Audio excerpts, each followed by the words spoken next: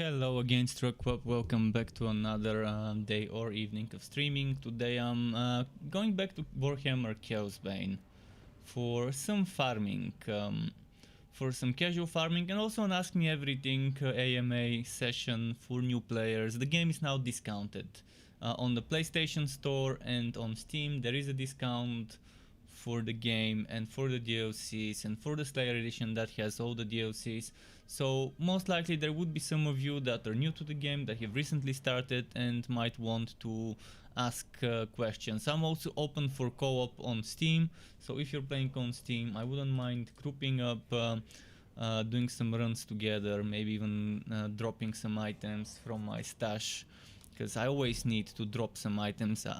I'm always having problems with my stash. I never have enough stash space, so it's always helping me when someone needs items, so I can just drop some of those items I've been saving for that exact reason. I will start with Bragi. I normally start with Bragi as a warm-up, because he's like the easy mode of things once you gear him up. Okay, just a moment. Just finishing my tea. Let's see the sound. Is there sound? There is sound, but I can barely hear it. Which is weird. Normally, that's not normally the case. Let me quickly check if you guys can hear the sound as well. Volume, sound settings. Just checking if everything's, cause oh yeah, I think I need to change it so you can hear it. Okay, let's reroute this to voice meter aux, and that should be fine. It's still very quiet. Even on my end, I can barely hear it. So I will increase the audio a little bit of the game. Let's say like this.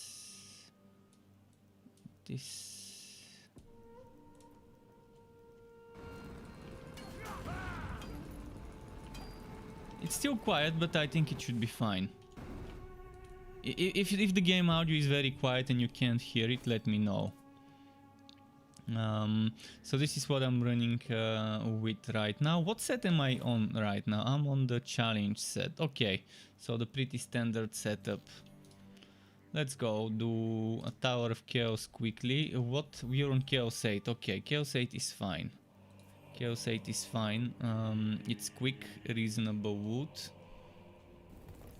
Let's do one or two floors of the tower as a warm-up, and then do some relic hunts.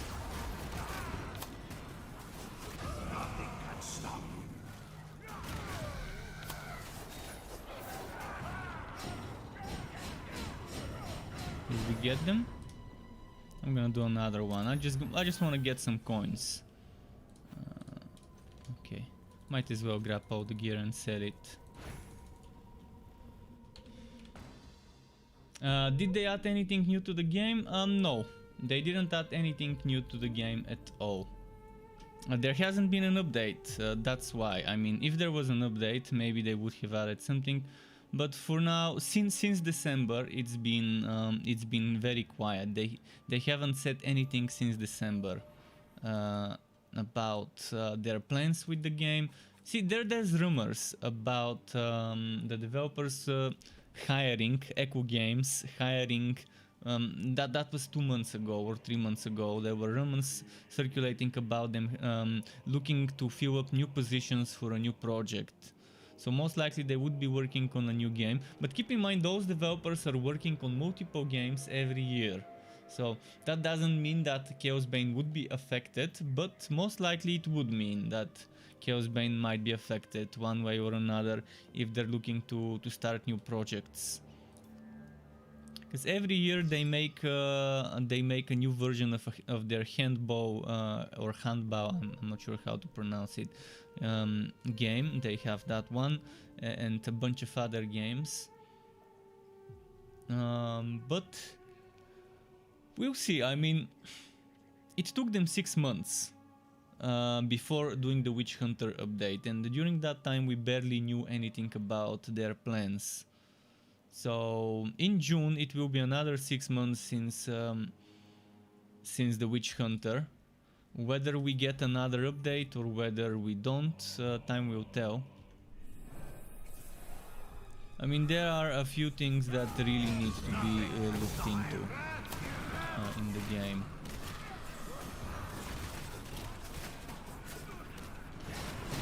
Some things that could use a rework, like the invasion mode could use a rework. The boss rushes could use a rework because they're not worth doing. The only reason why one would want to do a boss rush is just for the sake of challenging to see.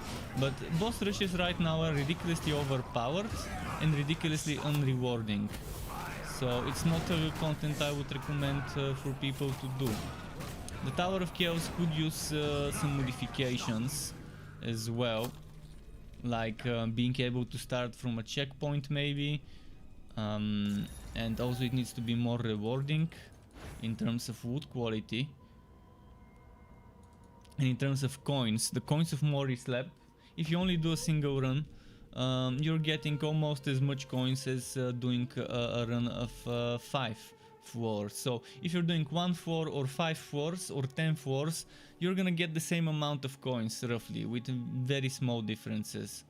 I can get 1 or 0 or 2 coins in just doing a single floor on Chaos 7, 8, 9, 10 in the tower. And right now the end game Whoop is doing tower for coins and then doing upgraded relic hunts with those coins. That's kind of the end game Whoop right now for farming, if you wanna have the best farming chances.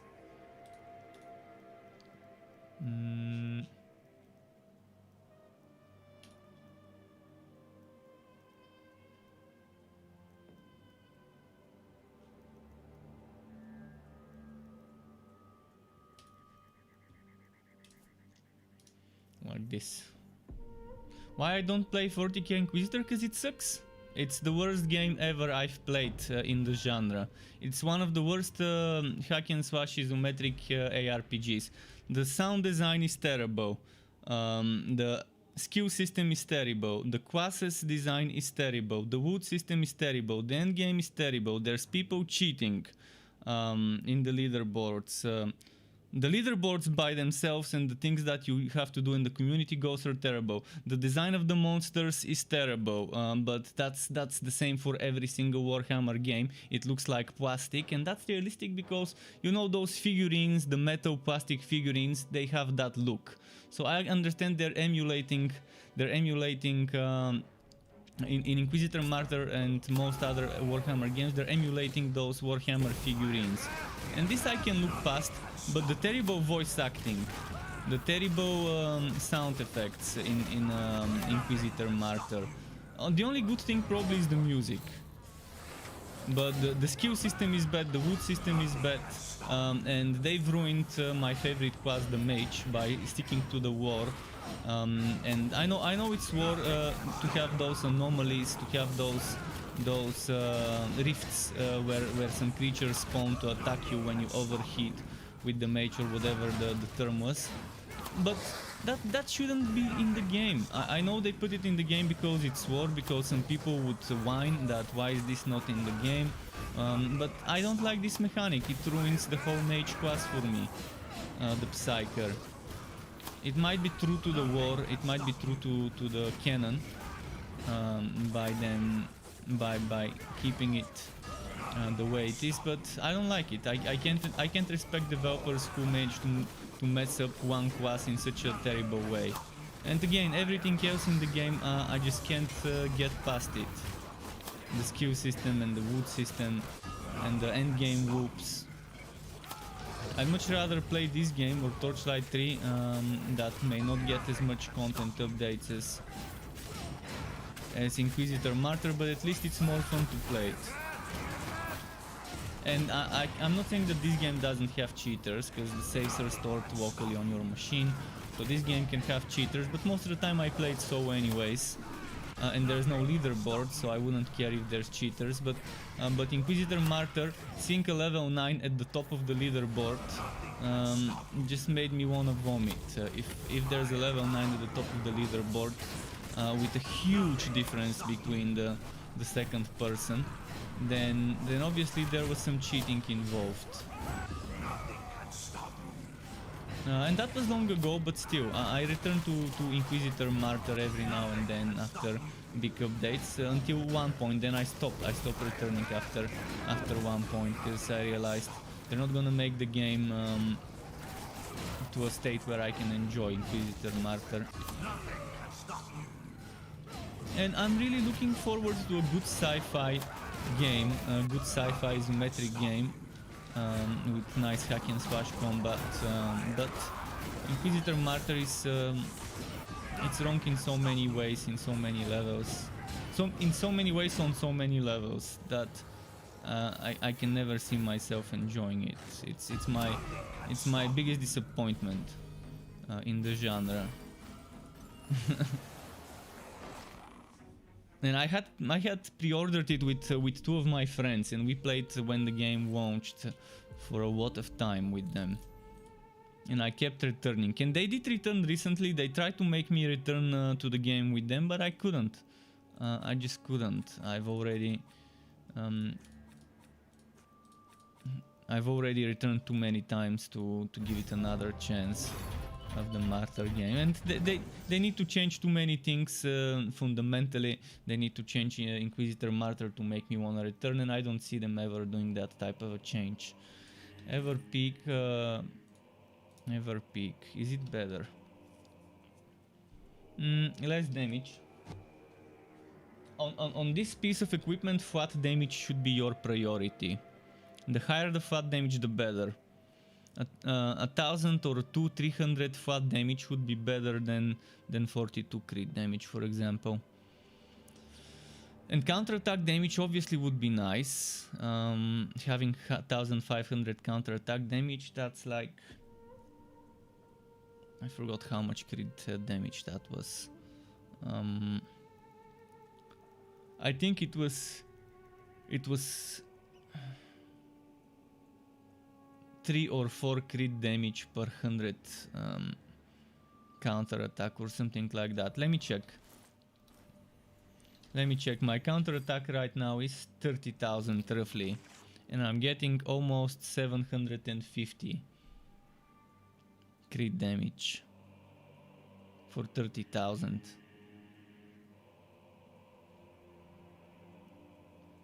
So yeah, make the I wish they would show you exactly the formula, how much crit damage, so I don't have to remember what it was, but there was a formula of how much crit damage each 100 counterattack or each 1000 counterattack gives you. I have it somewhere on my website, but yeah, that's kind of how it is. I can try and count it for you. So if we look at my counterattack damage right now, 40,144. 40,144 divided by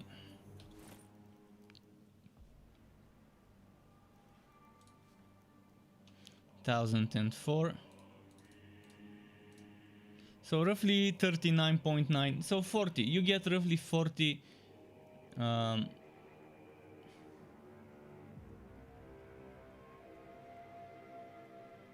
40-1 rating counterattack for crit damage.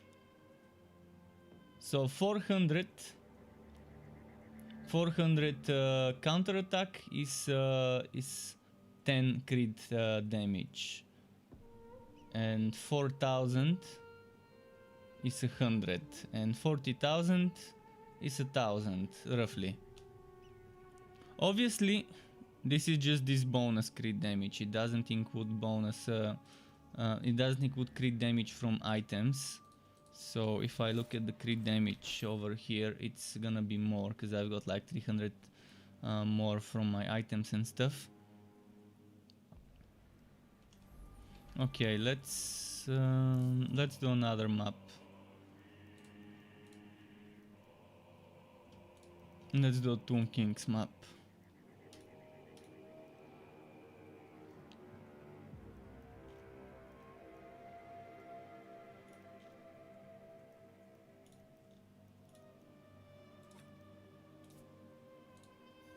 But yeah, if anyone has some questions about any hero, or wants to see me play a specific hero, or wants to see the skills of a certain hero, I'm open to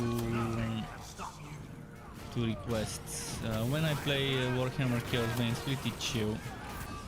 I can switch between one hero, another hero, one build, another build. Thankfully this game allows you to easily switch between one loadout and another. You don't have to sell your kidneys to be able to respect, like some other games that just don't respect your time and want you to grind forever just so you can test a new setup. So this game is pretty chill in this regard. It really doesn't want you to sell your kidneys to respect, to try a different setup. It's a matter of just clicking while you're in town. You can change loadouts in a map, but when you're in town, it's a matter of clicking one button or another. And if you want to make a new one that you don't have a loadout for, it's a matter of just clicks again. You don't have to even pay to respect your skills or passives. Long ago, when the game launched, you had to actually pay. You had to pay fragments, blessing fragments, to respect your god skill trees. And they realized after player feedback that that's not fun, that's not the way it should be, and made it so that you can freely respec as much as you want without a limit your god skills. So making mistakes and experimenting and testing things is encouraged by the game this time. Before you make a mistake and then that would cost you. I don't like games where making mistakes can cost you dearly and you need to grind to undo that mistake. Especially new players making mistakes in games, that's the whole beauty of that game, making mistakes and figuring things out with the build and then reworking that. And when the game asks you to pay too much and to grind too much to be able to undo a mistake, it just stops being fun. And I like it. In this game I can respect as much as I want, test everything. I can test the weirdest possible builds, and I have done it. I have done all sorts of build testing on the heroes. Most things you can think of I've probably tested. Let's say 90% of the things people can think of I've probably tested, either as a result of my own idea or someone else on my stream asking me to test it for them.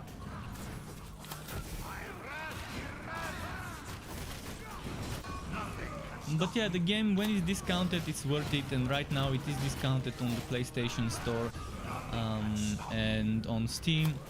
And if you consider the game as a single player game and ignore the multiplayer part, because it's very hard to find people to play the game in multiplayer with. But when the game is discounted, there's normally a small spike of new players, an influx of new players. So I try to squeeze in one or two or a few streams every time someone tells me the game is discounted, so I can answer questions and help people out. And as I mentioned, if you're on Steam, I can even give you some items. I've got some to spare.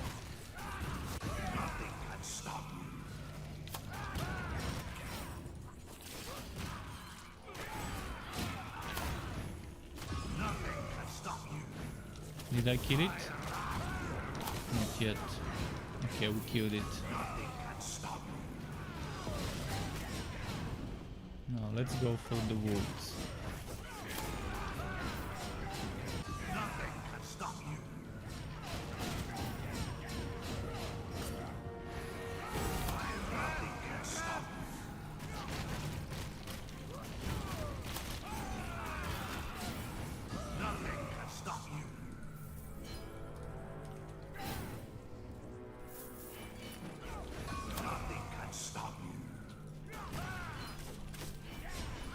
I'm gonna take some stuff and sell it.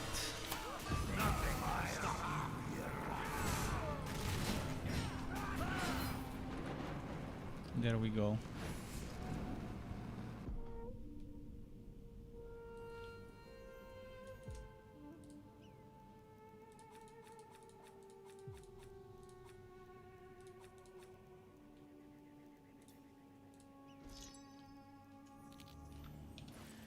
Let's put some stuff in the storage if I have room. Shit, I don't have room. I really need to get rid of some items. Well, I'm gonna say it again. If you're playing on Steam and you want some items, I've got items for every class almost.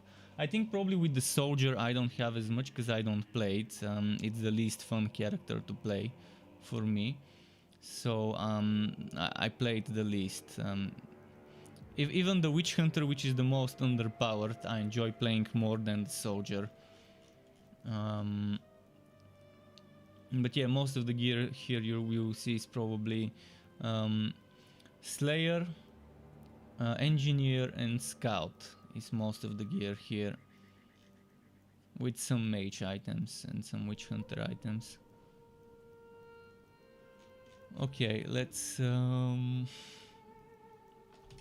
figure out what to do with the drops.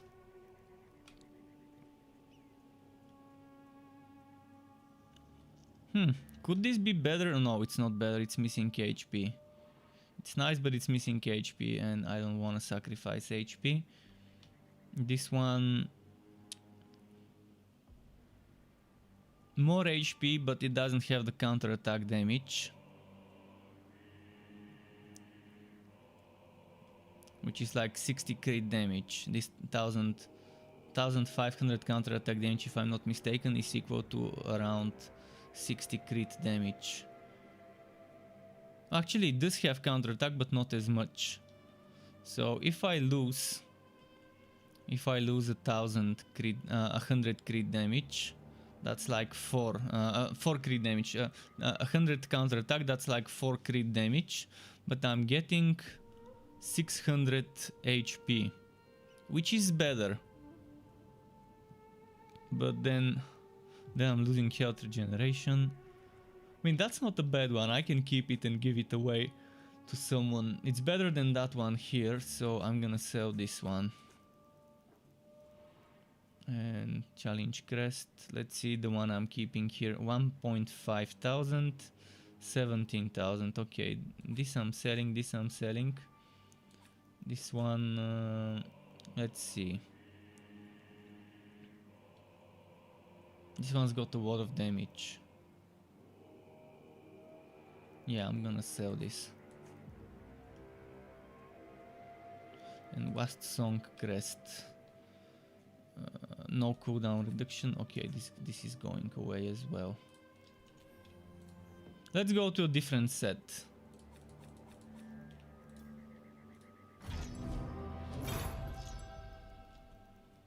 Let's go play on a different set.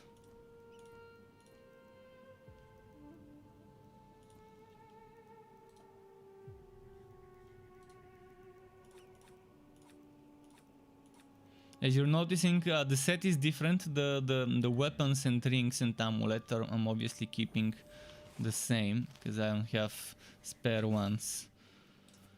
Legendary rank, so I've got 7 ranks unspent here.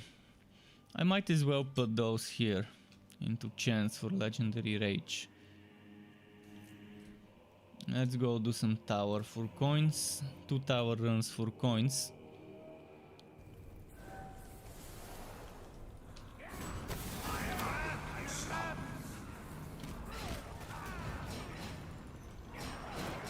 Oh, it's the one when we have to stop the ritual. Okay.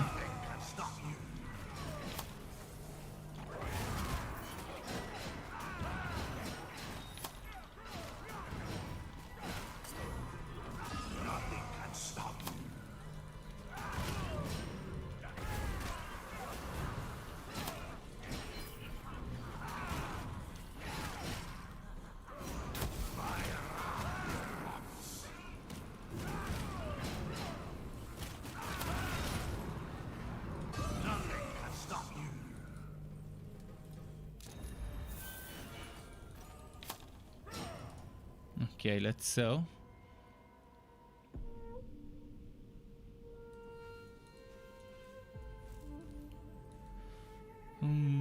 Here.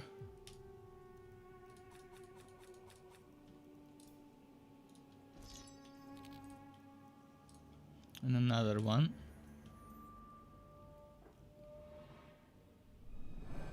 just to make some coins. Oh, those guys.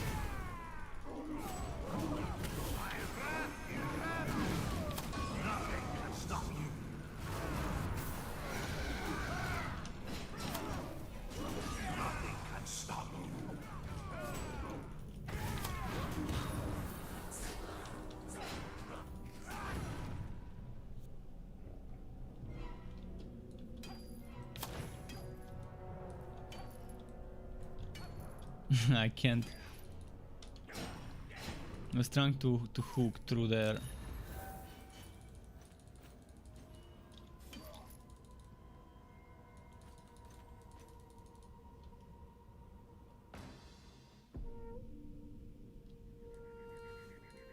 Should I do some invasions? Invasions are normally very boring, because they stop at Chaos 6 as a difficulty.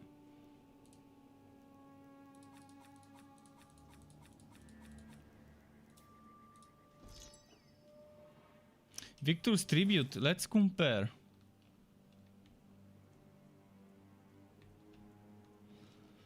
There's cooldown but no crit chance and no crit damage, and the flat damage sucks.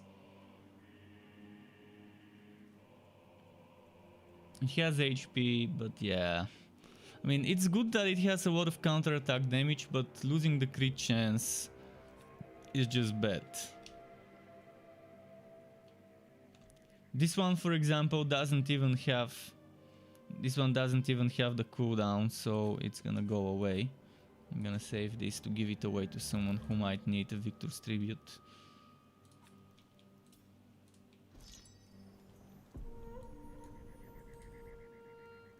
My gear is still not perfect. My gear is far from min-maxed. Most of my items are old items, so they have old stats, which are less than the new ones. Like, for example, counter-attack damage over here can go up to 2,500.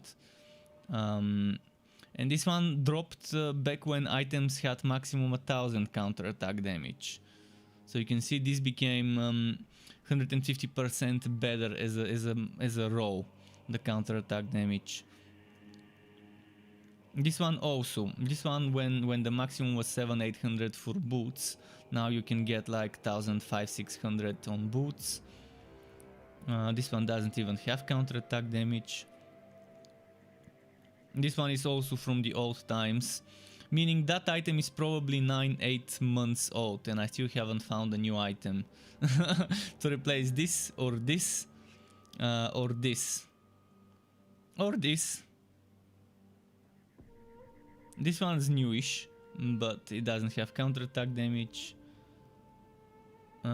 This one's also an old item, if I remember correctly. Okay, let's show you some invasion. It's boring, but it's how invasions are. It takes a while to push the invasions.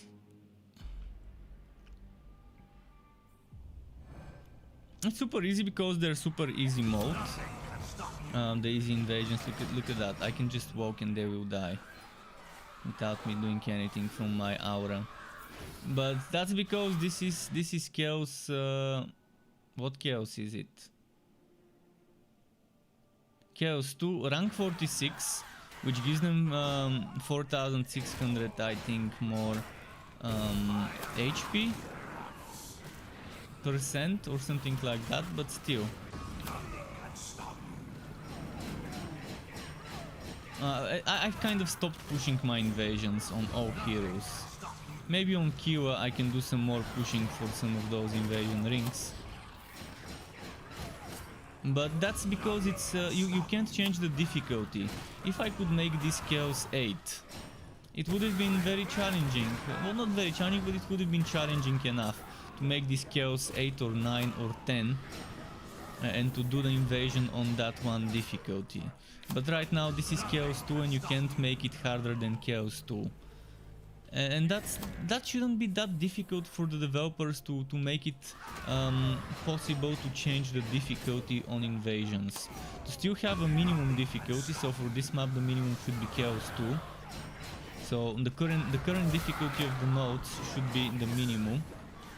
But keep in mind those nodes are never randomized. So if I do this node on regardless what rank, it will always be a Norska invasion. It will always be the exact same map, exact same layout. It will always give me demonic portals regularly appear and enemies use their special attacks more often and move quicker. So there is no randomness to invasions. And that makes it super boring pushing through the ranks, knowing that every time you do a certain map, it will always be exactly the same type of enemies, the same affix, the same map layout, that everything will be the same when you do that same invasion on the next rank, when you come back to it, and that you would never be able to change the difficulty. I mean, at least making the change so we can change the difficulty would bring some life into invasions and some more wood quality as well. Because right now I'm at 7,000 wood quality, which is a lot, but that's because I'm at rank 46. Starting at the easy ranks, you won't see that much wood quality in invasions. And again, upgrade relicants are just much better to run. Okay, let's leave this place and not do more invasions. To a player who is new to the game, invasions could seem fun.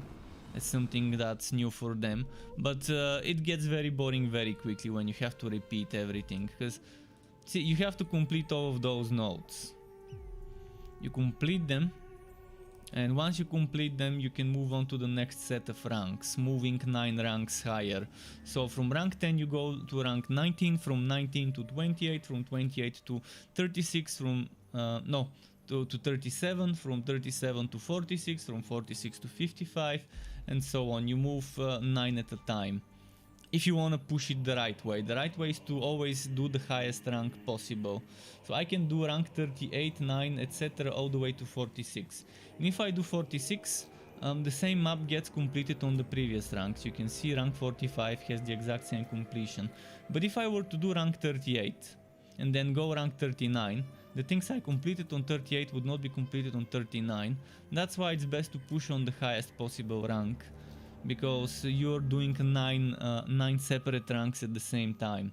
By pushing rank 46, all of those previous ones are also getting pushed with the exact same pacing.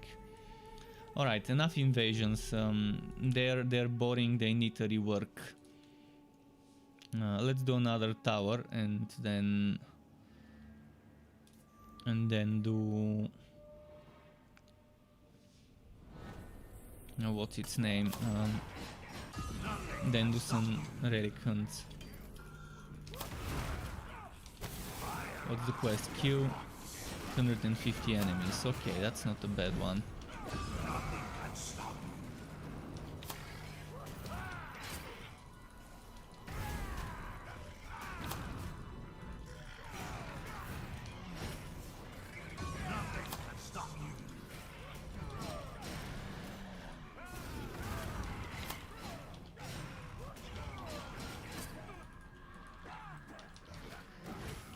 No, fuck.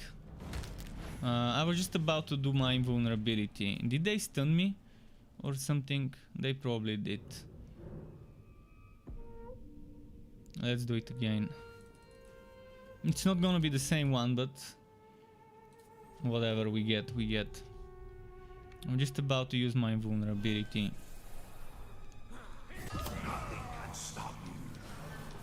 Root says, what's the best method to farm green items?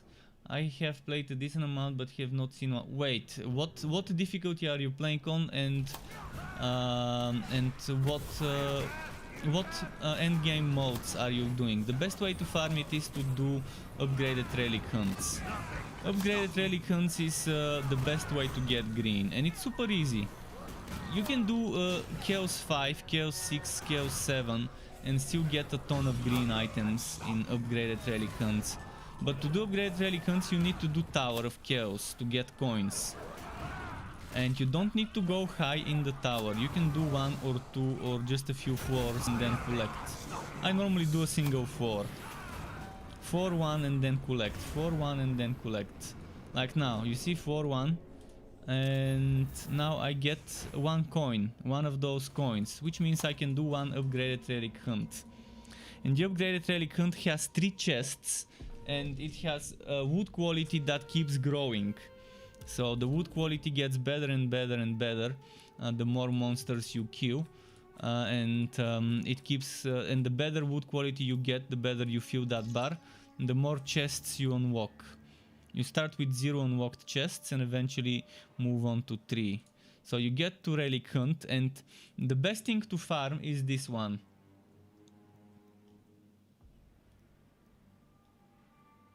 Non-ref says he can do Chaosbane like a joke. Yeah, on a good mage it's definitely nice.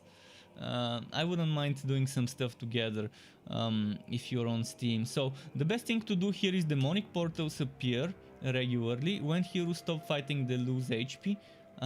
Enemies resist control effects and move quicker, and then enemies regain health when they deal damage. On Corn, this is the easiest one as terms of combinations, as not annoying stuff. It's not annoying, it's easy to handle, it's nice. So you do that, you click this box and this upgrades the relic hunt. And this is the best way to farm green items. But you have to do the tower to get those coins. The coins of Maurice Lep. And you can see I'm starting with 4700 wood quality, but you see how the wood quality keeps going up. And it can get up to over 11,000 on Chaos 10. On Chaos 10 it's over 11,000. I normally farm on Chaos 8 because it's quick. It's very quick. And it's good enough. You still can get over 10,000 wood quality on Chaos 8. See, I'm already at 5,500, and it's not even 20% of how far I can push the extra bonus.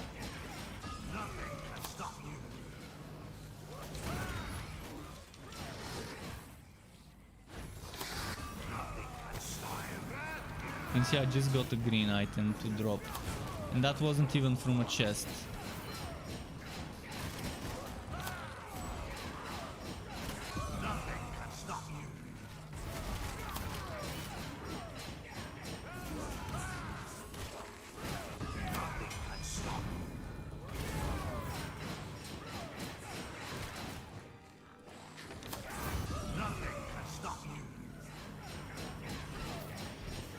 Keep going.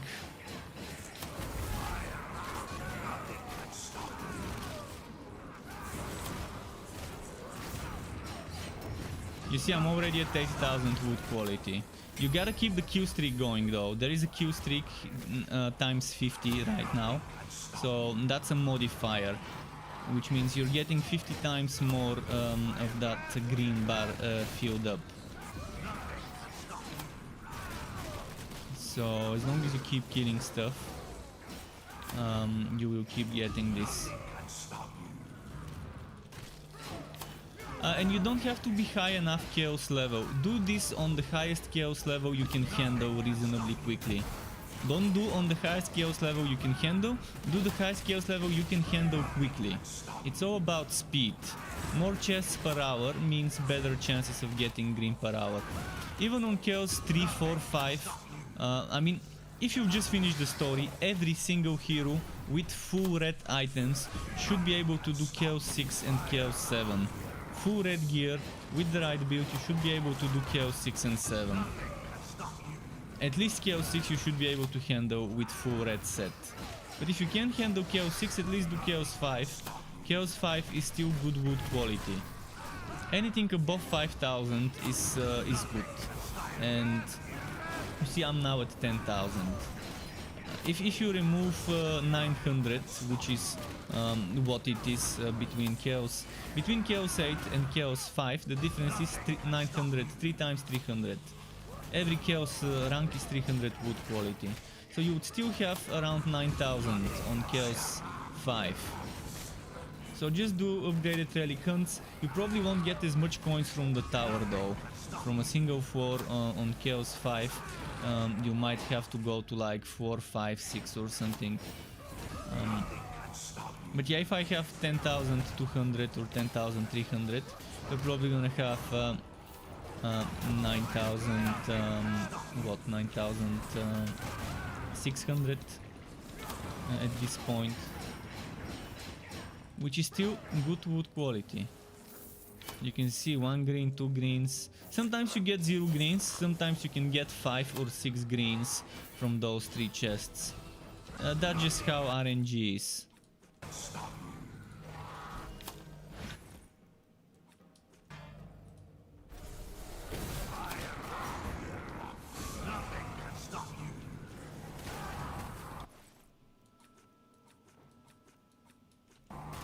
I mean, if you need items, I can give you items if you're on Steam. I have a lot of items that are not min-maxed, they are not perfect items.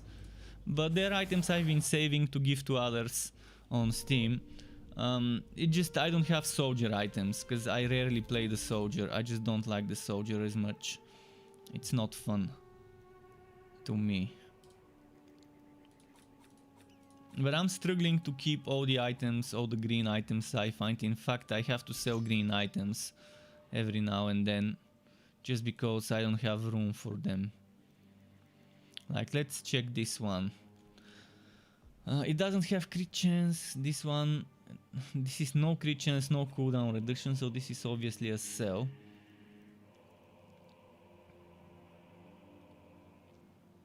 Challenge marks. I'm gonna have to switch sets.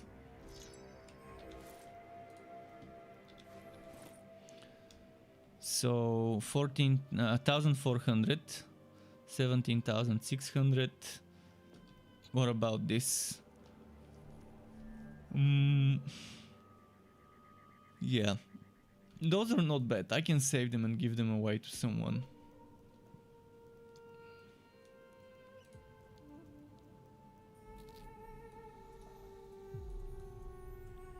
So non-refs is on PlayStation. That's nice. Many people probably got it on PlayStation now that it's discounted. In the last few days it's been discounted on.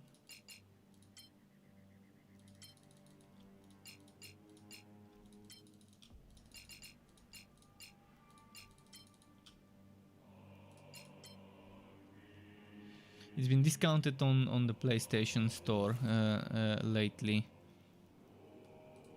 Okay, I'm gonna go switch to a different hero. Anything people wanna see, let me know. Let me know which hero you would like to see.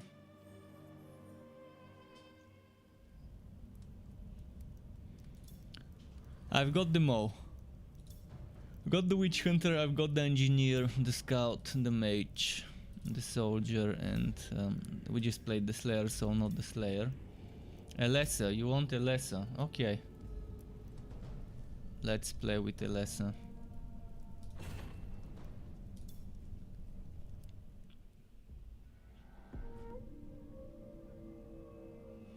Let's see. What build am I on? I'm on the blades build, on the executing blades. I think 3.0 was the latest version.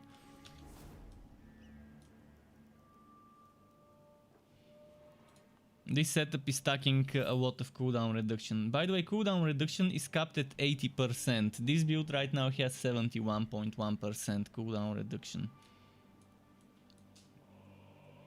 And my health regeneration is 5.3% by default, which means 100.5% from the executors, without considering other things that give me health regeneration.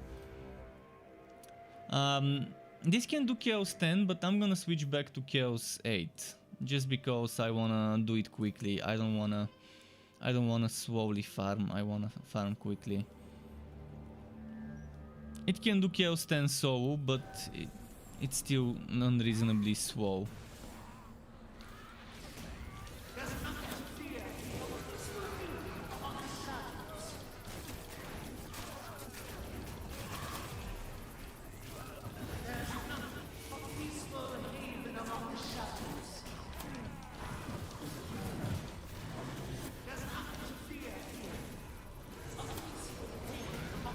But yeah, this build on my website and on my YouTube channel is called Executing Blades 3.0.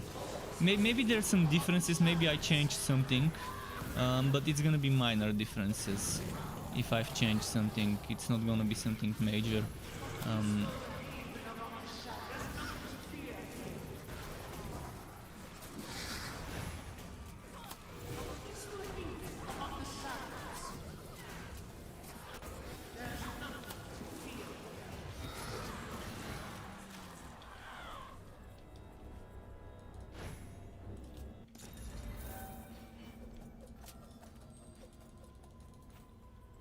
I'm gonna do another tower quickly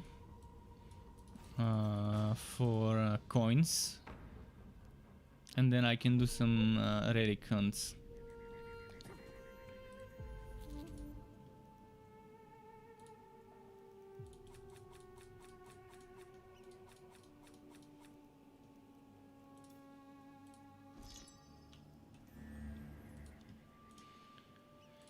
Let's do that.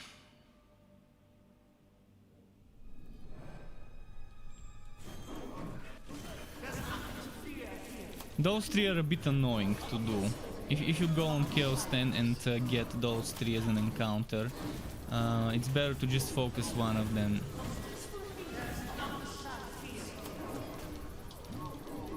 Shit, I got stunned.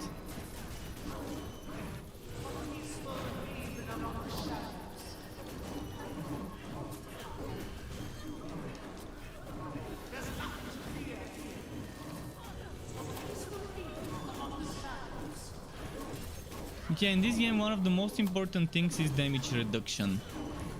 Without damage reduction it's very hard to survive. And Telesa had a problem until the last patch, until the patch in December.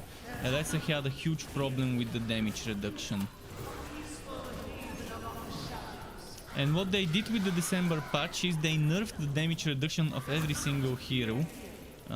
Just Telesa didn't get that big of a nerf, she actually got more sources of it. But every single hero's damage reduction got nerfed, but the damage of every single hero got buffed. In a way, it was a very wrong move, because that means you're pushing players into playing together in a game that's almost dead, if not dead, in terms of player base. So instead of catering to the people who play solo, they decided to make a very bad move, in my opinion, where they're telling people to group up so they can give each other damage reduction and other buffs. And a lot of the builds that could face tank before are having trouble face tanking. Even the ult 1 setup, which is the best mage, the strongest, tankiest, not strongest, but the most defensive mage setup, is having problems surviving certain things, like the throw. You can't face tank completely every single thing with him. And before you could, but before you could face tank even on the other mage builds, the more squishy ones, like the Dragon Tamer, which could do probably 60-70% more damage than the ult 1 setup. Okay, let's go do relic hunt. Should we do Nurgle? Let's do Nurgle.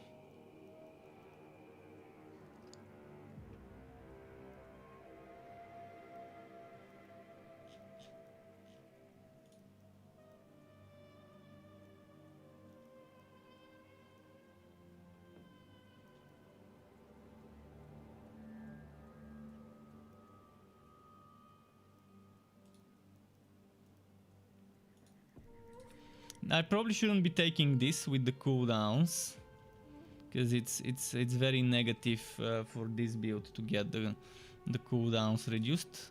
It's a cooldown centric build. The more cooldowns, the better the DPS of this setup.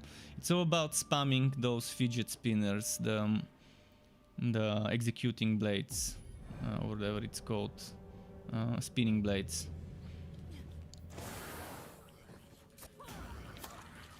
And there's this bug where you use the blade and you dodge and then you pick up the blade. It's a bug. I'm gonna show you. See how I used the blade and then I dodged into it and the blade disappeared. They still haven't fixed this bug. This has existed since the game launched.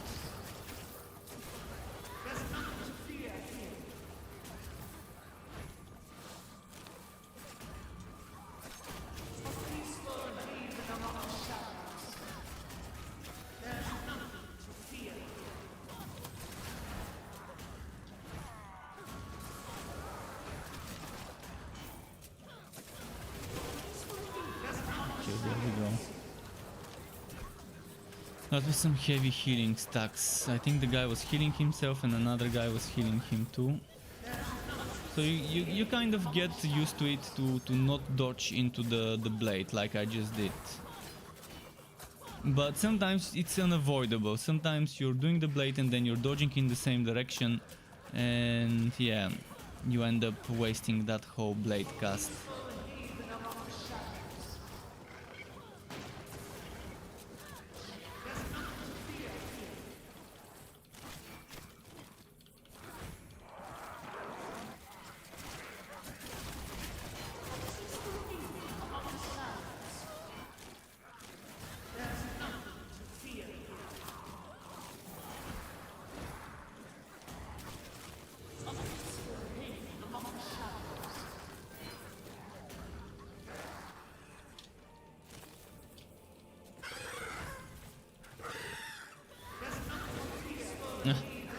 There's a barricade between us.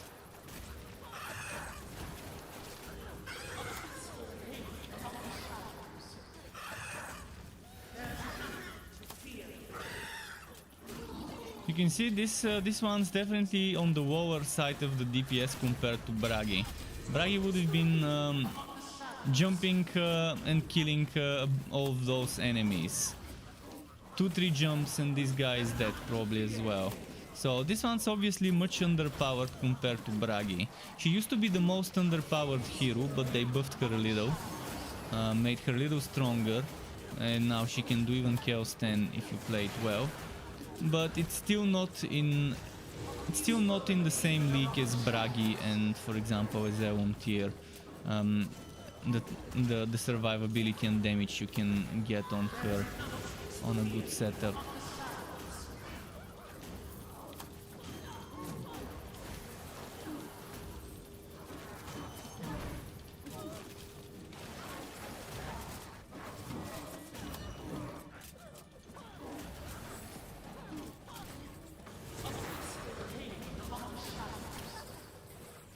So you can see it's much slower how quickly I'm killing the enemies, but the trash mobs at least die kind of reasonably fast. So it's just the elites that you would stop and spend some more time killing with her.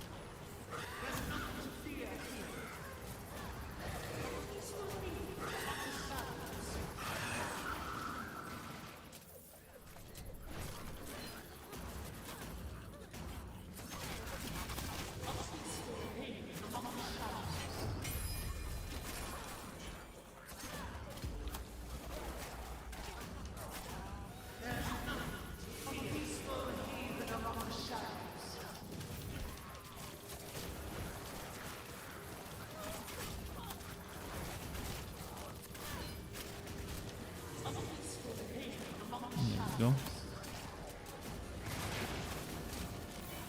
Let's go finish the map.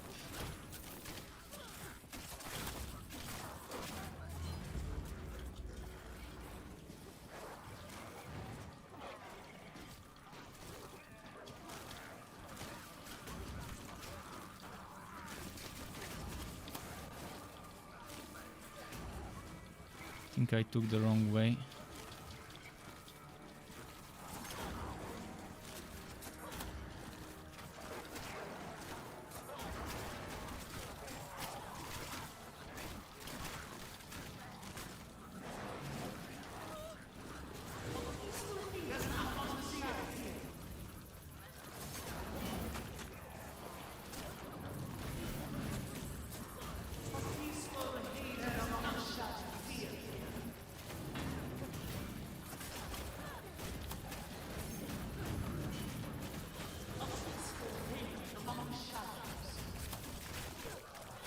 Okay, getting there.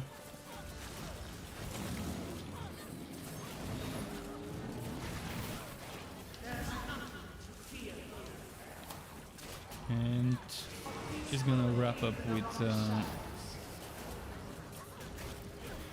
they won't stop coming. They won't stop coming. Might as well move on to the chests. Let's get this one here first and then the proper chests. They're gonna be endlessly spawning.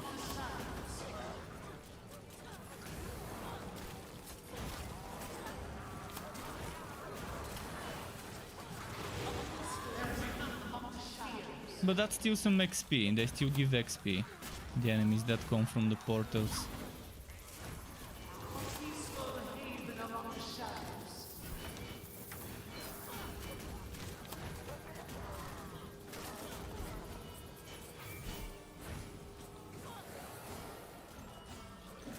Okay, let's go.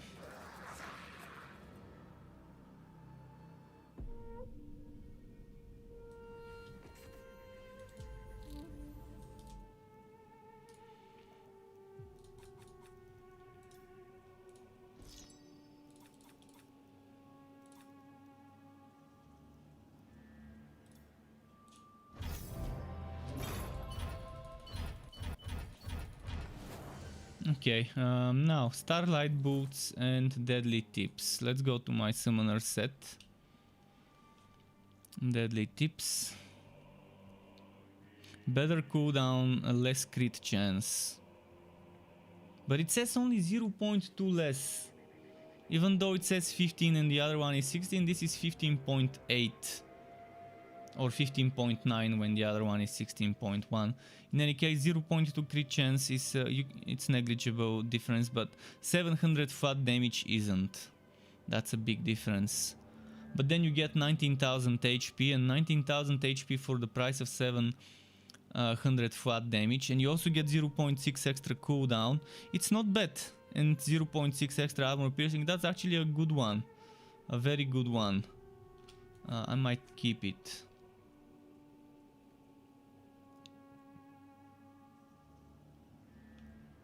What about the Starlight Boots? Well, obviously the ones I'm wearing right now are old items from when counterattack damage was maximum 800-900 on an armor piece, and now it's 1600 or so. I think this is an upgrade. We get 400 more HP. And we get more counterattack damage, although I don't need counterattack damage to be honest. But we get 6% more movement speed and more energy. So I'm gonna bless it. This bug, I hate this. You equip an item of the same set and you lose your heroic skill.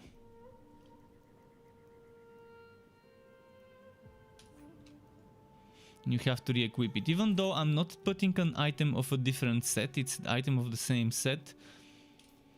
It's weird how the game does it.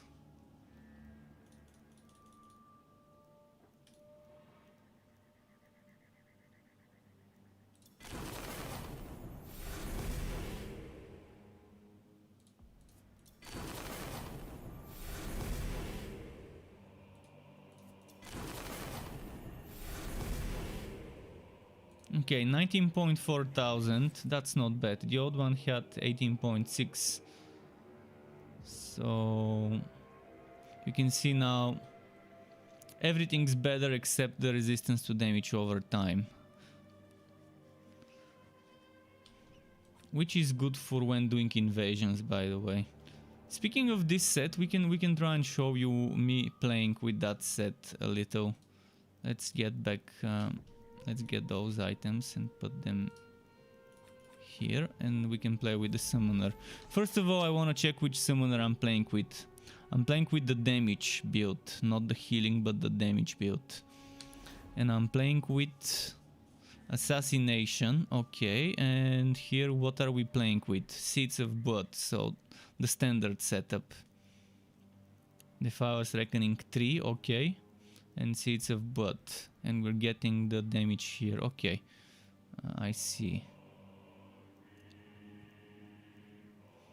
How's my cooldown?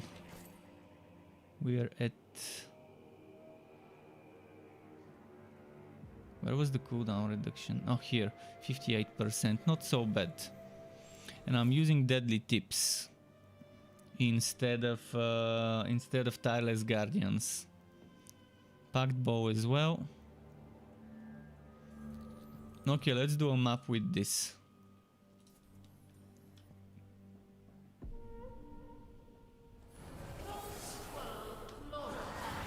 I might make a build video for this current version I'm playing, although it's not gonna be that much different than my last summoner setup. It's very hard to survive. You can see I'm already struggling surviving. I have to dodge all the time and I almost get one shot. And since there is no pet attack button, I can't tell all my pets to attack that one target only. I have to rely on the pets attacking the right target. And they weren't. They weren't attacking the right target. So I had to keep dodging until they do. That's why I'm not a fan of pet setups in Chaosbane. Because it's missing the most important thing games with summoner builds are missing. It's the ability to tell your summons to focus on one target, to focus their fire. Okay, like that. I'm even using legendary healing here to help myself a little. So obviously I have a lot of legendary ranks and new players wouldn't have as much. But for a new player I think what's most important is legendary reinforcement if you use cooldowns. And then the next thing you might want would be legendary endurance. Why legendary endurance and not crushing, some might ask. Legendary crushing reduces the damage an enemy does, which means it's a debuff applied on the enemy. And that means not every single enemy would have the debuff on them. For example, an enemy that is healing you for the first time and you haven't hit, it won't work against it, whereas legendary endurance is better because it applies the buff on you. And you, for the next 5 seconds, have that damage reduction when it triggers. And it's much better to invest into reinforcement and endurance first, and then think about crushing, punishment, etc. I mean, punishment is good while you're leveling when you don't need that much damage reduction, and you can just stick to reinforcement and punishment. But when you start needing damage reduction, get endurance first, then crushing. I mean, obviously reinforcement is the best one because it gives you damage and damage reduction. But first this, then that, then this maybe when you need damage reduction, and this when you need damage. The healing is not that great, but I use it for this build because normally this build I play differently. I play it like that. I play it with Hallowed Spirits for healing, and this keeps you alive. And now we have 7 points more, which means we can upgrade Seeds of Blood. Like this, and that's how I normally play it. Okay, let's do another Tower of Chaos and then do some relic hunts. That should do the trick. Like this. So now I've got a little bit more survivability with that healing. But I still missing the most important thing, telling my pets to attack priority targets, like champions, elites, bosses.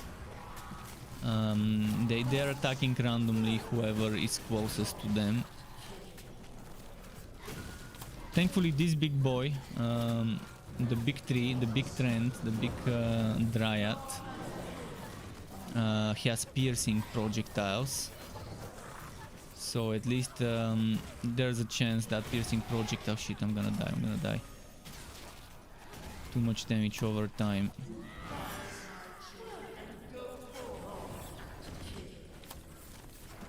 And I need to stay next to the fire. Or at least the enemies need to be next to the fire when they die.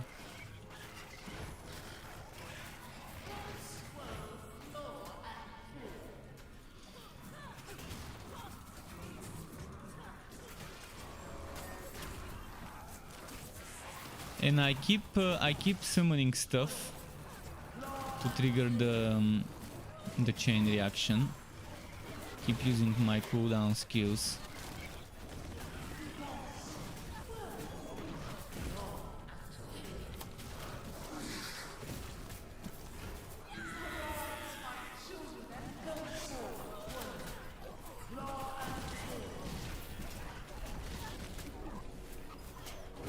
Fuck, I'm gonna die. I need to run away. Come on, summons, kill something, heal me. And this is on Chaos side, so obviously the summoner build, it's struggling. Even with the healing one, you're too dependent on randomness with the summon build right now. And even with this shit, you're not healing enough.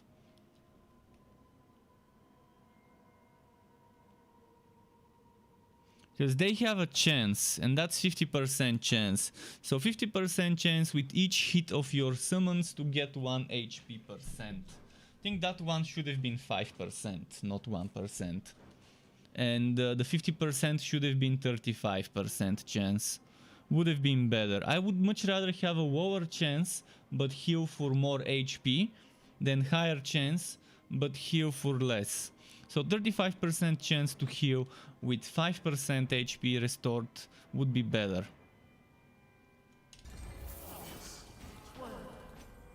And more user friendly.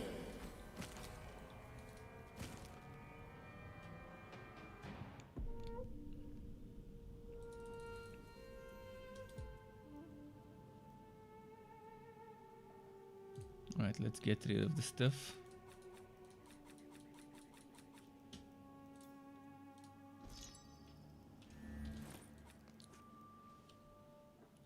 Starlight Tassets. Resistance to damage over time is more, the HP is more, the armor isn't, but that's fine. And more health regeneration. Yeah, this is an upgrade. We're losing wood quality, which is something that the worst possible stat you can get debated by stacking is wood quality. Back in the day, wood quality could have been good. Before we had upgraded relic hunts, you could get another 300 by stacking wood quality in every item. And it would have been nice, but right now it's pointless. They need to either make it better or change it for something else, because wood quality right now is a debate stat. It used to be good though, so let me bless this item. Damage and HP, a balanced one, 6000 HP, balanced one. Okay.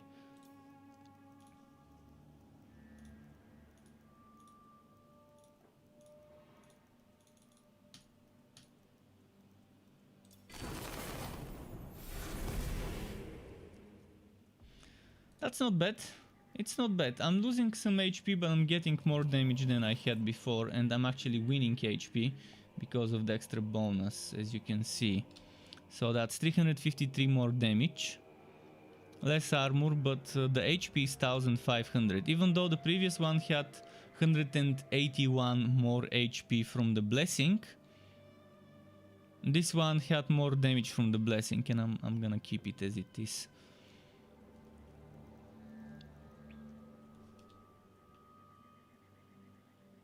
I'm still unlucky and I can't find an Ember Talisman with crit chance and cooldown reduction. I mean, this would be my best possible thing to get. Crit chance, cooldown reduction, health regeneration, some health drain. Health drain is great, but I'm very unlucky with my items. You can see my health drain right now is 0. And with 0 health drain it's very hard to survive, but I'm super unlucky. And this is why I think this game needs a rerolling system like Diablo 3's affix rerolling, where you can take those items and you can turn them into materials, into powder, into cores, into whatever you want to call it. Input a random generic resource name, and then you can take the red resources and the green resources and use those to reroll the affixes, like rerolling one at a time or rerolling all of them, or rerolling multiple affixes, and to min-max. And that would motivate people into grinding more, because if RNG is showing you the middle finger, you can show them 2 and shove them up its arse so far that they can show up from their mouth. But it sucks in games like those when you don't have a system to reroll.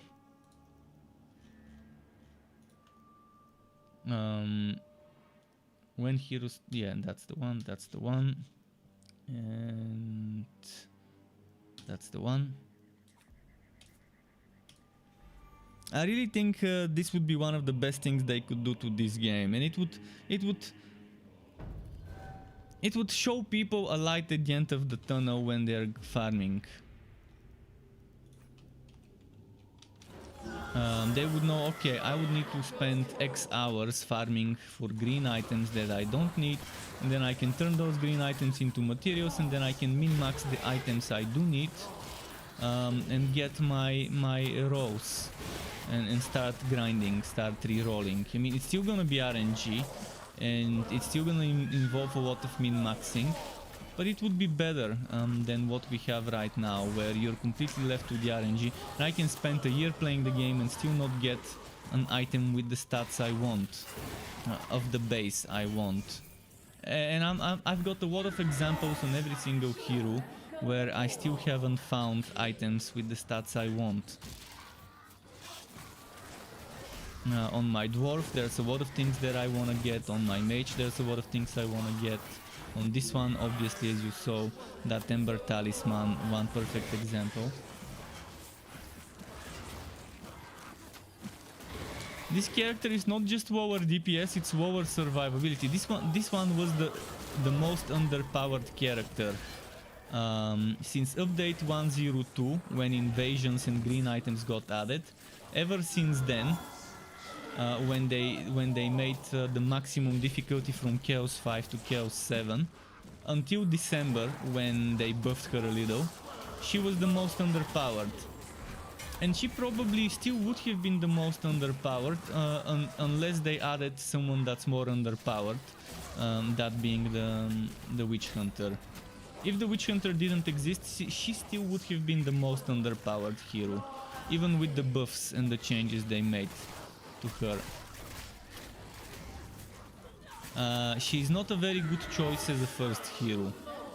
The two best choices for a first hero would be, actually the three choices, would be Slayer, Engineer and Mage. With those three you can never go wrong. They are good, they are fun, they have few builds you can experiment with that all can reasonably do Chaos 10. Or at least Chaos 9 and 8 if you don't have good gear. In fact, Chaos 10 is waste of time. The only thing Chaos 10 is worth doing for is XP. If you need experience, you can go and kill enemies without finishing the map. Just kill trash mobs. Kill trash mobs, leave. Kill trash mobs, leave. Don't even do upgraded relic hunts if you just want some fast XP. Because trash mobs die super quickly and they give a ton of XP.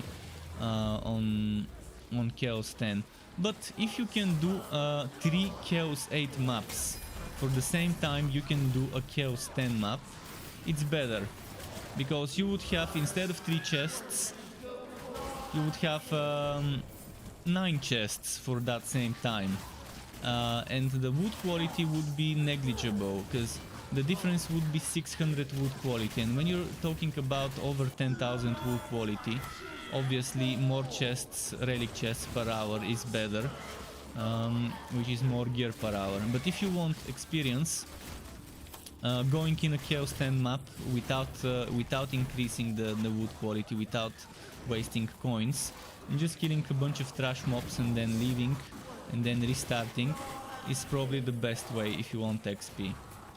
But as I said, if you can do 3 of those maps on Chaos 8 for the time you do one of Chaos 10, it's better even for XP, because this gives you around 960 XP. I have some XP from my gear, so that's 1010, but I think it's 960. And Chaos 10 is 2500 XP from just the Chaos difficulty bonuses, excluding the one from gear or something like that. I can't tell you the exact numbers, but roughly. So obviously 963 times is almost 3000, and it's more than 2.5 thousand %. But if you're playing in a team, Chaos 10 is the way to go. If you have just one more person with you and you can handle Chaos 10, You're gonna be giving each other damage and damage reduction and things like that. So in a team, it's better to do Chaos 10. But so I think Chaos 8 might be the best thing to run if you're talking farming gear per hour, drops per hour, green drops per hour.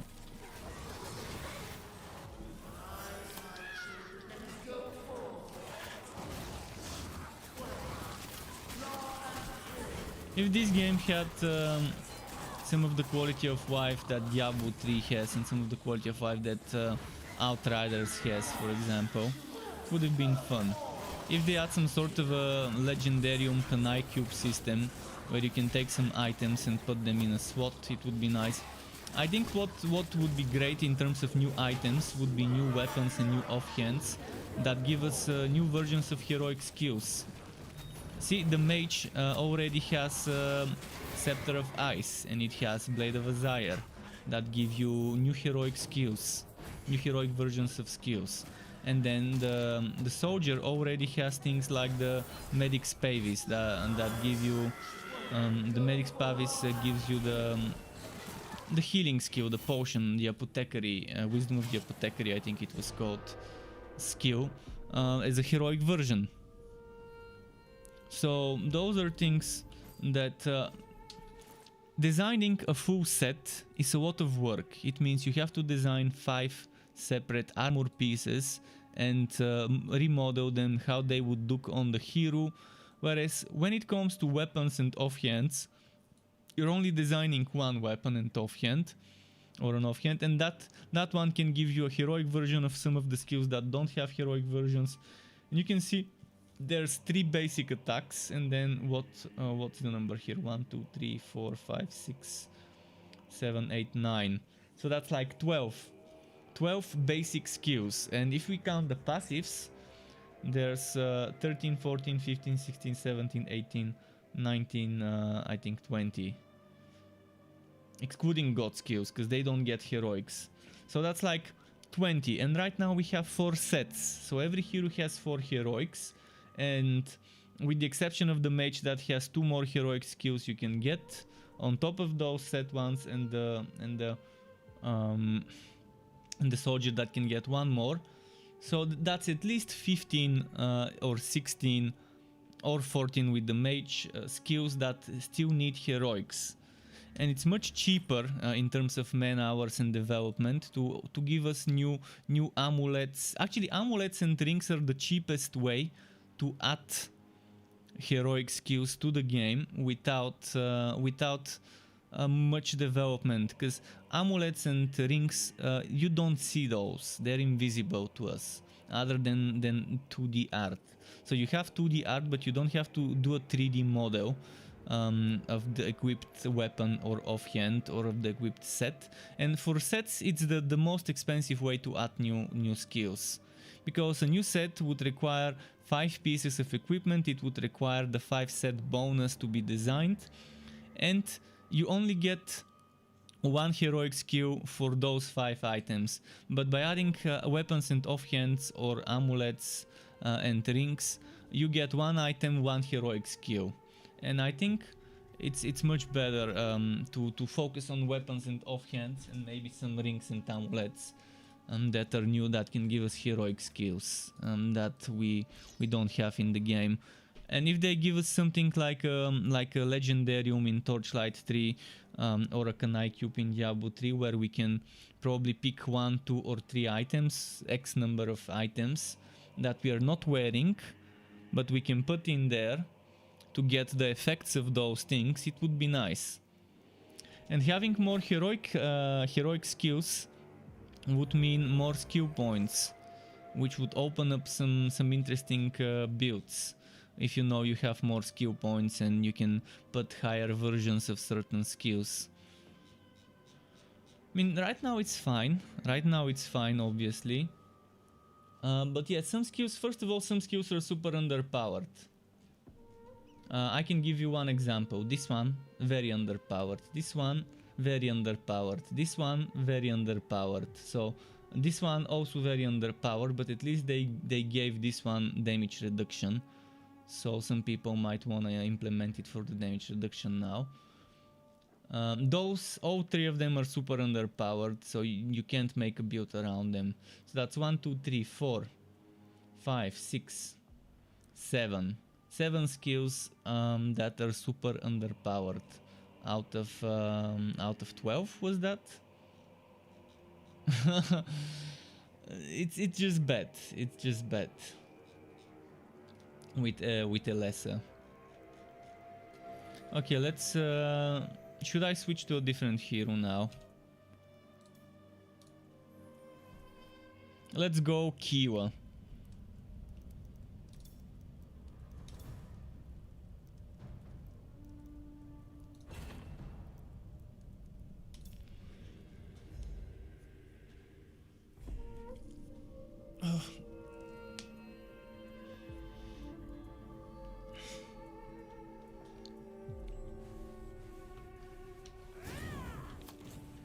Wait, what build am I on? Battle Architect, so my turret build.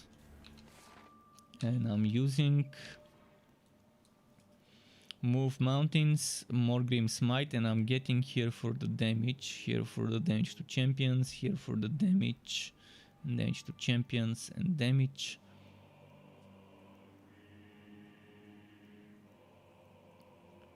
Okay.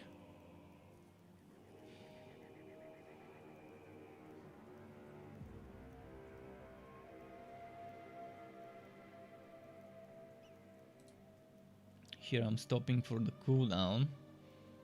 Okay.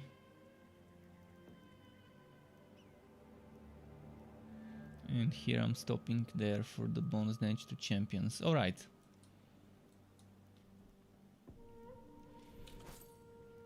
Let's put some legendary ranks.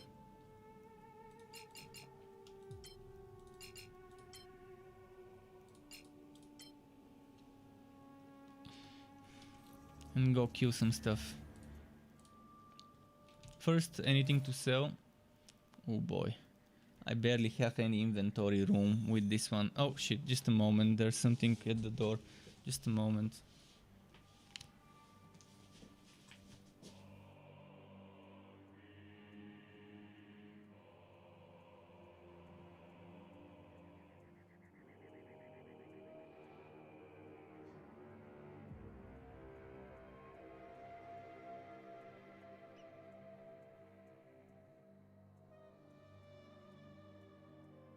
Okay, sorry about that. It was the door. Had to get it. Okay, so as I was saying, this one doesn't have much inventory room left, and my storage is full. And again, that's another thing I think they should have done. They should have increased the storage capacity from 100 to 2, 3, 4, maybe even 500. Why not? It's not like they're hosting that on a database somewhere out there. So it's all on our computers. So it's not gonna hurt them to give us more. Wait, what Chaos? Chaos 8, why am I taking so much damage? Do I have life steal? I have 570 health drain and I'm struggling. That's not how it normally is with her. What's happening? And turrets can health drain. Turrets can heal you.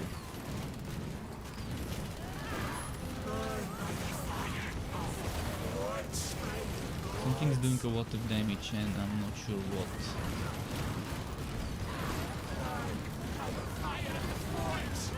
I mean, I know it's this guy, he does a lot of damage.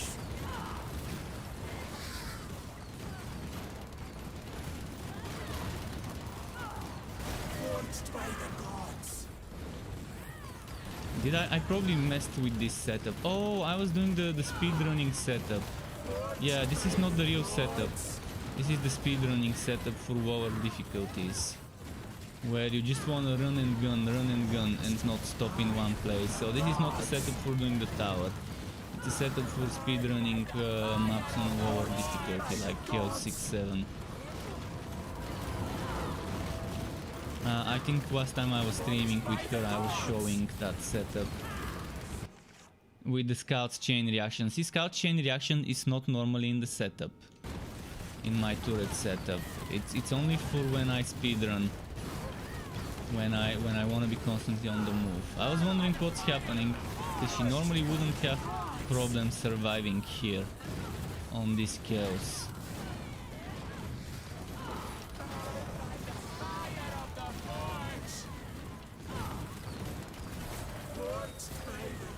Okay, I'm gonna rework the setup after this map to a more reasonable one.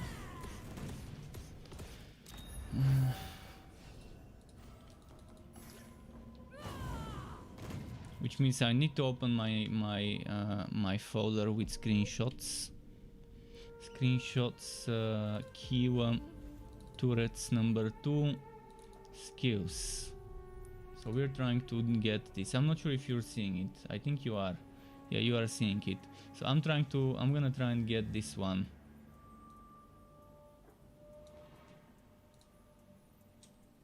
Let's move it here. And that's my regular setup. So let's have a look. What's different? I'm missing my damage reduction skill. The rest seems to be exactly the same. So just the damage reduction. Okay. That's easy to remember.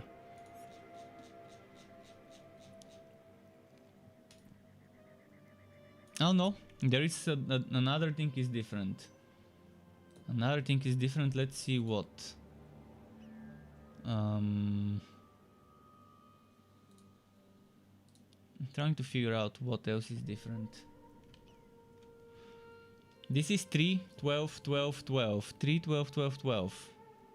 7, 7, 6, 15. Oh, this one, it's 10, not 15.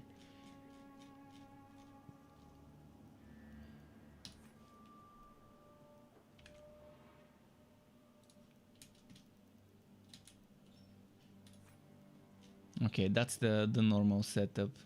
Excavation Master is actually not needed, so I could still keep that as... I can still keep that as 15 if I reduce this. In fact, this doesn't even need to be there. But it gives damage reduction, so I keep it if I want to just grab a little bit of extra fast damage reduction. And whether it's this or that, it doesn't matter much to me. I don't use it for damage, I use it for mobility. Okay, now let's see the difference.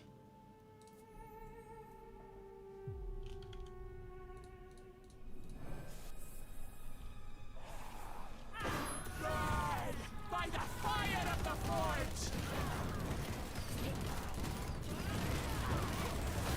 We're not gonna see much of a difference right away, but as I build my pallet armor stacks, the damage reduction difference will be noticeable. I'm already at 17 stacks.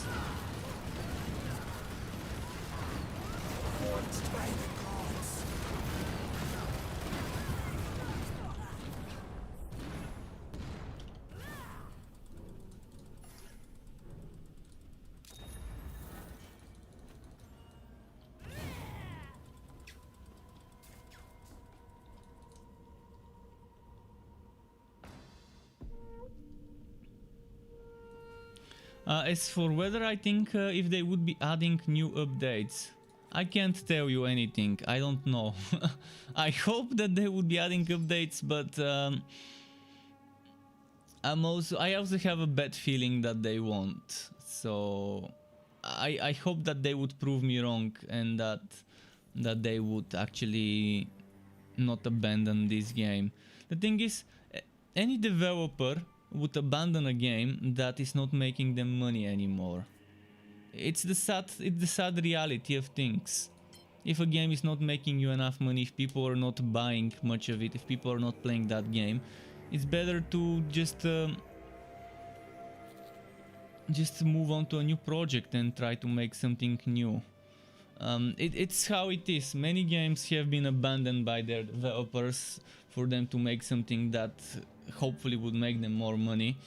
I don't know how much money this makes them a month, but they're a small studio, and even then, I doubt it's enough to keep the salaries going from just this game. Thankfully, they have other games that probably the sales keep adding up. And I hope we still see more updates for this game. It's a game, the perfect example of a game with a lot of potential, but a terrible launch and terrible first few months after the launch until the Tomb Kings, when they actually started patching in the right direction with the Tomb Kings, and the Tomb Kings was around half a year after the game launched or so.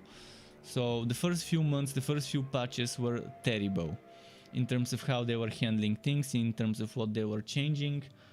And eventually, by the end of month 2, most people have already quit.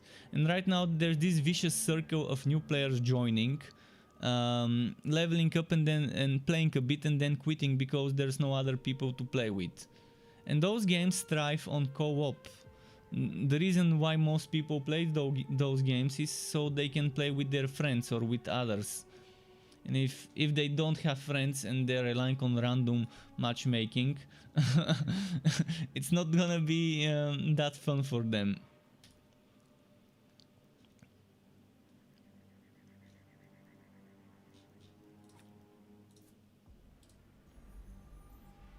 I mean, the game can be played solo.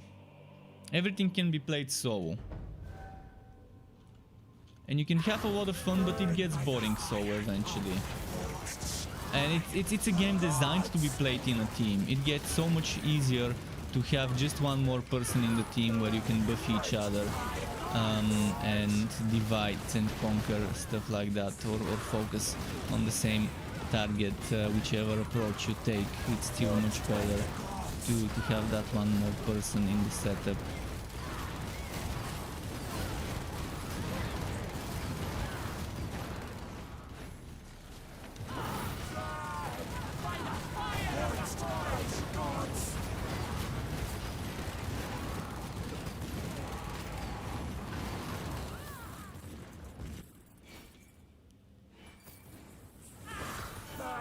By the fire of the forge! But yeah, since the game is discounted now, as I mentioned, I like streaming when this game is discounted. When it's discounted, there's an influx of new players who might have questions, who might just wanna know more about the game or get some ideas about builds and stuff. Or people who are just looking for someone to play with. If you're on Steam and you need a teammate, I'm here. We can group up on Steam. There's no cross-platform. Actually, if there was cross-platform cross-play, this game would have been perfect. It would have helped the community.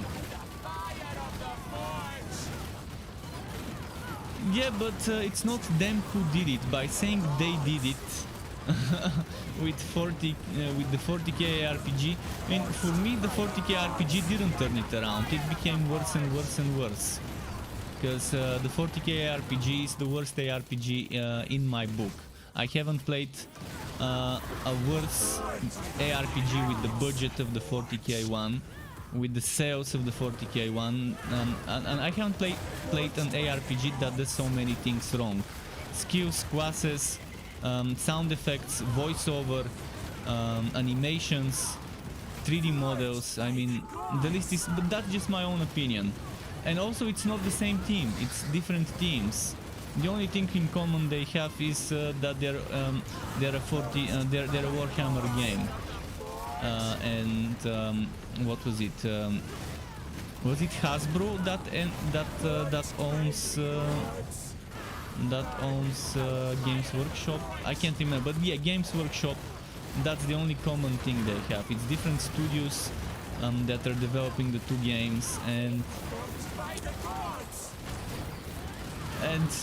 I think giving an example of the 40k game is a bad example, because in my book it's one of the biggest disappointments in the genre that I've played. every time I returned to the game. Obviously, the last time I returned was 2019, so I haven't played it for 2 years.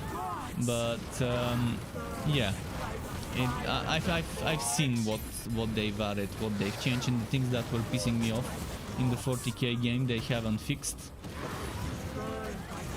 Because they have to make a completely new game to fix the things that piss me off in the 40k game.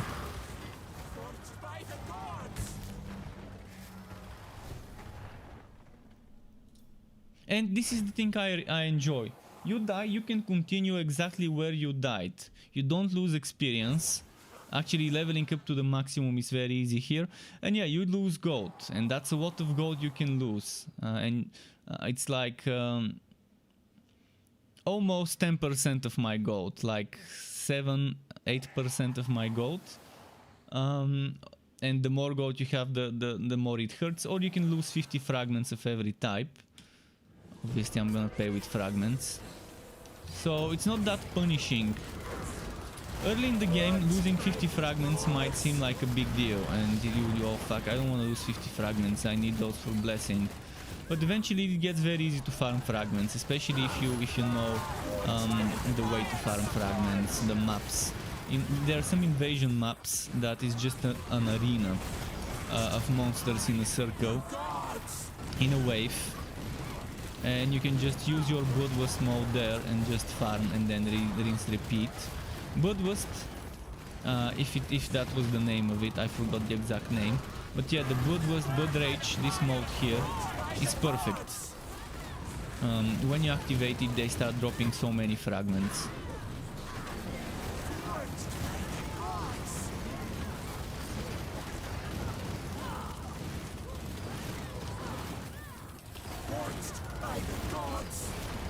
I'll try and show you. See, now I've activated it. But those are very disappointing. This is very disappointing because it barely does damage. If I was playing on a harder difficulty, I wouldn't be able to even scratch them with the Bloodlust. So I think the next thing they also need to rework is the damage scaling of those Bloodlust modes. Because it might do decent damage in the early difficulties, but when you reach the end game and you start pushing Chaos 7, 8, 9, 10, you're gonna see that it does so much less damage than your regular skills. Especially on some heroes. On Kilo it's not so bad, but it obviously does 20 times less damage, maybe even 40 times less damage than my regular melee skill.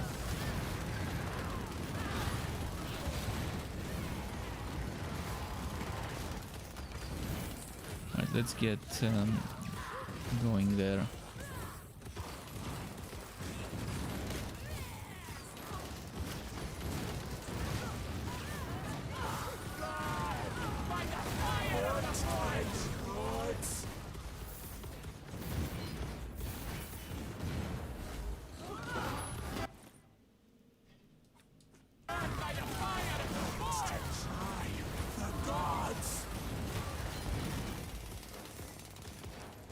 That. Yeah, the game is €4 on the G2A, but for €4 you're not gonna get the DLCs. You're not gonna get the DLCs. The Slayer edition is the one that gives you all the DLCs. If you don't get the Slayer edition and you buy the game for €4, you would need 3 DLCs. Witch Hunter DLC, that's a good one if you wanna play the Witch Hunter. It's not a must-have. Tomb Kings, on the other hand, in my opinion, Tomb Kings is a must-have DLC because the Tomb Kings gives you those 3 passives, and this passive is amazing. In most of my builds, I use it, and it also gives you an extra act with an extra biome of maps. So if you go Relic Hunt, you have Act 5 here, so you can do Act 5 stuff. And the other DLC that's worth it is the God Skills, the one that gives you the second God Skill tree. You see, every class has 2 God Skill trees. By default you only have the first one, and then you unlock the second one. And in most cases you would want to use stuff from the second God skill tree for your builds.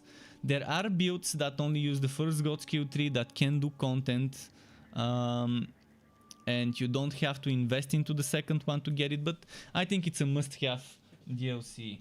The God Skills DLC, the Tomb Kings DLC, and optionally the Witch Hunter. But yeah, if you get the game for €4 and then you buy those DLC while they're cheap, I think right now every single DLC is discounted. Let me check on the Steam store, the price. Store page. Store page. View page.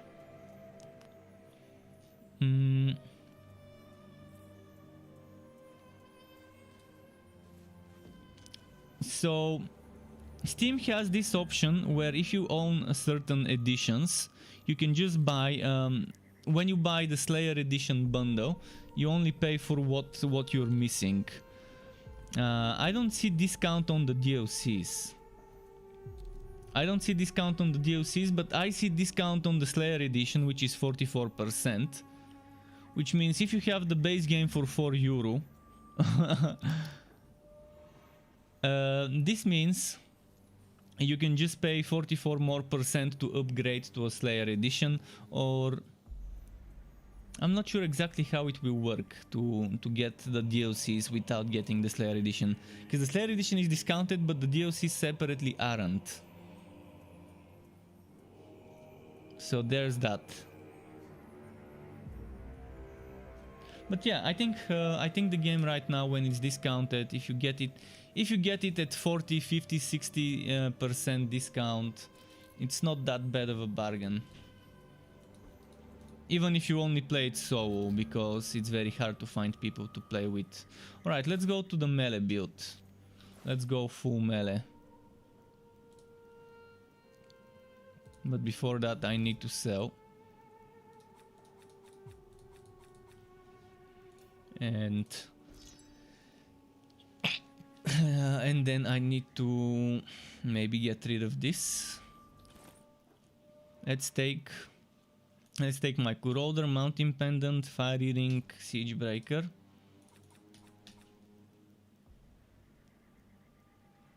I'm gonna quickly compare this. What I'm wearing right now has more HP, less armor. Not sure if I wanna sacrifice. I mean, 500 armor equals more than 800 HP. I know that, because around 600 armor is roughly 2000 HP. But I still prefer stacking HP instead of armor as a priority. I can sell this and keep this. I've got a lot of gear. If someone plays on Steam, I can give you gear for free. I've got so much gear that I don't need. And trading in this game is easy. You can just drop the item and someone can pick it up. It's just that easy. You can see I have a full stash here. Full stash of 100 items that I don't need. 99% of the things in this stash I probably don't need. At best there's gonna be 1 or 2 items of those 100 items that I wanna keep. And most of the gear in my inventory of every character is also for giving away. Let's say half of the stuff here. Half of the stuff is for experimenting with different builds, and the other half is to give away. So yeah, Steam players, if you play on Steam, now's your chance to take advantage of my wood and to get some. Okay, so we're going full melee. This is what I've got in the God skills. It's kind of the same as before. So the difference between this and that, in terms of passives, there is no difference. I like those passives, so I use them on both builds. But the difference is this is not a turret set build. It's a melee damage build. So I'm using the heroic heavy pounding instead of the heroic makeshift automaton. But even the passive skills here look very much alike. I still have Durich Chain Reaction, Padded Armor, Hero of the Desert, But the alternating pistons and upgrade automatons and superior radiator. See, I'm using mastered automatons. Here I'm using superior. Here I'm using mastered radiator. Here I'm using superior radiator. Superior pistons, mastered pistons. So all those extra points I've put into Engineer of War Mastered instead of the superior and the basic one I was using there.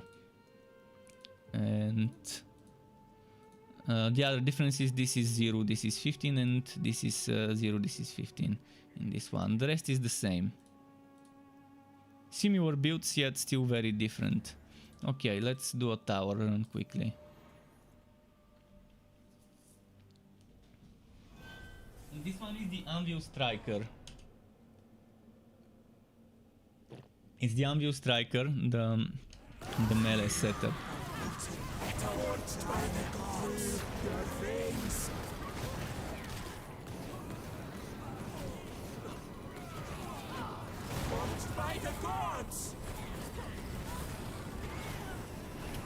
Let's get some energy going.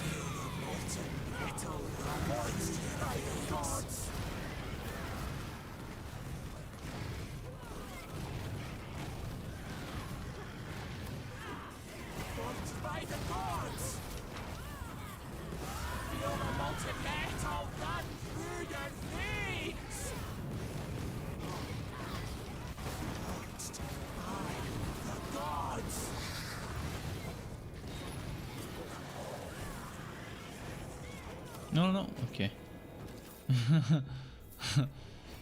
Yeah, those guys, you gotta be careful when they explode.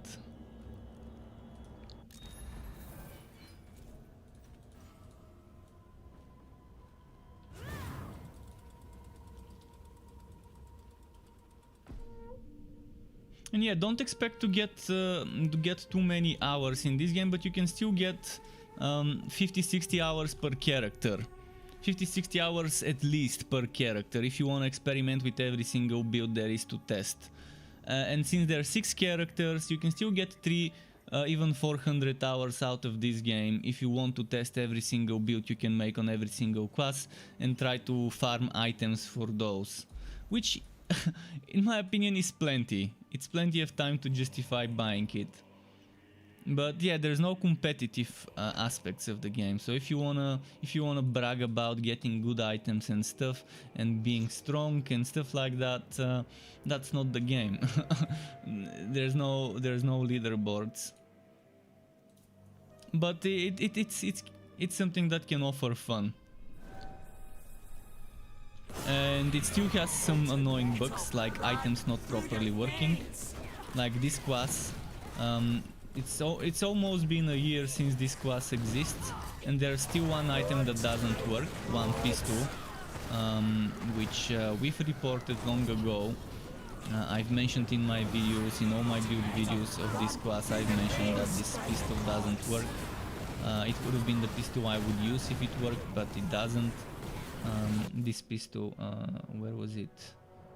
Forge Blood. Forge Blood doesn't work. Damaging an enemy with fire damage overheats the enemy. The more an enemy overheats, the more damage they take, and the greater the chance they will burn when hit. And this can stack up to 100 stacks of 3% extra damage.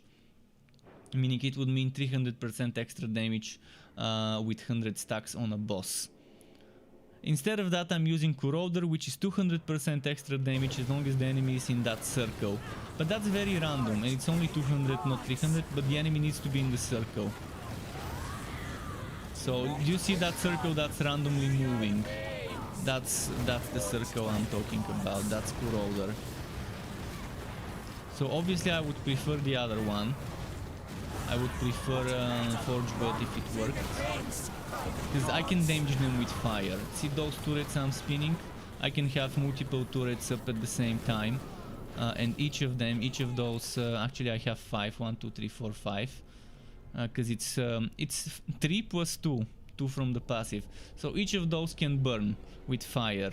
This one also, which one was it? This one can be fire damage as well, and it can build up those stacks very quickly. This one can be fire, This one can be fire as well. So those 100 stacks on a boss won't be a problem on an end of map monster, a guardian or whatever you want to call it.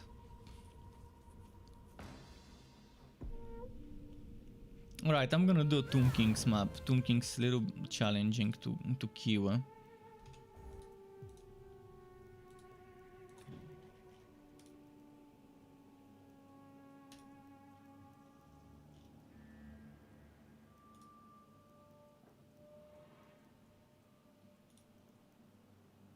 Actually, let's not go poison, let's go champions more powerful. And you can build the map the way you like it, with the affixes you want. There aren't that many affixes to choose from, but at least you have some choice. I think if they add more affixes it won't be bad. Most of the affixes are terrible. To be honest, that's one of the worst things about the endgame stuff is there are a lot of terrible affixes that people just don't choose. Yeah, it's good to give us a choice, but in most of the cases people would be just running the exact same affixes always when they do endgame, because most affixes would be just not worth it. Most builds that rely on cooldown wouldn't want affixes that reduce their cooldowns, that increase their cooldowns, that make it harder to get the skill back up. And there aren't that many builds that don't use cooldowns. There are some. For example, the Dragon Tamer build, which is the melee setup of the mage, the glass cannon melee Dragon Tamer setup, that doesn't really need cooldowns as much. So it can afford doing maps with negative cooldown reduction.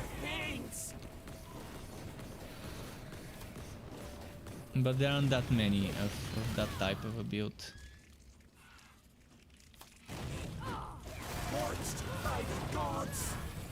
And even those builds still benefit from extra cooldowns. Even if you're not a cooldown centric build, you would still benefit one way or another from having that cooldown reduction.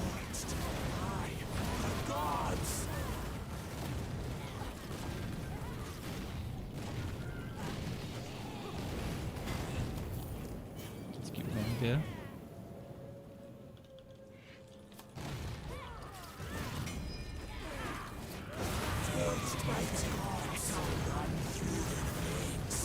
Killua is fun though. I think Killua is a much more successful addition of a new hero than the Witch Hunter. The Witch Hunter is great as an idea, and I really wanted a Witch Hunter.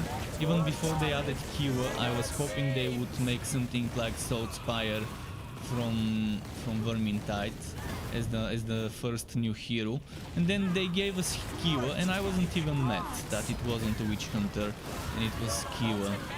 And then when I saw the actual Witch Hunter when it got added, I was excited, but then I saw how much damage he has and how bad his survivability is, and I was like, okay, there's something seriously wrong with that new hero.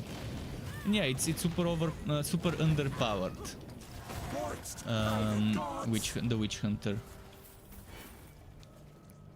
Killua, when she came to the fold, when she was added, she was already great. She was very nicely balanced for that content. Because with Killua they introduced Chaos 10 and 9. Before they added Killua, Chaos 8 was the max.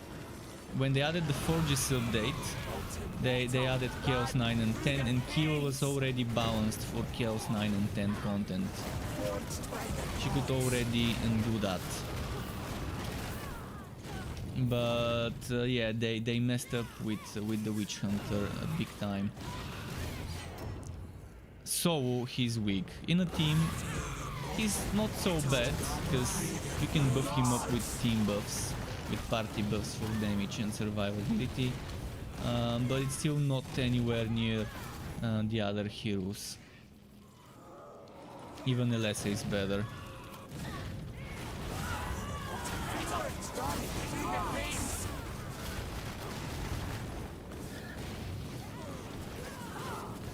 Forged by the gods.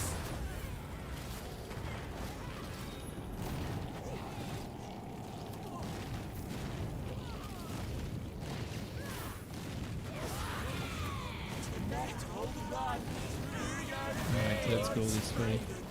gods. And I think it's time to play on the mage. Feel the molten metal run through your veins. Let me just check this chest here. Molten metal run through your veins. Forged by the gods.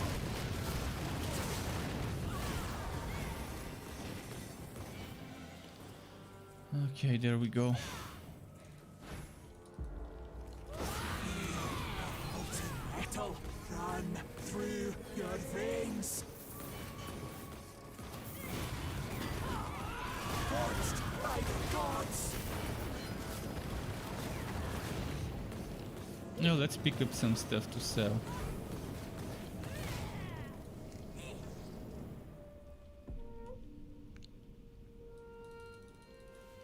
But if you have friends that can get the game with you and play it with you, and you can have 2, 3 or 4 people in the team when you play it, it's gonna be so much more fun. Especially if you synergize your builds. Okay, let's change the difficult. I mean, let's change the hero and play with the mage a little.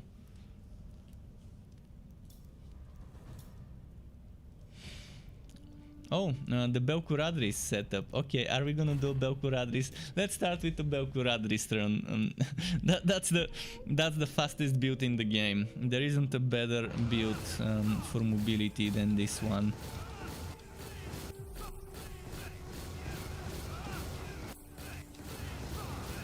But obviously this build caps out at Chaos 8. Take this build past Chaos 8, you're gonna have a bad time. Chaos 8 is where this build kind of reaches the wall.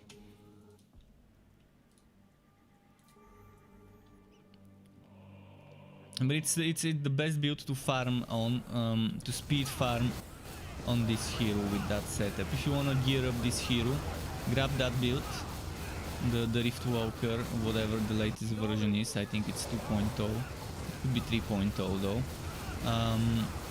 Farm on that setup and then gear up for the other builds by using this one. The way it works is every time you teleport you leave a sigil that does damage over time on the ground where you start the teleport and when you end the teleport, and your teleport skill has no cooldown on this setup.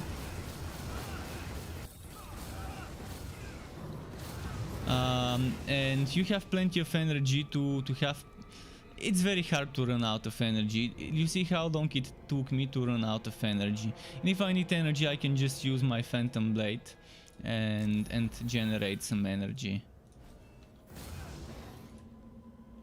But the mobility is off the charts with this setup.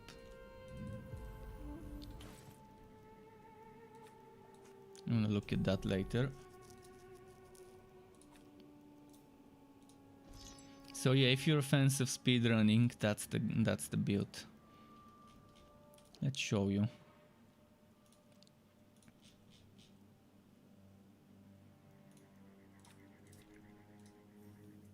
It's dangerous though, you can still get 1-2 shot even on Chaos 8 if you're not careful.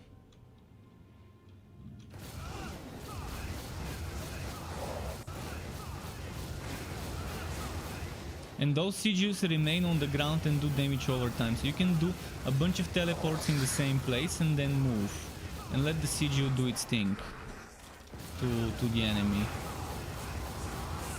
See, I can just let the damage over time do its thing. I'm actually playing this as a damage over time setup. The only thing that I didn't do damage over time on is my items that I replace. See, this Sentinel, this one, and this one, I normally switch between the builds. Between one build and the other, I move them. So that's why I didn't bless them for damage over time. But this is damage over time, this, and I even have a second blade of a Zyre that I keep for damage over time. For this build particularly. Knowledge is power.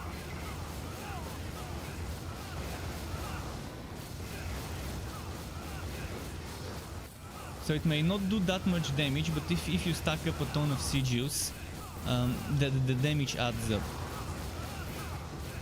Monolith has 3 other friends you're playing with.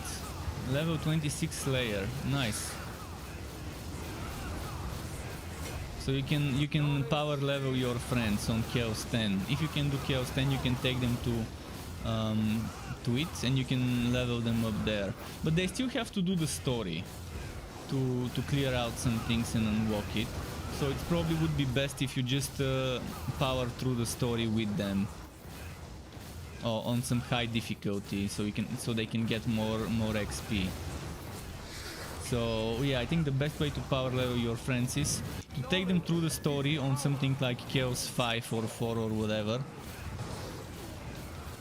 and carry them through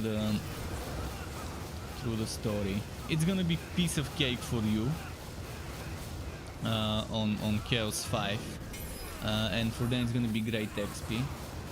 They want to experience the story, but they don't want the power level. Yeah, that's fine. I mean, eventually it's good to try every single hero, and if you're gonna be leveling a new hero, there isn't a better time to do it than when your friends start the game. Eventually, most people would want to have one of each maxed out, leveled up.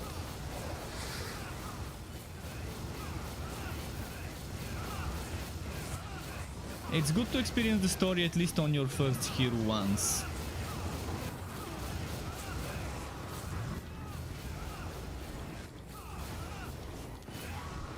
This one's gonna heal up. See what I say, that this build is very squishy.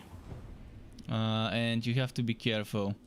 This thing on the ground pretty much two-shot me. This damage over time thing on the ground.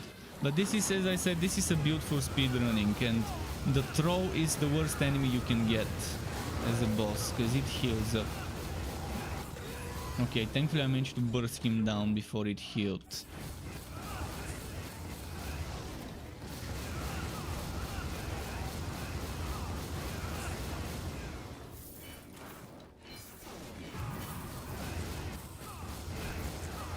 This build is also great for pushing invasions.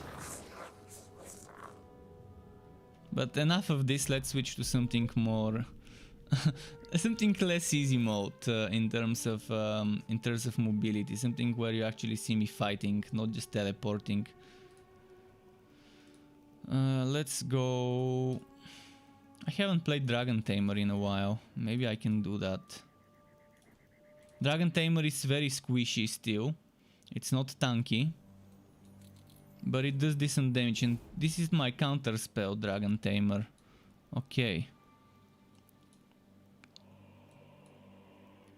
Counter spell, Dragon Tamer. Very, very weird way of doing it, but let's do it. So this is a melee mage. Mage with melee center, centric setup.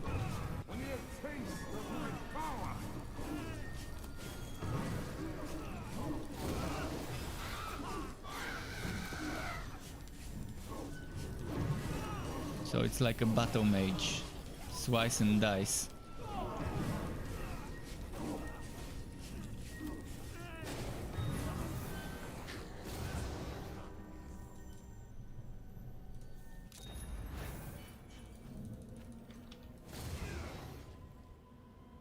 But this one used to be able to do solo Chaos 10 without a problem. But after they nerfed the with the December patch, after they nerfed the survivability, it's not as easy. In fact, you might have trouble surviving solo on Chaos 10. Just a moment, I want to compare. This one's not bad. More crit damage, more flat damage, but less HP. And no counter-attack damage. If instead of wood quality this one had counter-attack damage, I might have kept it. What about the Morvo?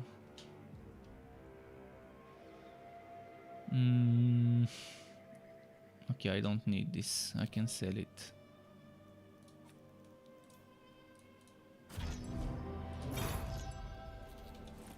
Let's do a map. Let's do Nurgle. I wanna do a Nurgle invasion. This is a build where you don't need cooldowns as much, but it's still nice to have cooldowns.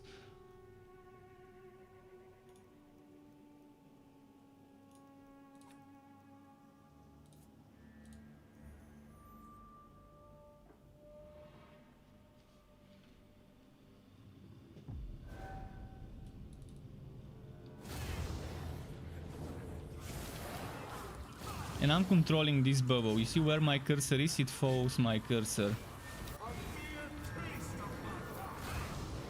And when I'm in the bubble, I get, I think, movement speed, cooldown, and yeah, damage reduction.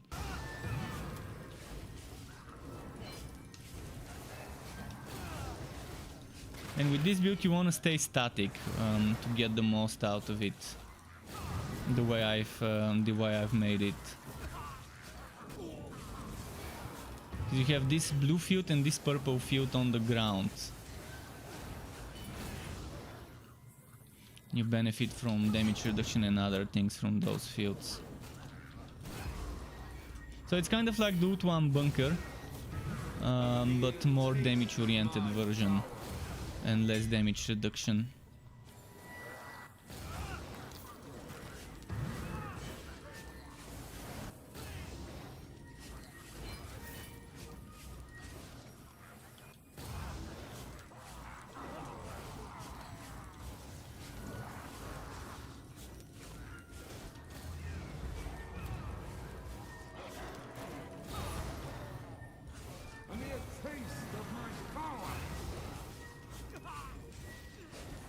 Okay.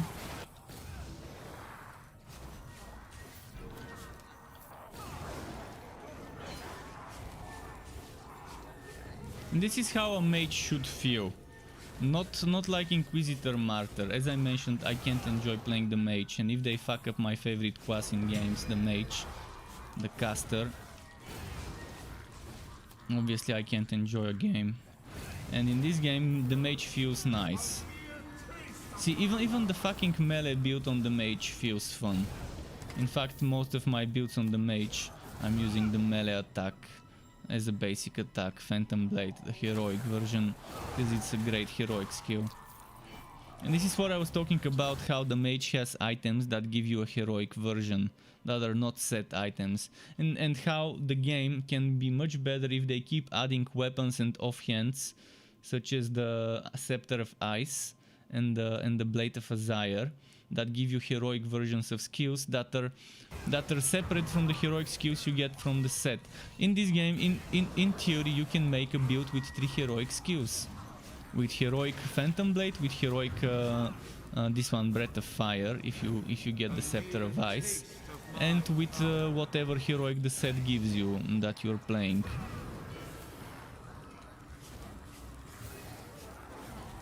Wait, what heroic am I using? Right now I'm using heroic Arcane Binding with this one, which is from the set, but I'm also using Blade of Azire. And if I were to replace the Relentless Sentinel with the Scepter of Ice, this would let me use heroic version of this one that instead of fire does magical damage. I need the fire though, I need to use it for the fire damage, because right now the only thing that does fire damage is this and this. And this switches between magic and fire. And I also prefer this because it gives me damage reduction, crit chance and damage if I stay still for a few seconds. And see, this one activates underneath me, that blue circle. And it's not just for me, it's for my teammates as well, if we stand in that one circle. But someone might want to make a slightly different build where they're not centered around doing too much melee stuff. And use that Scepter of Ice. And I think every hero needs something like this. More weapons and offhands that give you more versions of heroic skills for more variety of builds.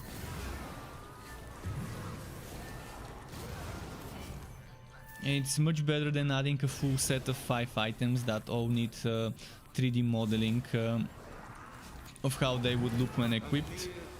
Where you're just modeling a weapon or an offhand, that's one item. 5 times less the work in terms of 3D modeling. And you don't have to code a set bonus other than the heroic skill. That's the only thing you have to code, which is again less work, 2 times less work in terms of coding probably, if you're just coding a heroic skill rather than set bonuses like this one: fire damage, magic damage, unleashing magic projectiles. Those magic projectiles that I'm unleashing.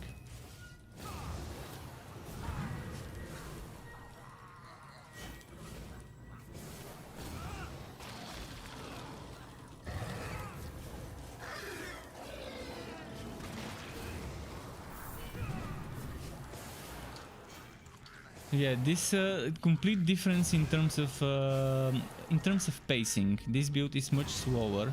You can still kind of speedrun it if you want and just not fight as much and teleport a lot. But you can see I'm bursting down the boss much quicker. He didn't even go to the healing phase.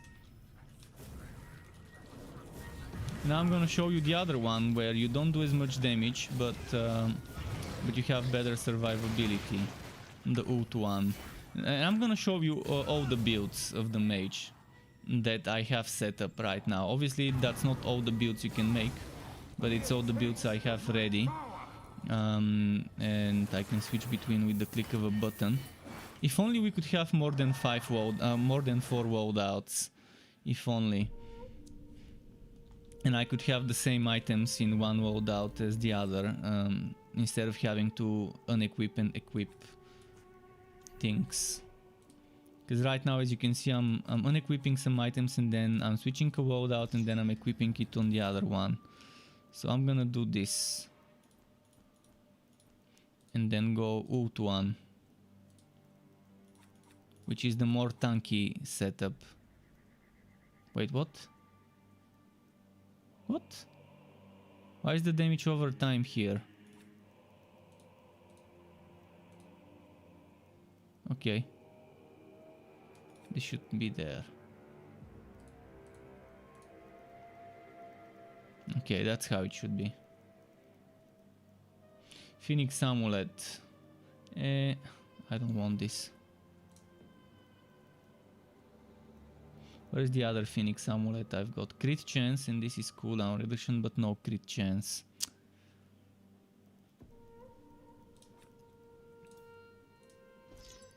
As you can see here, I'm missing cooldown reduction. And here I'm missing crit chance. Actually, this one can get crit chance. Here I'm missing cooldown reduction. Here I'm missing crit chance. So my setup is far from perfect. And I don't have much life drain. Life drain is what keeps you alive a lot. I have 0 life drain. Because most of my items have dropped before life drain was added into the game. Some have been added after, some have dropped after, like most likely this one is before, this one is dropped before, this one was dropped before health drain existed, this one was dropped after health drain existed, but it doesn't have health drain. I wouldn't mind changing armor piercing for health drain, to be honest. Here wood quality, I would love to change wood quality and armor for health drain and cooldown reduction. Would have been perfect. So a lot of things I can min-max to help my survivability. Let's show you Chaosbane. This is the beefy build. This build can take it. It's got a protective layer of loop around it, so the build can survive the butt hurt that comes with Chaosbane.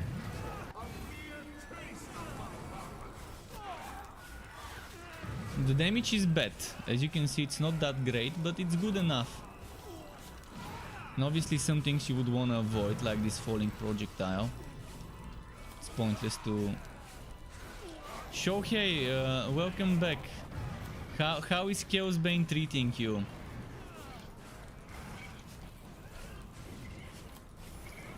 How are you enjoying it? Since the game's discounted, I decided to show other people some Chaosbane today. I've noticed some people commenting on my Chaosbane videos recently. I was like, okay, I guess there's people who might want to see some Chaosbane streams. And since I can't think of any new game to stream and play, it's one of the games I default to. Torchlight still has problems with the stash, and I can't access my items in Torchlight 3 still reasonably. 9 out of 10 times I can't access my stash items. So until they fix that, I can't play Torchlight 3, unfortunately. And Chaosbane at least at least works.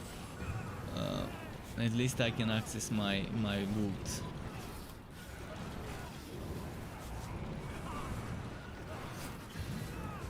You can see this one on Chaos 10, it can take the beating. Obviously you wanna stay away from some danger, like this line, whatever it's called, this rift on the ground. And you still wanna use your potion every now and then. But you see, if you're not careful and you don't use your potion, this happens. But it survives. It's not a problem with the build, it's a problem with the driver. It's not the car that's at fault, it's the driver. I died because of me, not because of the build. I'm not using it the right way.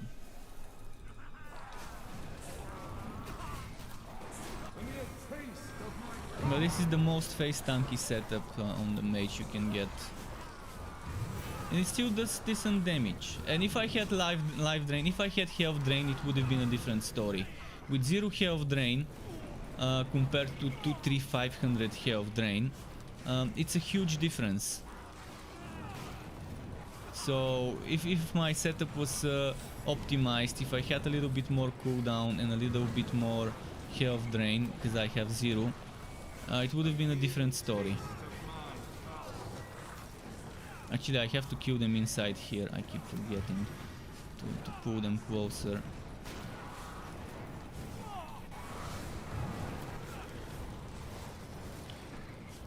Can I donate WoW level? Yeah, you can donate any level epics. Any level items can be donated to the guild for guild XP to unlock those skills and to unlock those extra.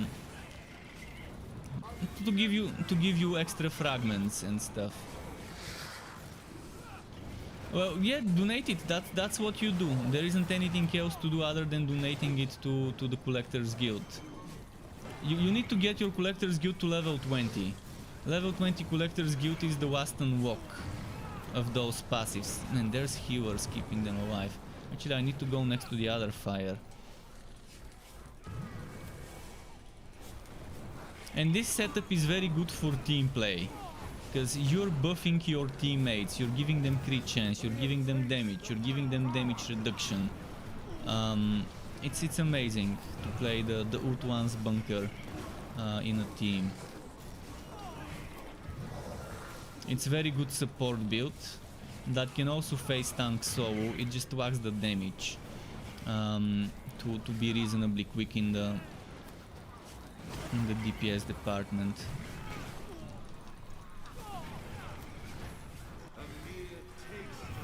Should you have some rings and... wait, what? Oh shit, I was reading. Should I have saved some rings and... what do you mean to save some rings and necklace? Save them for what? You mean red ones? I mean, if they're good rolled, sure, you could save some if you want to experiment with them with some build for some builds and stuff. But it's so easy to get green items, although rings and amulets are the hardest thing to get. But you can get some green stuff from invasions. You can get Ring of Shadows, Ring of Resonance and Dexterity. In fact, on the mage you don't need shadows. Ring of Shadows, forget about this. This is trash. This is the most trash item in the game. But eventually you would still be getting some to push your invasion ranks further. But you would want to get Ring of Dexterity and you want to get Ring of Resonance. And to those of you who are new, there's a trick to doing invasions. Basically, if I complete something, just let me show you. Let's go to rank 20. Rank 20, you can see, looks exactly the same. If I complete this one, right now on this hero on rank 28, it will unlock on rank 20, 21 and all the way to rank 28. And the way you push is, you push everything until you reach this point and this point and this point. And you then you don't click on the ring. You don't click on the rings. And if I were to push on rank 28, I would stop here, I would complete this map, complete this map, complete this map, and then stop. Then I would go back to rank 20, click on the ring, and the other ring in the other ring. Then rank 21, click on the rings, make sure you have inventory space for each ring. And then rank 22, 23, 24, and so on, one by one, collecting the rings. Because if I were to collect the ring at rank 28, and I go back to rank 20, I would not be able to collect the ring. But if you do it the right way, you're getting 9 times the rings instead of 1 time the ring. But you're pushing on the hardest possible invasion, but then you're collecting on the lowest one, going up. So you're pushing the maps in one difficulty, but then you're collecting on another. And I can show you.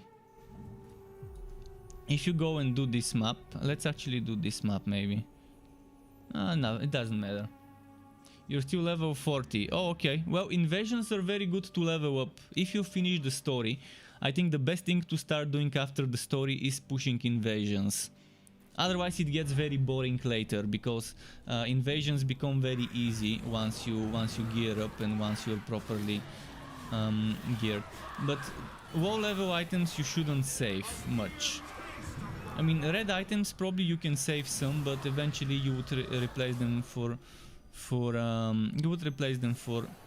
high level versions. So I wouldn't worry too much about saving low level items. If you're level 40, just sell whatever you don't need. Just don't forget to bless while you're leveling. Every 5 levels or 6 levels, you would want to be blessing stuff. So I'm gonna quickly complete this map so I can show you what I was talking, how completing an invasion on rank 28 completes that same note on the other ones. And that's how you farm those green rings. And there's a thing that I haven't done, but you can do it if you feel like it. You can copy paste your characters, collect the rings, and if you get bad rolls you can replace it. From the bad rolls on my rings you can kind of tell that I didn't want to bother. I couldn't be bothered to do this. But if you really are very bad with the RNG and want to just keep getting rings, want to kind of reverse it. You get those rings, and if they're bad rolls you revert it. You override your current hero with the save before the rings, and then try again. Some people have done it and they've told me they did it 5, 6, 7 times before they can get a good rolled ring. If you don't get a good rolled ring, you can just do another invasion. You can push another invasion completely, and that's gonna give you another 9 rings. So if you don't want to do that, pushing another invasion, that's the alternative, to copy your character saves and to overwrite it if you get bad rolls. And you don't need to copy all, just the one character that you're doing invasions on. I just can't be bothered to do this shit.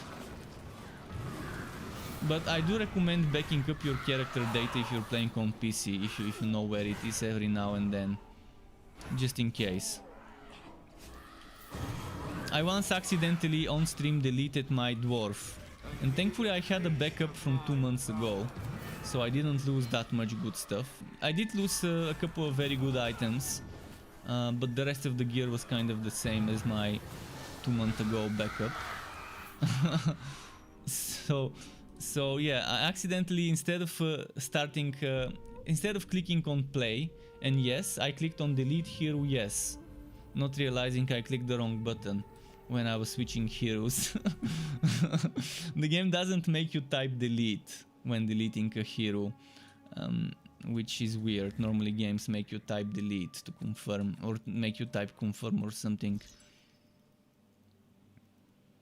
Okay, I showed you this one. Oh, let's show you this. So you see this one is now completed. And if we go to rank 20, you would see it's completed there as well. 21, well, I'm gonna go 20 as well. So you can see it's completed on all the other ranks before 28. This is completed. So pushing on the hardest rank you have unlocked, and then collecting the rings on the lowest one. If I go to the other ones, obviously everything's unlocked here. But invasions are boring because the hardest content in the invasions is Chaos 6. And it's always the exact same affixes on every single node, the exact same mode, so everything is fixed. The only thing that changes is the higher the rank, the more the damage and HP of the enemies and armor. But you can reduce the armor and the HP a bit with some of those nodes here. Okay, enough invasions. Invasions need a rework before I can consider them fun content. What we are doing now, we are getting the damage over time setup for Morvo. And we're gonna be doing the heroic blinding light, which I've said it many times. Every time I stream and I play this build, I say how ridiculously stupid this skill is designed. Basically what it does is, it does this. A field, and in this field it repels enemies that get next to it. So any enemy that comes next to it gets pushed away. But you don't want that. You want the enemies inside the field, because this field does a ton of damage. Let me just show you. It does a ton of damage. Massive amounts of damage. See, 7 millions per tick, that's without me stacking buffs. If I were to stack buffs, I can get it to... I've gotten it to 30 million, 40 million even in a team per tick. And you can cast multiple of those. So if you're doing this, you can see my cooldown is getting reset. Do you see how the cooldown normally moves with a certain regular rate? But if I start using this, you see how it's jumping forward, reducing the cooldown by a second. And yeah, if you keep doing that, if you keep hitting enemies, every single hit has a chance to reduce the cooldown. Because I'm using Master of Equilibrium Superior. Consuming energy has a chance to reduce any current cooldown. Using a spell with a cooldown has a chance to regenerate energy. So I'm consuming energy with Breath of Fire, and that has a chance to reduce the cooldowns, including the one of Blinding Light. And I can end up stacking multiple of those AoE fields on an enemy, on a boss.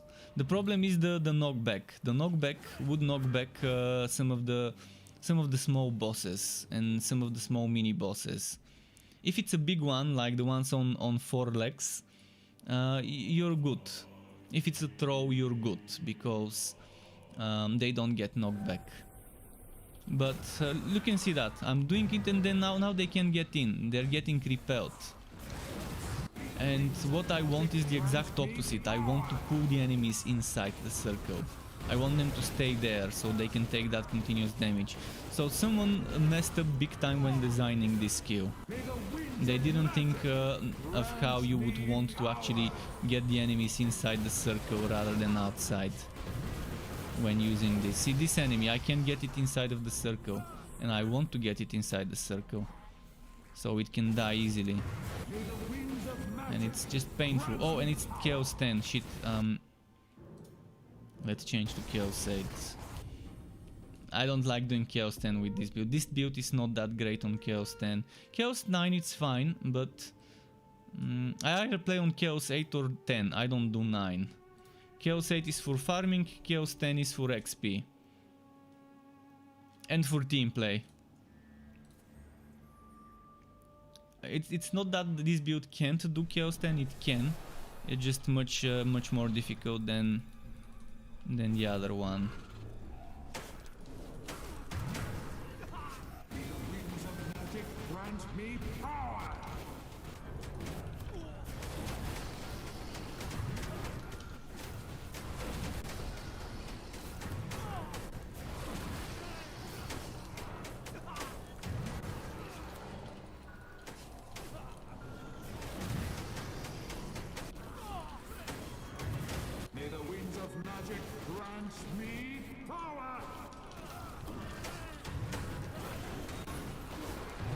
I destroy all the thingies. Defeat the champion, okay.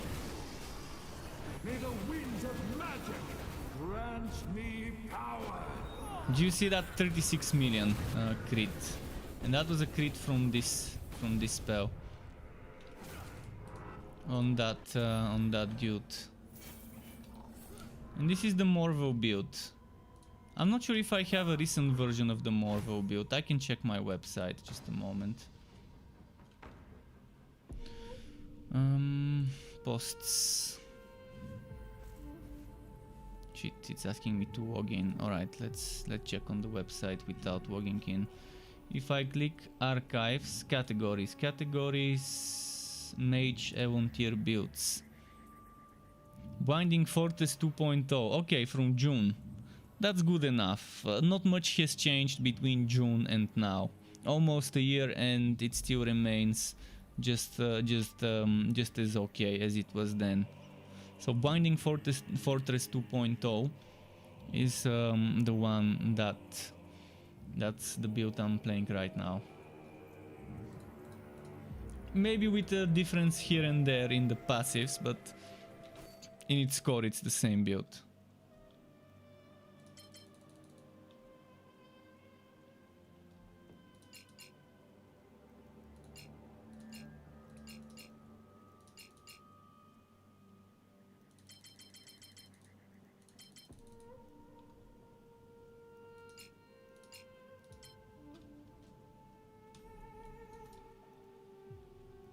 Okay, let's do a relic hunt.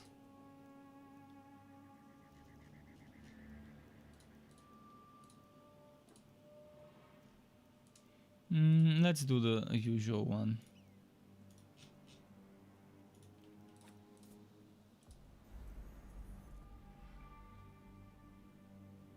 After this I'm gonna switch to...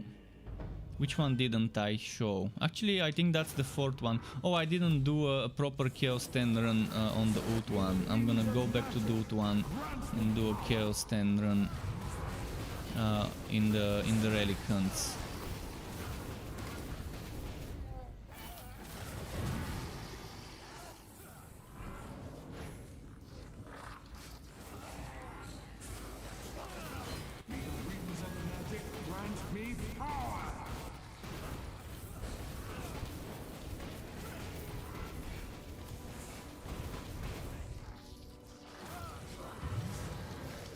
See this one, how he gets knocked back, and you want him inside the circle, but you can't get him inside the circle.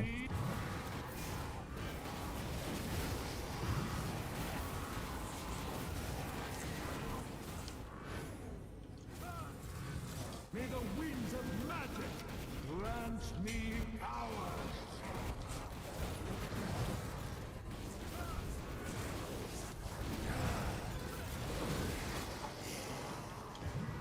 This one thankfully cannot get knocked back, so I can keep it inside the circle.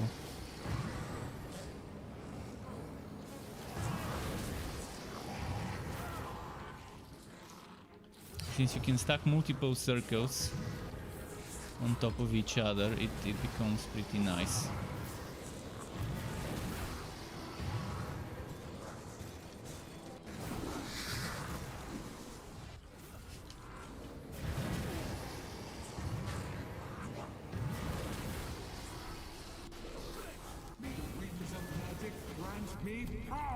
I think the biggest problem with the mage right now is the space ability, the archetype ability. You can only control the last spell you've cast. So right now I'm controlling the bubble. If I use my number 1, I can control the number 1 but not the bubble. And that's a big problem. They need to give me an option to maybe hold shift and space and control both my bubble and my storm, this storm. Because only the last one you've cast, the last spell that you can move. So spells you can move, this is a spell you can move. You see this blue circle. This one has the blue circle, you can move it. So you've got 1, 2, 3, 4, 5, 6 things you can move with your archetype ability, with your spacebar. So you're holding spacebar, and whenever your cursor is, that's where the spell moves. But again, you can only do the last type of spell like this that you have cast. And I want to show you something. Look at this thing, for example. See, I can move the beam. But if I have multiple beams, actually this doesn't have multiple beams, this one has multiple beams. But I can't show you. Okay, just a moment. I want to show you. If I have multiple orbs, I can only move the last one. I can't move everyone. And it sucks, because it would have been amazing if I could move every single one of those orbs. Because right now, you see, I can move the last one I've done. And it sucks that that it works in such a way. It could have been so much more fun if it moves everything, or if it gives you an option to move everything and an option to just move the last one.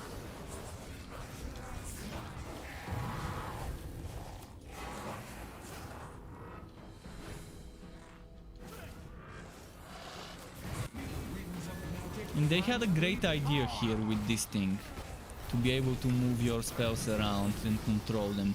It's original. You don't have that same thing in another game, like the way it works here.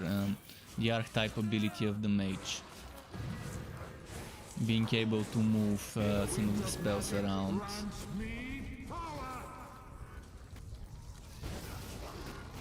It gives a lot of freedom, but it still needs some more freedom, or more control over that thing. May the wings of magic grant me power.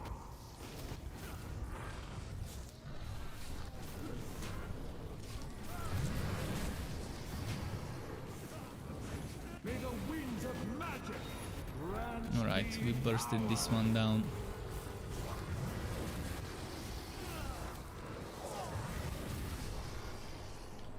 This setup is also great for buffing your teammates, because you can buff your teammates with the Etheric Storm to give them damage.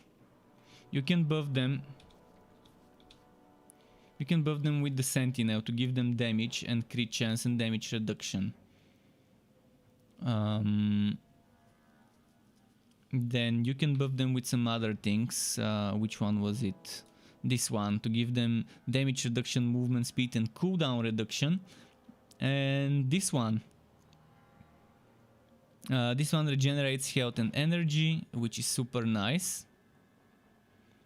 And I think that's it for the team buffs. The rest is buffs to you.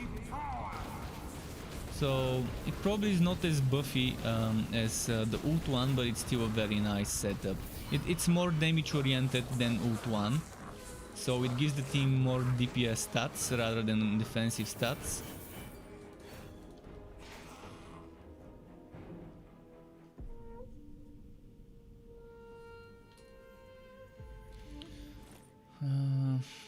Dragon Tamer, oh, 19,000 HP. Let's compare. Wow, damage, okay.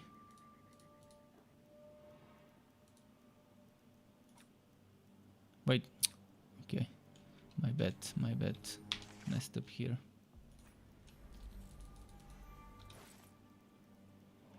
I wanted to do this. Go back to 1.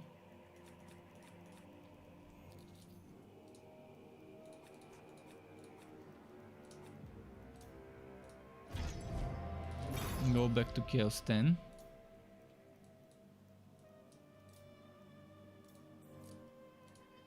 No, not tower, not tower. I wanted a relic hunt.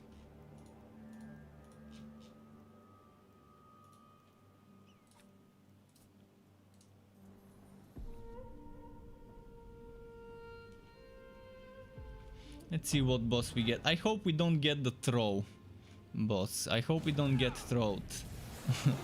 But knowing my work, it's a high possibility to get throwed.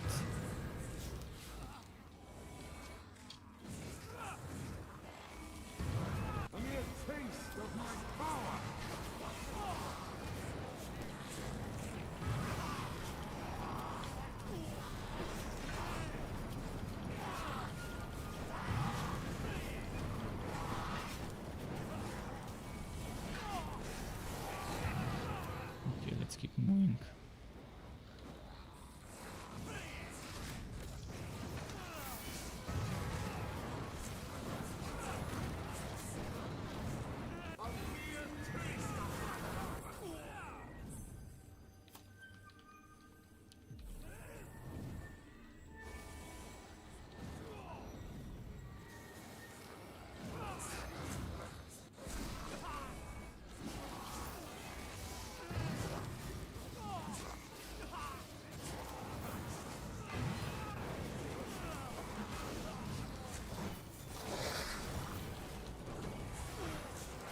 Okay, nice.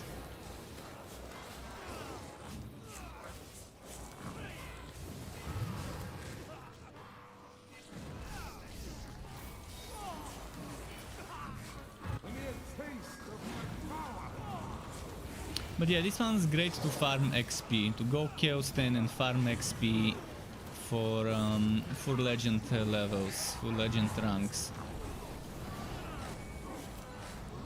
Even if you don't feel like doing the end of map boss and you're just doing a regular relic hunt, the XP will be the same. Whether you're doing a bait or regular relic hunt, the difference is the chests at the end and the wood quality you can get. If you don't think you want to be killing the bosses at the end, if you don't think you can handle it yet because your damage is not high enough, you can just kill elites and regular monsters on a regular map and just farm XP rather than wood.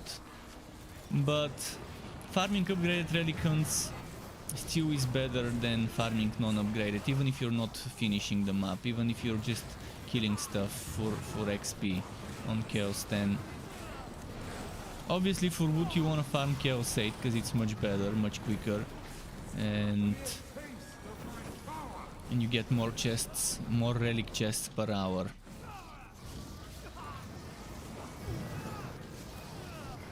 And the difference is only 600 wood quality, and when we are talking about 10-11,000, 600 is a small difference. Oh shit, what happened? Oh yeah, 3 hits at the same time. So yeah, it's not like I'm face tanking everything. I have to avoid one-shots sometimes. Before you build up the damage resistance, the damage over time, and direct damage resistance.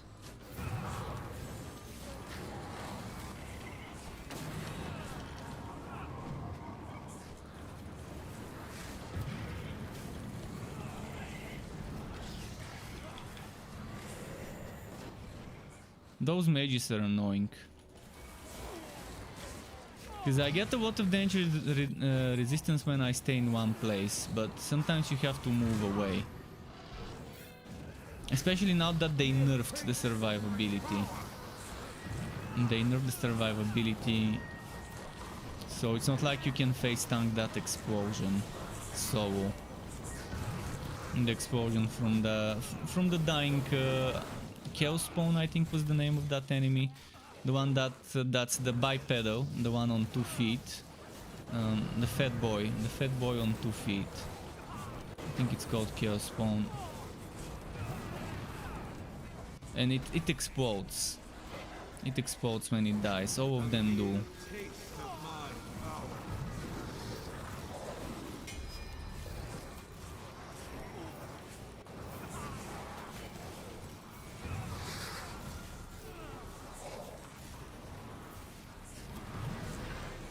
You see, I can speedrun this map, but that I'm not gonna get. I'm not gonna get 3 chests if I rush. If I rush, I can only get 1 chest. So I still have to kill a bunch of enemies, and that makes it much slower than Chaos 8. It still makes it take 3 times as much as doing a Chaos 8 map. That's why I think farming Chaos 8 is the better way to go if you want wood, if you don't care about XP. If you're with another person, it's better to Chaos 10. Even 2 people is gonna make it faster to do Chaos 10 than Chaos 8 for XP.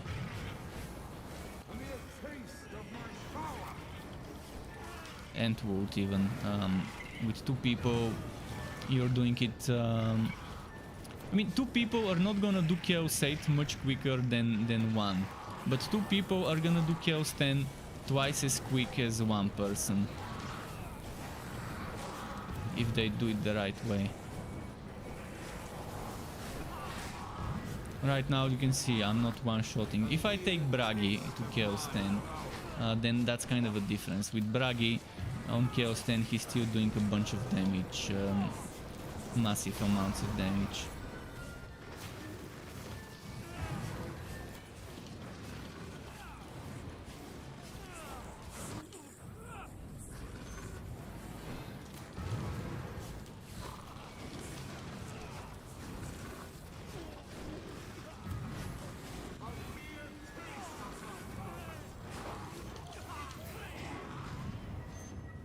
You gotta avoid this AoE. It's one-shot AoE if you don't have enough damage reduction.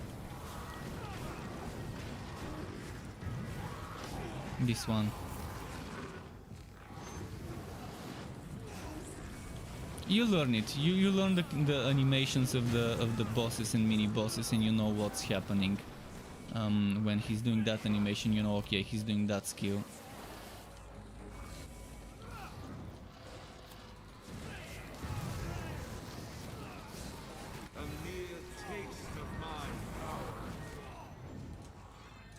You can see I'm at 11,300 wood quality, and that's not the max. I can probably get it to 11,600 if I finish it there, and that's without me even stacking much wood quality in my items. But whether it's 7,000, 8,000, 9,000, 11,000, it's still good enough. There used to be a time where I used to tell people try to get over 3 point something thousand. Then they increased the chaos levels, and then I was saying, okay, try to get over 5,000 wood quality. Right now, anything above 5,000 is good for greens.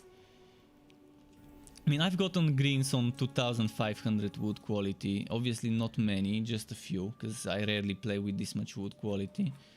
But I've had the stuff drop at 2,500 wood quality maps when doing invasions. The low level invasions. Let me quickly check. Let's compare. Okay, which hero haven't I played today? The Witch Hunter. I was saving him for last because he's the least powerful one. This one's not great. I'm not gonna be making a damage over time move to one setup. This one, low cooldown. I'm gonna sell it probably. I mean, it's good to save it for someone and give it to someone else, so I'm just gonna maybe save it. Again, if you're playing on Steam and need items or need help, tell me. I can help with that. I've got a lot of items that I don't need and I'm saving just to give away to people for free when we group up.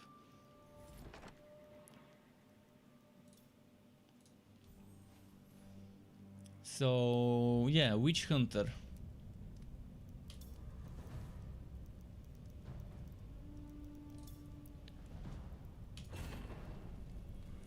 Pew pew pew. This guy I don't play higher than Chaos 8 or 9. I think for Chaos 8 he's fine. He's okay on Chaos 8. But after that it becomes a struggle. Am I on Chaos 8 right now?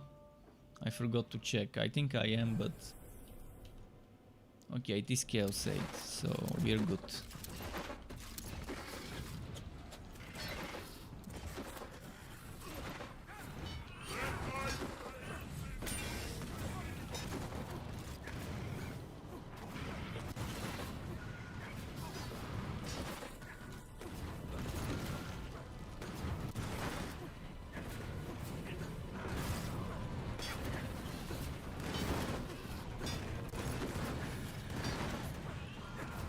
If you want to see a specific hero, I've played all of them today, so now it's up to you. Whatever hero you want to see in action, name it. If you want to see a specific build in action, don't be afraid to name it. I can switch. If I've got the build ready on one of my loadouts, I can do it. If I don't have it, I can try and rework one of the current builds and try and show you this.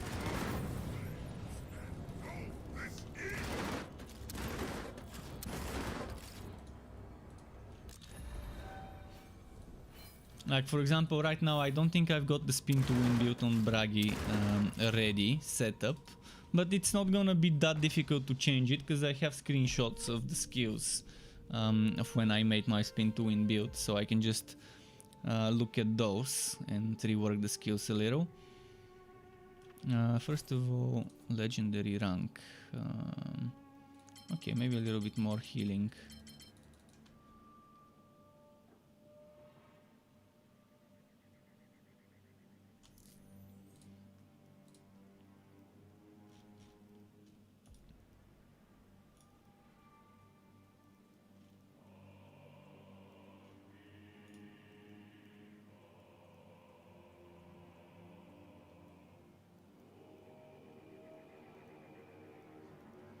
Let's do this. See how I can survive with this.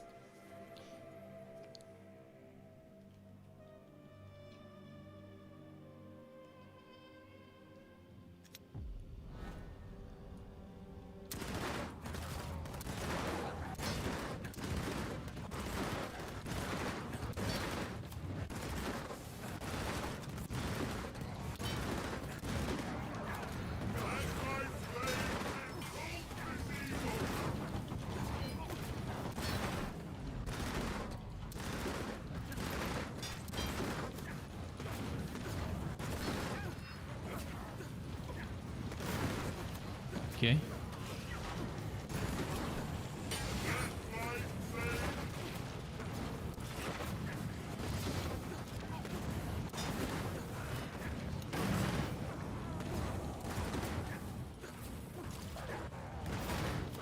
Spamming those torches on the ground.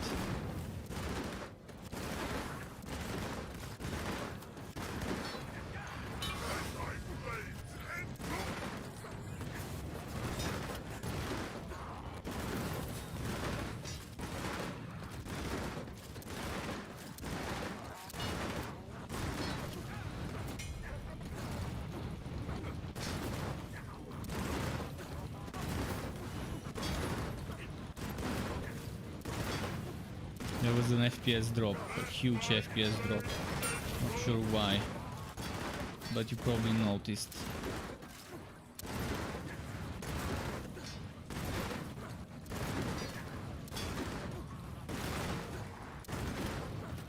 This map is kind of annoying because it takes a while to get all the wood quality to kill all the enemies that need to be killed.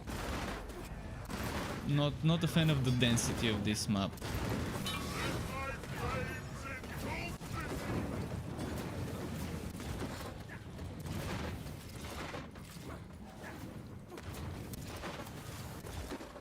And that's the newest map, the map that came with the Witch Hunter update. The cemetery kind of layout.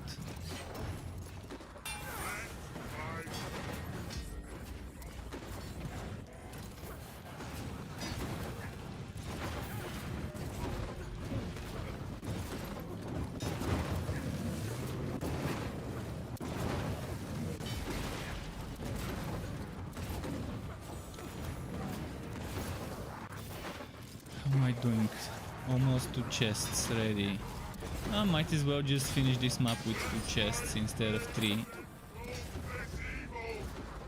At least we got the second chest, so I can go and exit the map. Let's go finish it.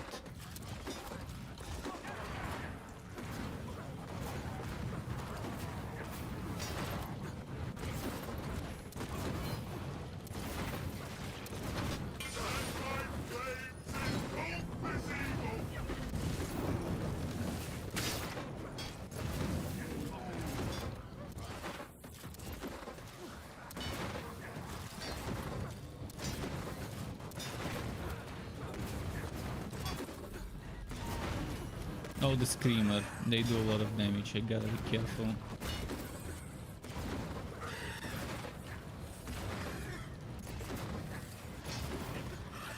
Fuck.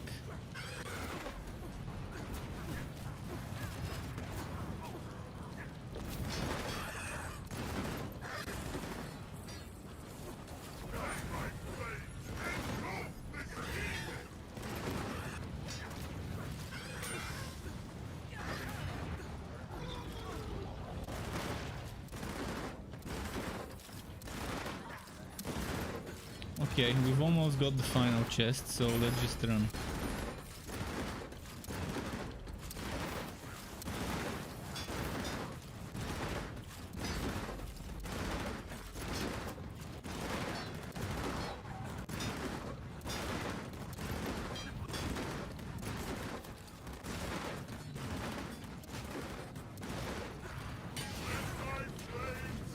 Ah, shit's done.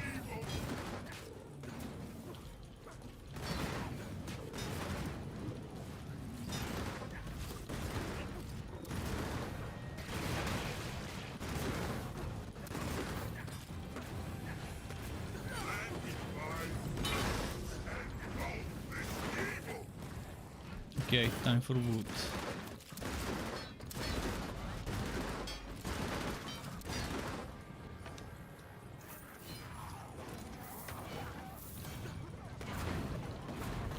What's that? 1, 2, 3.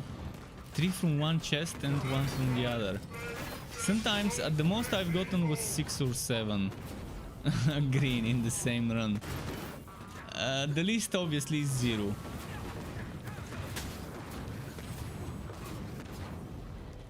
So yeah, RNG sometimes can bless those chests.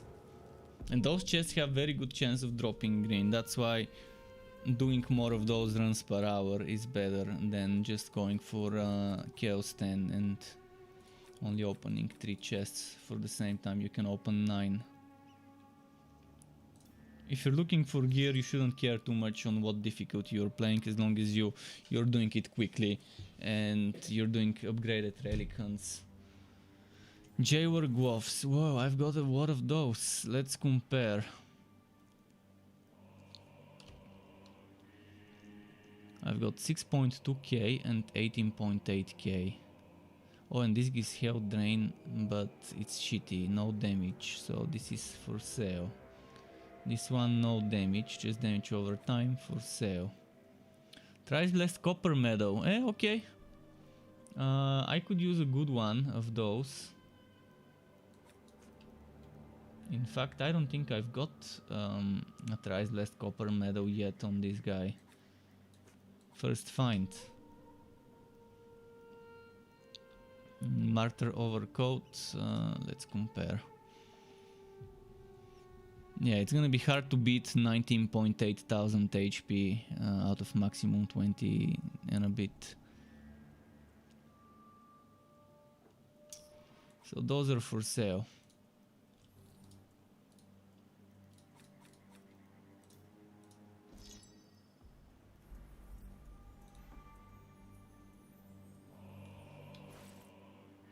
Okay, let's do another map.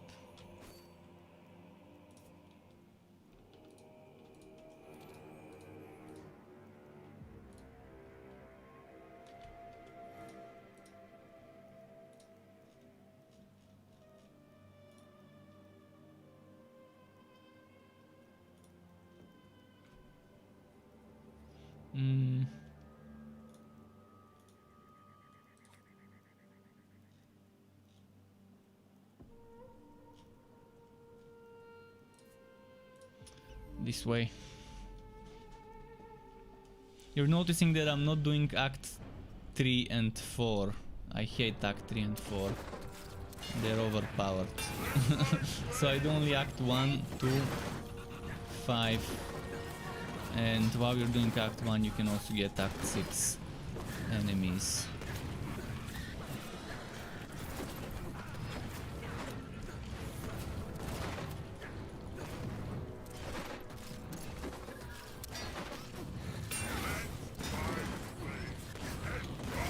So yeah, I'm avoiding Norsk and Tzeentch invasion.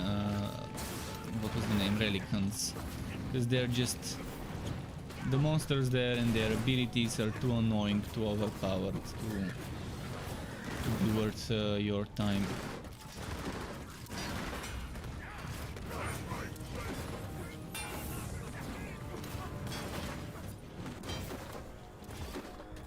The difficulty doesn't match the rewards.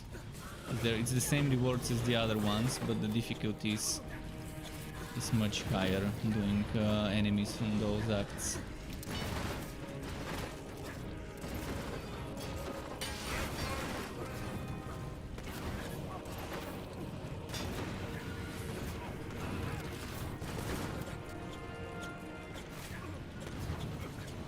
Let's see.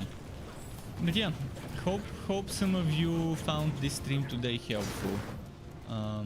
And keep in mind, AMA, ask me anything today about the game. Whatever tips, hints you might want, feel free to ask. And again, I'm gonna say it, if you play on Steam and you need someone to just run some endgame with you, or maybe someone to help you power level a new hero quickly,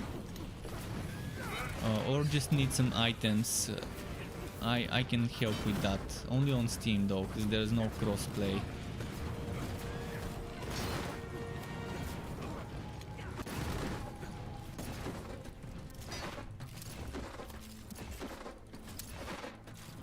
But yeah, this game, it's the game I can rely on. I can always return on this game and have a little bit of fun. Most of the things that can be tested and most of the builds that I can make, I've already made. So I'm not gonna be making new stuff until they add new stuff, but at least I can just have a little bit of farming every now and then when I just can't find a new game to play. Yesterday I purchased Swords of Legends online because I saw people streaming and I assumed, okay, we can stream the game, and then I immediately refunded it, finding out I can't play it, that I have to wait for beta to play it. And I don't approve games that do this shitty nepotism kind of marketing, only allowing a certain amount of people to stream during an alpha. First of all, if you're gonna do an alpha, then don't allow people to stream it, and when you allow people to stream, allow everyone access to the game if they purchase it. So beta. I don't like this bullshit where you're only allowing a limited number of people just for the sake of marketing. Just like games allowing people to play it 1 hour early and stream it, like Borderlands did it, Outriders did it, allowing people 1 or 2 hours early, sometimes even a few days early to play the game. It's not fair doing this bullshit nepotism strategy for marketing your shitty game. And it's Gameforge. I mean, the game probably would be good, but it's Gameforge. There isn't one good game that they've published. And for now they may not be pay to win in Swords of Legends, but that doesn't mean pay to win won't come later. We'll see. I'm gonna keep a close eye, but I'm not gonna buy the game. Seeing that they're doing this shitty marketing strategy. I said it a month ago that I'm never gonna support a game that does this shitty marketing, limiting the number of people that can play it and stream it, and just trying to generate fake hype. That's not the way you hype your game. If people want to play their game, they will play it regardless if there's people streaming it early or not. I was gonna play it and stream it. I mean, I said, okay, it's 39 euro or whatever. I'm not gonna pay that euro and I'm gonna get my fun out of that MMO, even though it's an MMO. Before I realized how shitty the game is, I would have still gotten probably 100 or more hours, and that would have been fair deal. But now I don't even plan on purchasing the game again during beta. Signet Ring of No, I think I needed one. In fact, I have one, but is it better than the one I've got?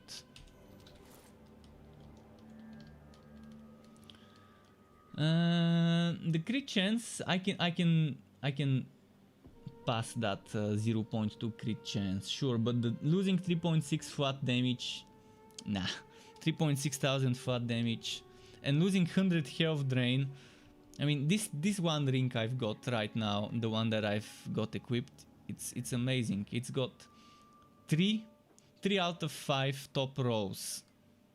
Because I do consider for rings health drain one of the top 5 rows.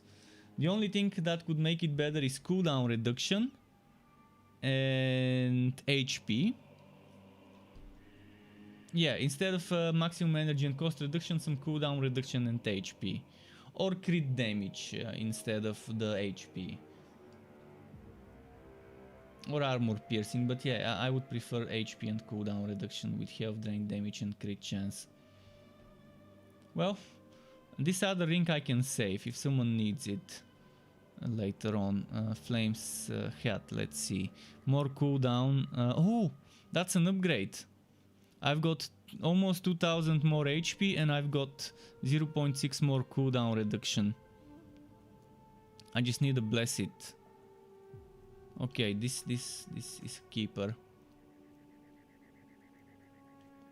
Martyr overcoat.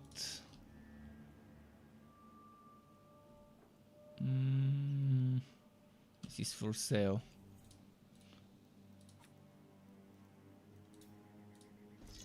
Alright, let's look at this hat. I need to get 7.4 crit damage, 3.6 damage over time, 7.8 maximum HP.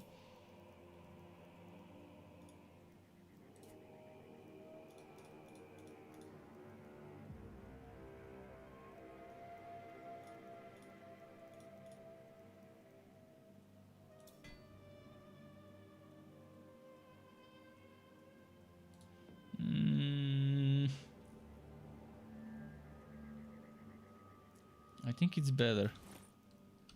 Yeah. Instead of 7.4, it's 7.9. 100 more damage over time, and the HP is 20 more. And in fact, the other stats are more as well, so good. I can keep this as a spare to give it away to someone. Alright, let's change heroes. Which one do you want to see? I started with Bragi, so the people who joined later probably didn't see me play Bragi. And Telessa was the next one, so people probably haven't seen me play her. I haven't played the soldier today, but I'm not a fan of the soldier, but let's play the soldier once. Let's do one map on the soldier for people who want to see the soldier in action, and then I can go on Bragi. Because that's the only one I haven't played today.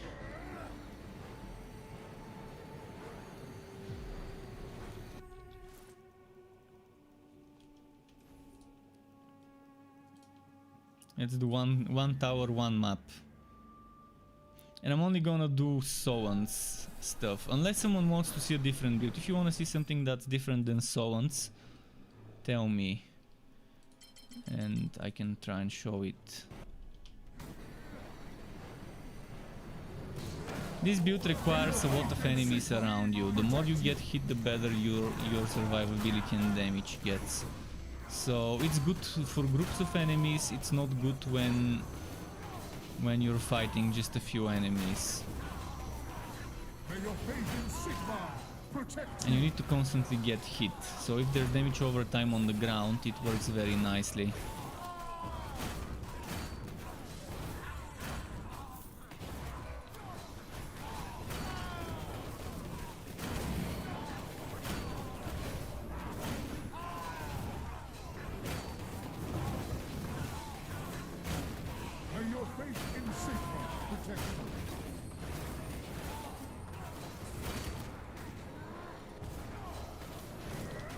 But this hero is the most boring to play, in my opinion. I have the least amount of fun playing this hero. It's not like he's weak. This one is a pretty solid build. I'm just not that fun. May your faith in Sigma protect you.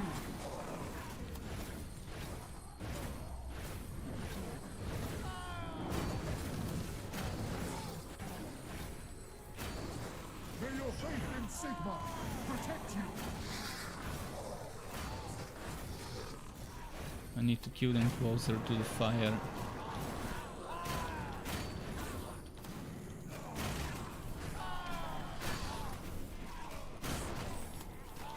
I think I've called this the Meteoric Herald or something like that. I forgot the exact name.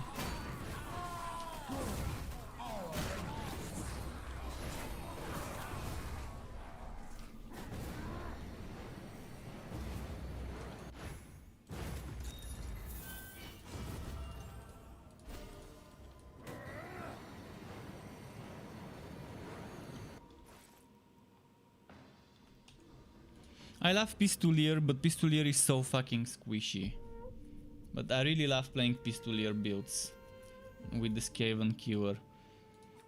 It's the one build that I actually have a lot of fun playing, but again, it's so squishy that it just kills the fun. Skaven Cure boots. Where was my Skaven Cure? Here.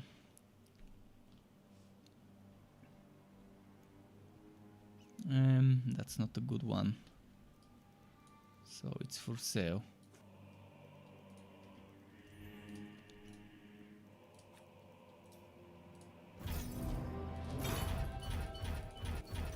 And if you're wondering what setup I'm using right now, that's the passives. That's active page 1.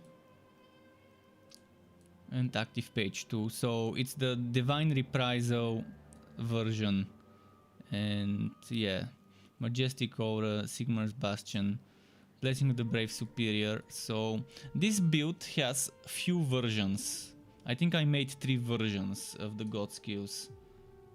Let me check. Warhammer, then Conrad. Holy Justice 3. Okay, that's the name of the skill, I think. Holy Justice 3. So I've got risky and non-risky. So this is regular. Number 1 and number 2 of the regular. That's how you would want the regular God skill 3. And the risky version is this and this. The one I'm running right now. So regular, God skill 1, God skill 2, and the one I'm running right now. So this is the regular skills, this is the risky skills. Regular, risky. In fact, this right now I'm running is a little bit different, to be honest. Because this is the usual risky, but if you see, I've removed the shield charge, and I've moved this there, and then I've moved this here, and then I've put this as a mobility skill over here. So I sacrificed my shield charge for break through the ranks. So it's slightly different than what's on the website, but it's kind of like a mix between this and this in a way. But the god skills are the same, just slightly rework the active skills. The passives also remain the same. Alright, let's do a corn. Children of the Corn.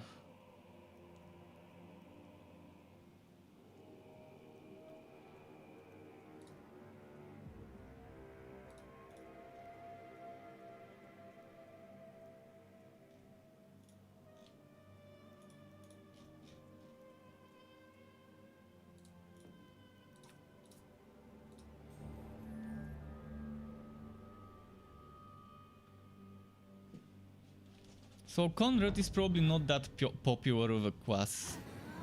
At least in my book he's not something I enjoy playing much, but some people enjoy it, so that's why I've always made builds for him as well. And this build could do Chaos 10. I can try and show you how it is on Chaos 10. Not sure if it's good enough now, but I think it can still do it. So, but he used to be, that used to be one of the few builds that can do Chaos 10 long ago.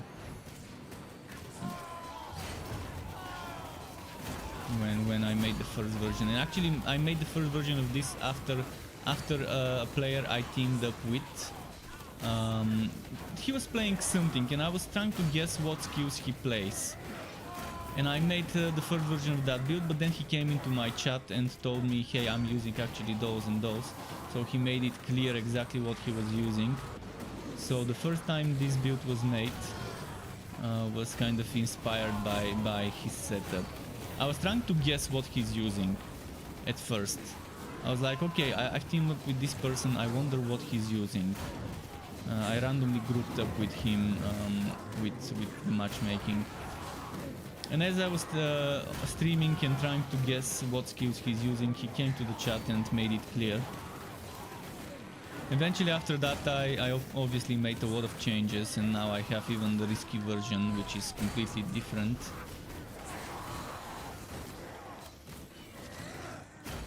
May your faith in Sigma protect you.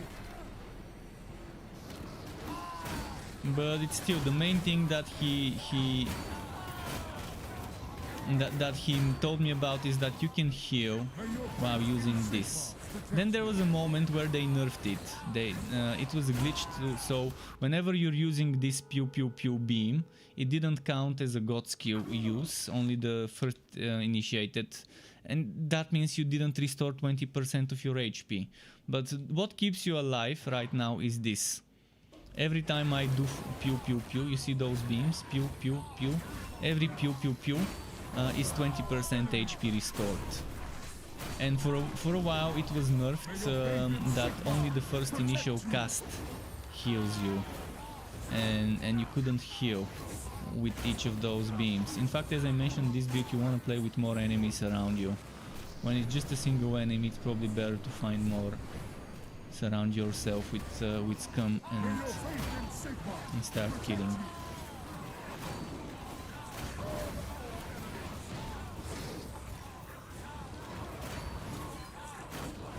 The more scum around you, the better this build works.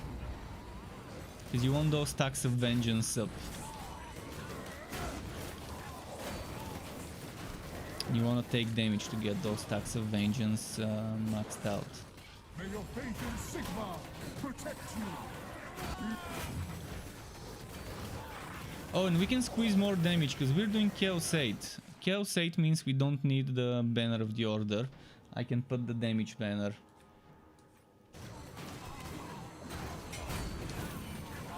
You can't have both banners, so you have to pick one or the other. For Chaos 10 you want the damage reduction, for Chaos 8, maybe even 9, you might want the damage one. But if you have two Conrads in the team, it's better to take different banners, so you have both banners stacking.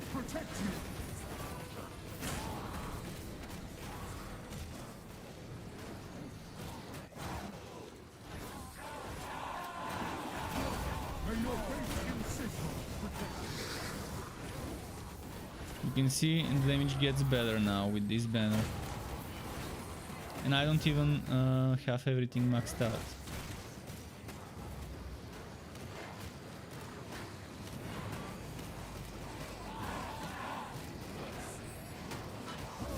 May your faith in Sigma protect you.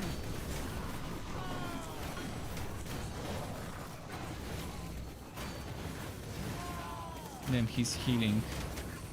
May your faith in Sigma protect you.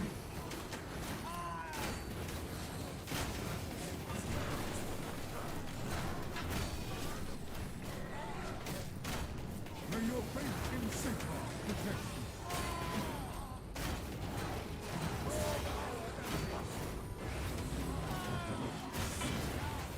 Should I just try and DPS him instead of killing the healing things? I think it's better to just focus him rather than killing those two temps or whatever they are.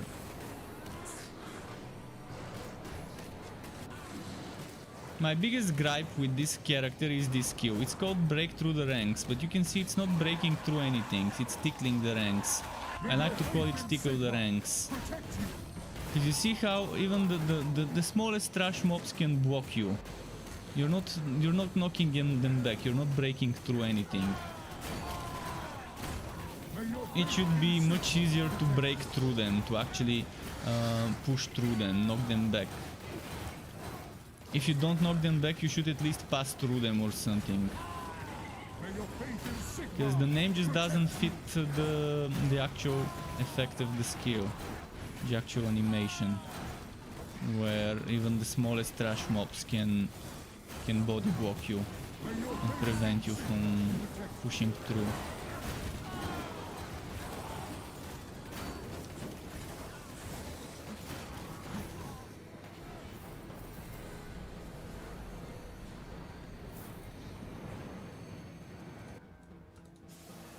There is a little bit of a knockback.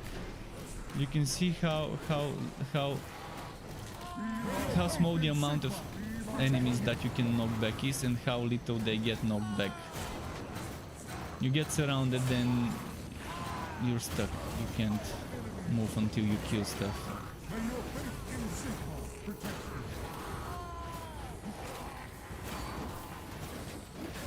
Okay, let's just get that one chest and leave. I'm not gonna... It's very slow to try and get 3 chests with this setup. Now let's go Pistolier.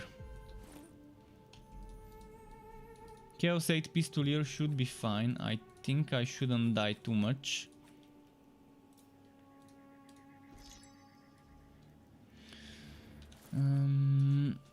What am I gonna need? The rings, the shield, probably the blade, and...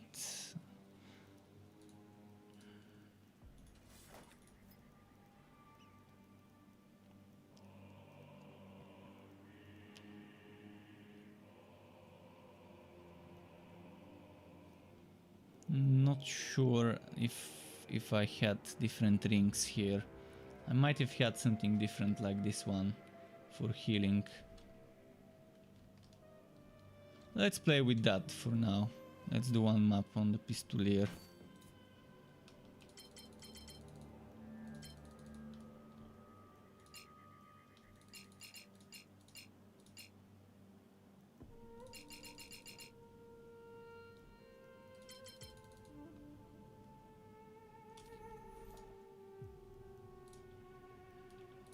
I'm gonna do the same map so you can see the difference.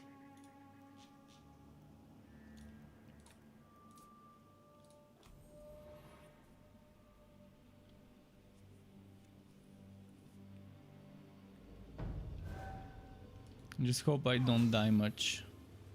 Feel the wrath of my herald.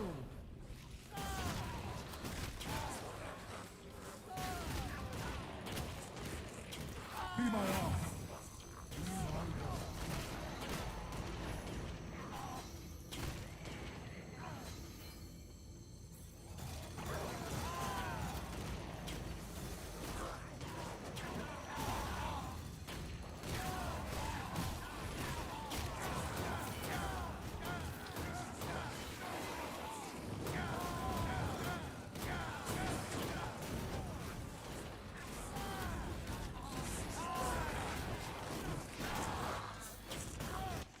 I'm gonna do something.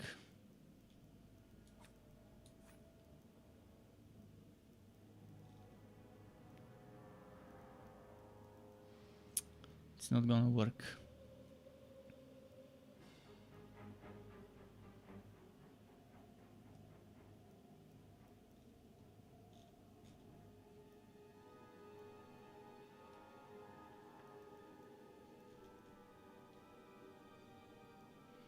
Let's go damage for now, because of the cooldown.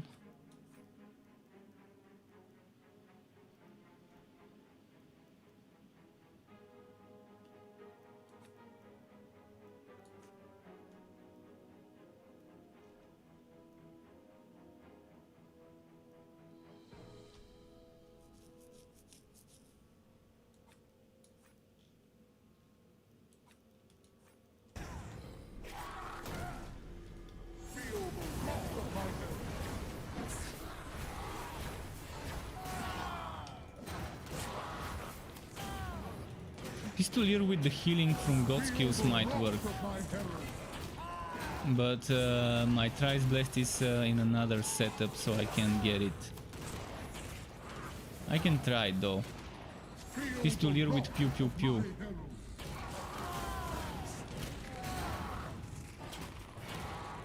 If it works well, I can make a build video for it. For Pistolier and pew pew pew with the Trice Blast. But I normally like using this because that's extra 50 damage to far off enemies, to enemies that are not right next to you. Far off means not melee range. If it's melee range, it doesn't take that extra damage. If it's even 1 meter outside of melee range, it should count as a far off enemy.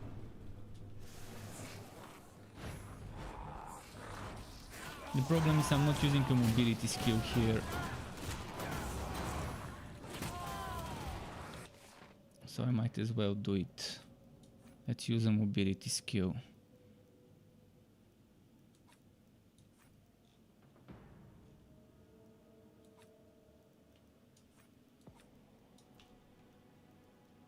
Okay. Ah, 1 fucking skill point. Really?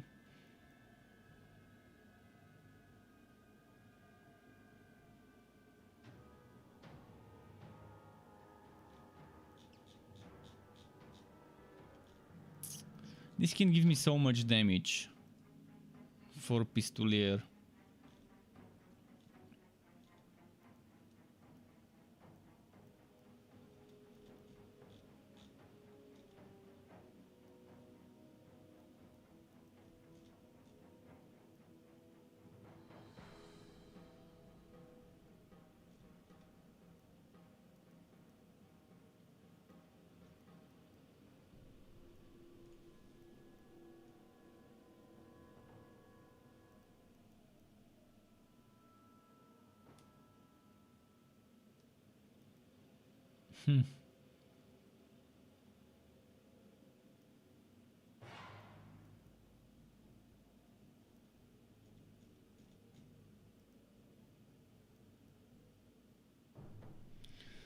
Bog chance 1%, energy gain 6, bog chance 1%, energy gain 4. But let's say I sacrifice this and then I put this.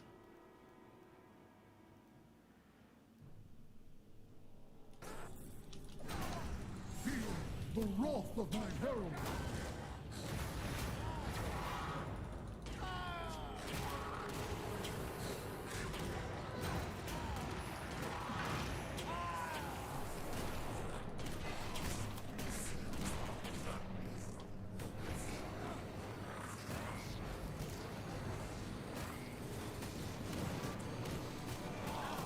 Feel the wrath of my herald.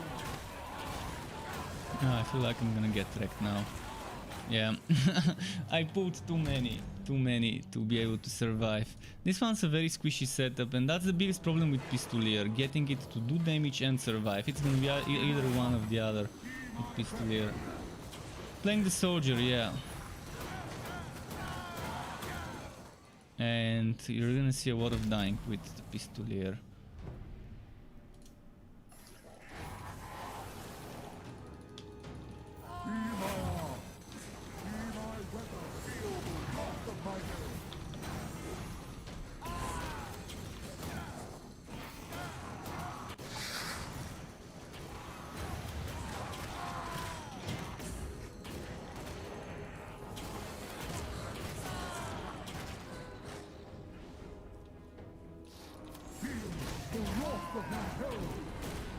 But I've done over 100 million crits in a team with Pistolier when I go glass cannon.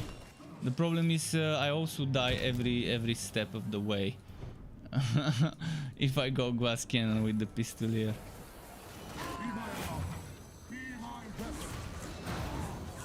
Let's say I change the banner to the damage reduction one.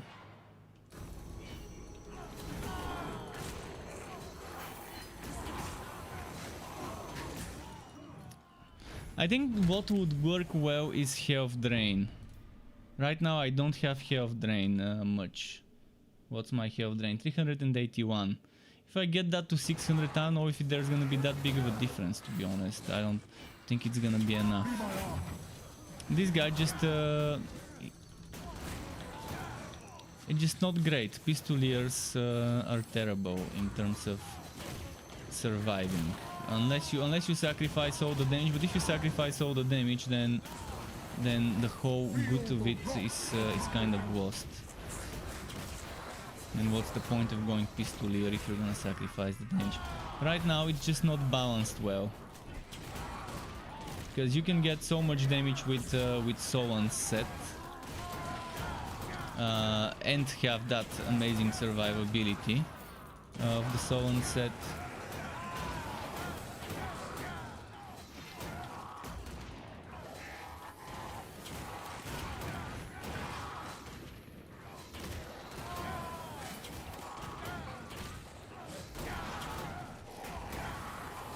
Feel the wrath of my herald.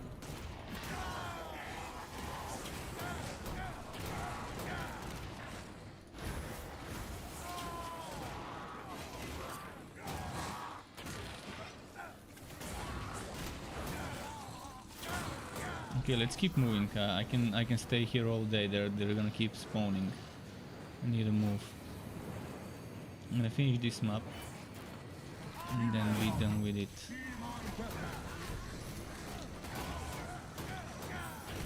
Shit, no, move. I got stuck. Feel the wrath of my herald.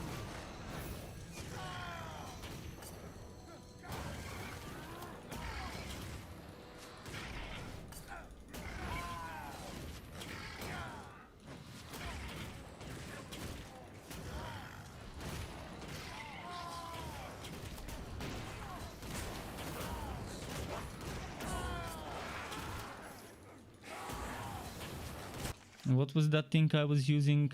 Using skill of cooldown cancel the energy cost. Okay, yeah, and this is skill with cooldown.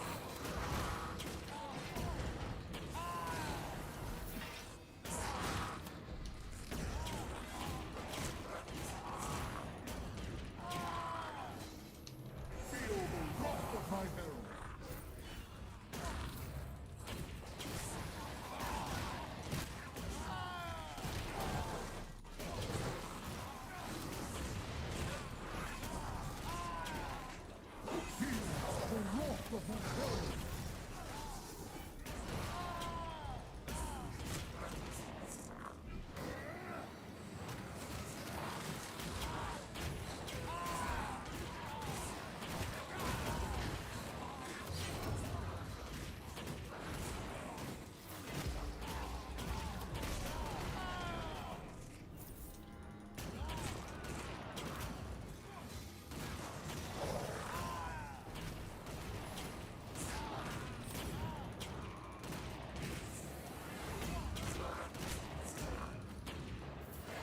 Let's keep moving.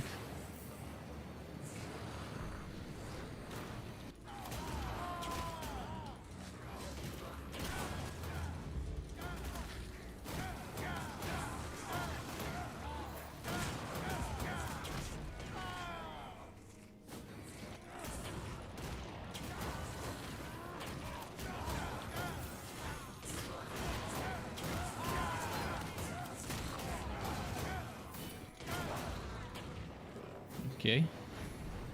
It's definitely challenging to play with a Pistolier setup.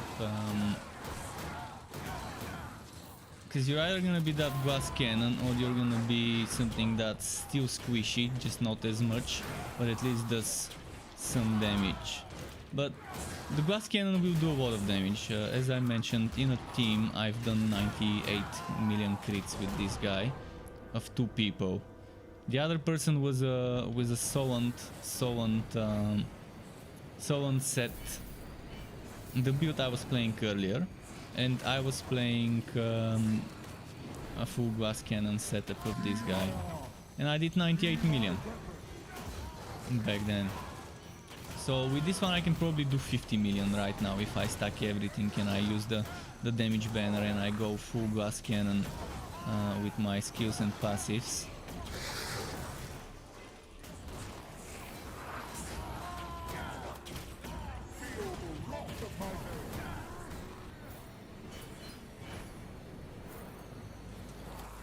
yeah, sacrificing the damage reduction, not the best thing to do if you're playing solo.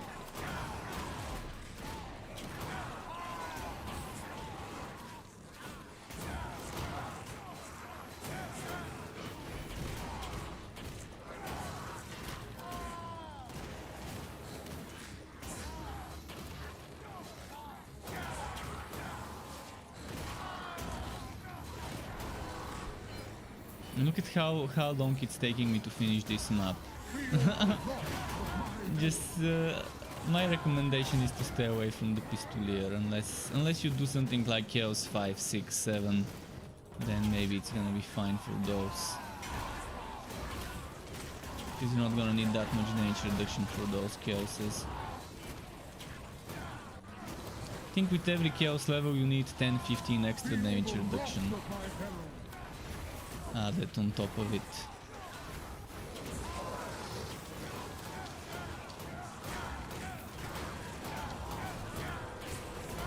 I just did like a 32 million crit, and that's without the damage banner. Let's go damage banner. 47 million crit.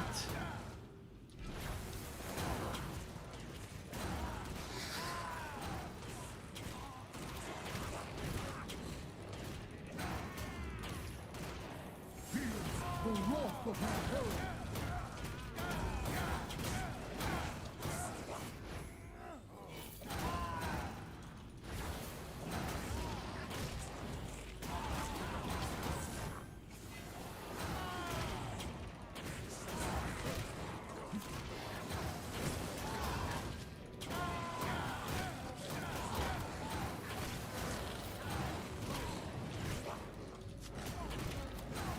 Shit, I'm gonna die. I can't heal. Ah, no. I wanna heal.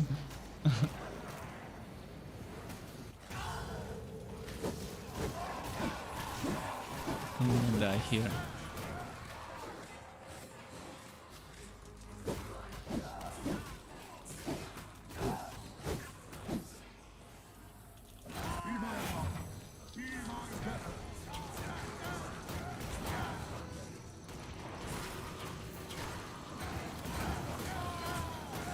And the boss fight, I don't even think I can make it here. We'll see. Because there's gonna be constant monster spawning. I selected such a map. Oh, it's a Chaosbane. Shit. It's actually one of the easier ones to do, but not sure on a Pistolier that stands true.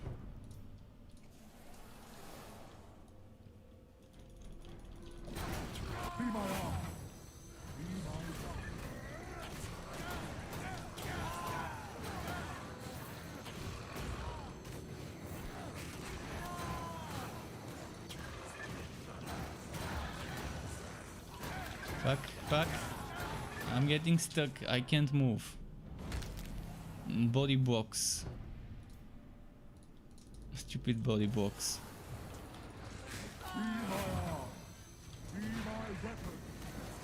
Because of the break through the ranks, it's fucking tickle the ranks. It's not breaking through any ranks, it's tickling them at best.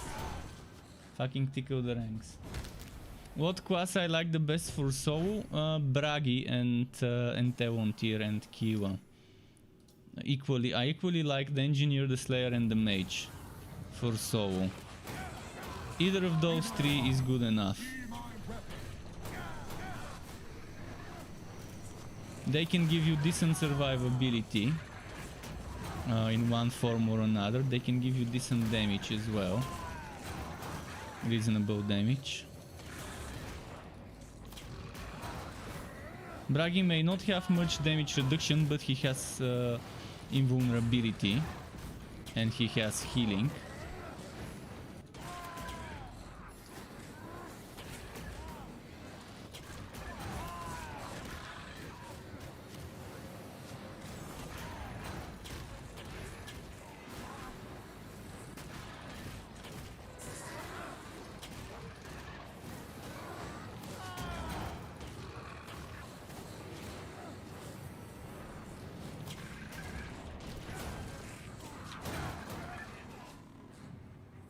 No, don't die, don't die, don't die. Not now. Fucking healing potion, come on. Be my arm. Be my weapon.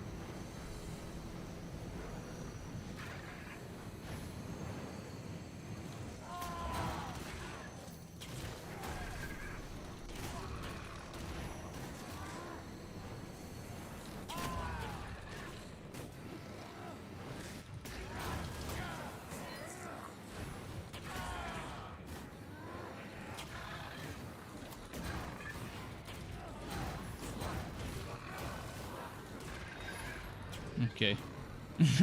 This map took forever.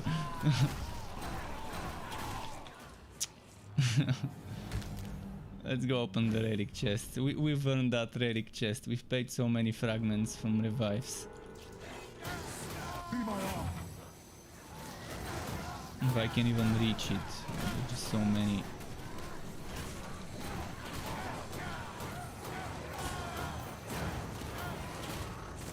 Come on, let me move.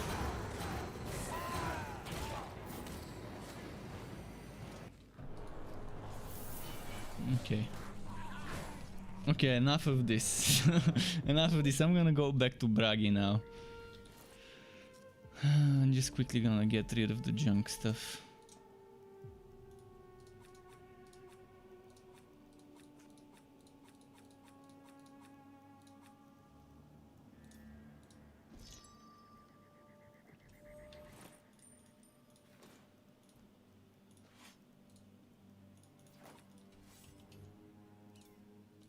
Alright, back to Bragi. Is the archer good for so? Well, she is, but she's not that great for pushing the hardest difficulties. I mean, yeah, there are builds that can do Chaos 10, but much slower than some of the other heroes.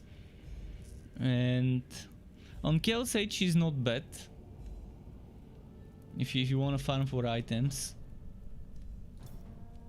But she's not in the top tier. Top tier would be Bragi, Evontir and Kiwa for me in terms of damage and survivability balance. Kind of like the what would be the best way to describe it? The combination of damage and survivability. And let's say still kind of squishy, and her damage is still kind of shitty. Not as much as the Witch Hunter, but she's still pretty bad. I mean, yeah, I made builds for Chaos 10. One build for Chaos 10 after the last patch in December for her. Thanks to her getting a buff.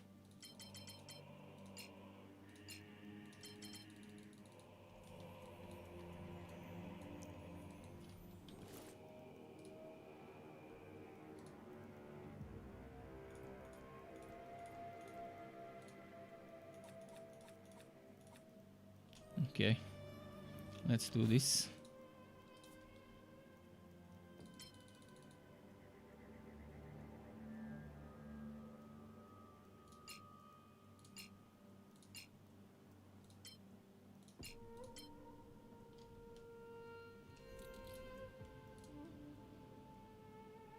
Wait, what chaos am I on? Chaos 8.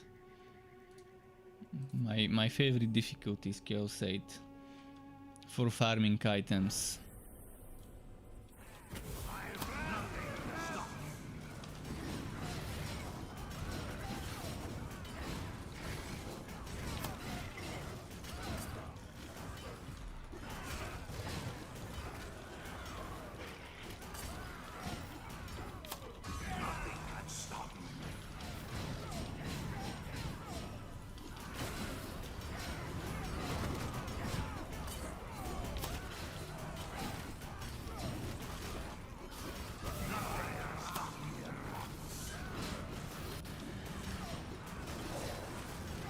You can see how much more fun playing this one is. Super mobile, spammy. I'm doing like 50, 30, 40 million per hit. Probably even 60 at times. I can do more. I've done more than 100 million with this guy. Especially in a team the damage gets so much better. Although this build is not the one that can do the most damage, this build is the one that has the best cooldown. It's not the best for survivability, this set. This set gives you the heroic Strike of the Anvil, which is faster cooldown for Strike of the Anvil compared to the other builds. But you heal less and you get less energy here.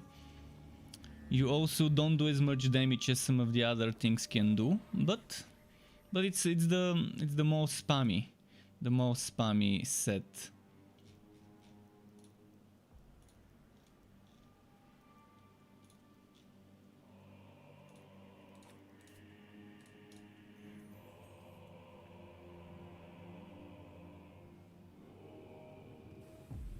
So yeah, the classes would be Slayer, this guy, the other dwarf, the engineer, and the mage. That's the three classes for me that are equally good for playing the hard difficulties.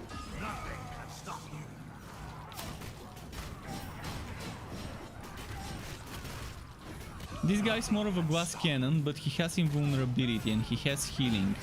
And he has good mobility. So if you're a good player, you would be able to survive. Damage while you have the invulnerability, then back up a little, heal up, and then rinse repeat.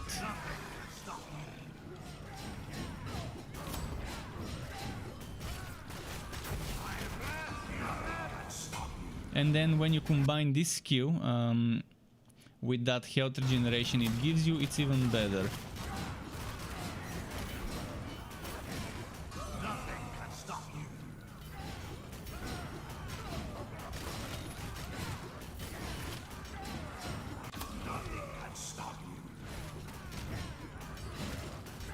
What's so good about the engineer? Well, I can go and play her.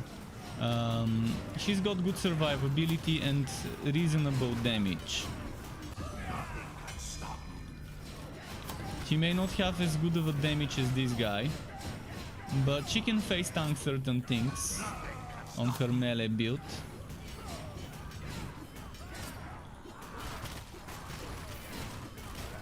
She's great to buff up the team as well, although you're talking about solo play. But she buffs herself, and if you have teammates she can buff them as well. But yeah, there's a lot of damage reduction you can get there on her. And the damage is not too bad. You can get 30-40 million hits with that heroic melee skill on the melee set, the Anvil Striker build.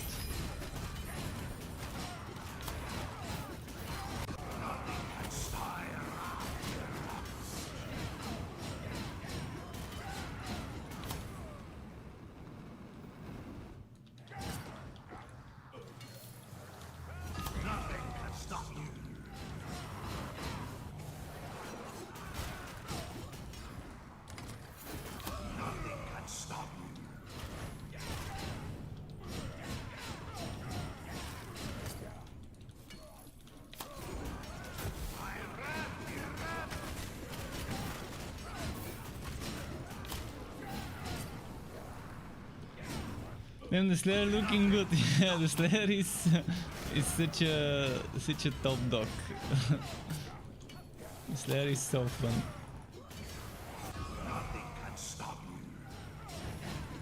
It takes a while to get used to some of the things. Look at that, 86 million crit. Hey, yo, holy damage. Yeah, and that's not the set that can do the most damage.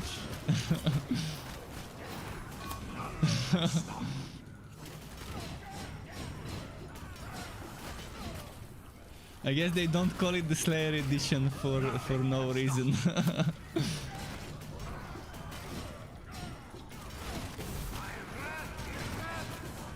That's why I call it the crit monster setup. There's this skill. This skill gives you crit damage based on your counter-attack damage. And you can get counter-attack damage from various places. But the way I do it is I get counter-attack damage here and here and here, and here, and here. So basically I've got 148% counterattack damage. And then you use the Grudge Holder. The Grudge Holder gives you 500 counterattack damage for every stack of rage. And right now I've got 20 stacks of rage. 20 stacks is the limit. You cannot get more than 20 stacks of rage. So that's like a 10,000 counterattack damage from that item.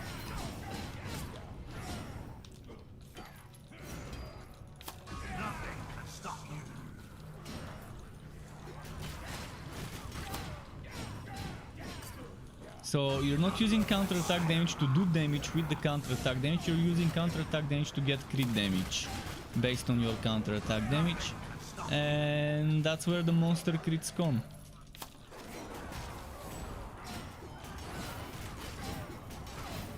From. Yeah, that's from where we get those massive crits.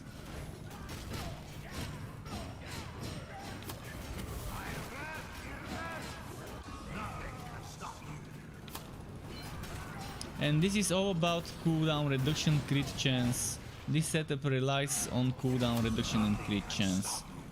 Cooldown reduction, the more you have it, the better it is for Bragi. So you can jump as much as you can, and so you can use your other things, other skills, god skills, etc. as more as you can, such as the healing and invulnerability skills. I mean, when I use this skill, I'm invulnerable for 4 seconds and I don't consume energy. So, and then when I use this skill, I heal myself and get energy.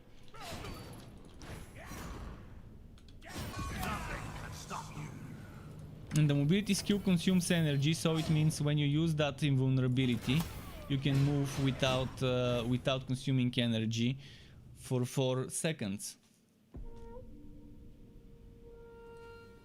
Counterattack in the game is worthless. It's a piece of shit stat. The only time when counterattack is worth it is when counterattack gives you damage or crit damage. So the mage has a passive skill that gives you damage based on counterattack damage. This guy has crit damage based on your counterattack damage. And that's the only time where counterattack damage is actually worth it. Conrad has a build where counterattack damage does damage, but it doesn't do as much. It's a joke. It's pretty much 10, maybe even 100 times less damage than you would expect. Let's say 50 times less damage than you would expect for a reasonable counterattack damage build. And I've tried it. I've tried stacking as much counterattack damage as possible on Conrad it's like Thorn's damage. It's like damage reflected, but it's not actually reflected. It's when they hit you, they take damage. And yeah, it's a shit stat, but for certain builds like this one with this passive, it's just great. It's a great skill, and that's where you want counterattack damage. And you can see I'm doing a balance. I'm doing 1 item with counterattack damage, 2 items with counterattack damage, 3 items with counterattack damage as a blessing. I find that 7 items with flat damage and HP, and 3 items with counterattack damage, or 4 items and 7 and 3 or 4 and 6 is my good spot, the sweet spot, because you need flat damage. All that crit damage won't do much if you don't have crit damage. So that's my formula. 3 pieces of equipment that give you counterattack damage in the blessings. It can go up to 2500, and the rest goes into flat damage. And the items that I switch between heroes, I keep with flat damage. So now I have almost the same build, just that I'm using, instead of this heroic, I'm using this heroic. So I will be using this a little bit less often, but at least I will be having some more damage and HP and energy gain. And this set gives you rage damage bonuses increased. So with this one I'm probably gonna do a little bit more damage.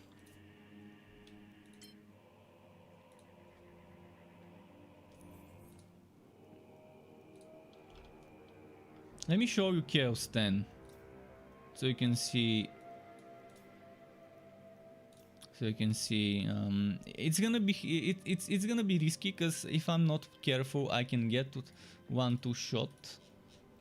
So it requires skill from the player to play Chaos 10, but it's not impossible. You just need to be a little bit more careful, a little bit less aggressive, or if you're aggressive, you have to get the best timing. That's all it is. It's all about timing.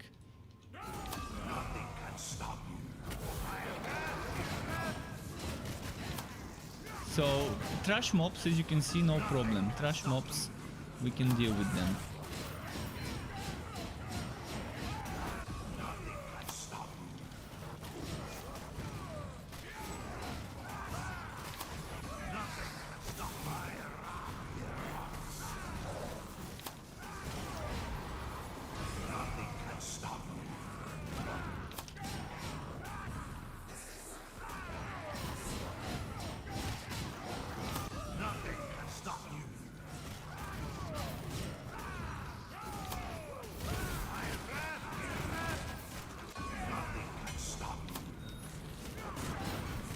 And this setup is far from perfect. I'm very unlucky when it comes to this hero.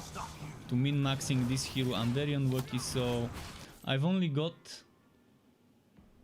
Where is my cooldown reduction? I've only got 47.0 cooldown reduction. So this is missing cooldown reduction. This is missing cooldown reduction. So yeah. I can get another 10% or so cooldown reduction, and I can try and squeeze some more cooldown here and here. What is great is having Fiery Ring of Tori and Mountain Pendant. And hitting an enemy has a chance to reduce the current cooldown by 1%. Here, performing a critical hit has a chance to reduce any current cooldowns. And you want Victor's Tribute with cooldown and crit chance. You want a Grudge Holder with cooldown and crit chance. Outring of Resonance is a must-have, because it stuns the enemies when you use a skill with cooldown. And when you stun an enemy, it also inflicts bleeding. And then damage increases based on the number of nearby bleeding enemies. So you're using a skill with cooldown, it stuns them. As it stuns them, it applies bleeding. As it applies bleeding, it gives you up to 10 stacks of 3 damage. So up to 30% extra damage when you have 10 nearby bleeding enemies, and it also gives you another 30% damage regardless of that. If the enemies are bleeding, so they take 30% more damage. And yeah, that's kind of like an interesting synergy with this setup. And that's why this ring is needed, because this ring makes skills with cooldowns do an AoE that stuns them. So you can kind of stun with this skill, which is a cooldown skill, or you can stun with this one. God skills do not count as skills with cooldown. Even though they have cooldown, they count as God skills. So God skills with cooldown is not gonna trigger something that triggers on where it says skill with cooldown. It's weird, it's confusing, but that's how it is. God skills with cooldowns are different than skills with cooldowns, as per how the game works.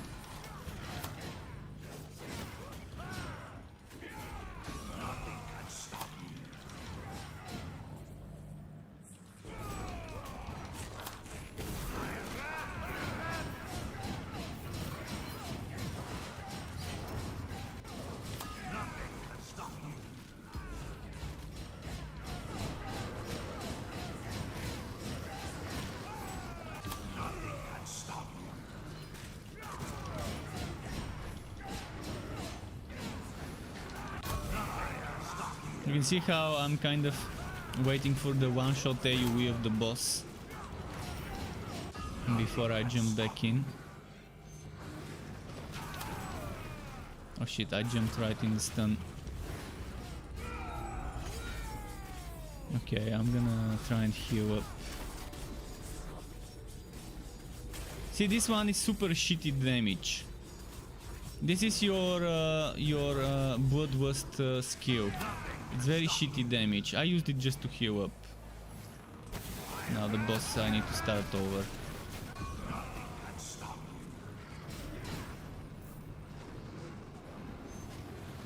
Okay. I didn't do my cooldowns properly, and that's why. You don't have to use this immediately after this unless you need healing. Normally I try to use them at a different time. If I'm gonna use this, I'm gonna wait for the...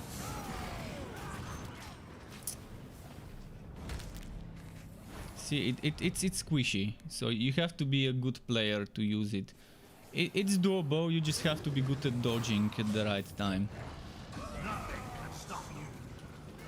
And stay away from the one-shots and the stuns.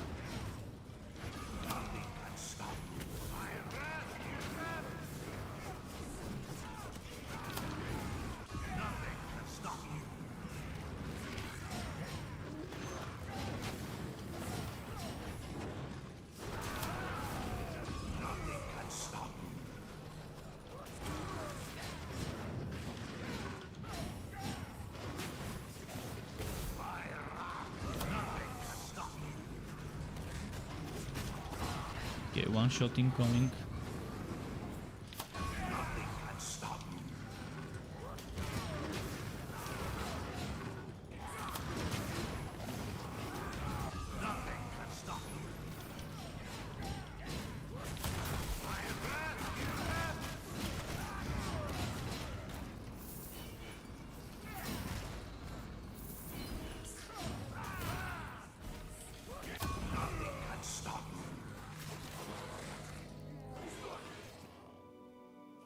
Then there's that other set, the set that gives you a burning aura.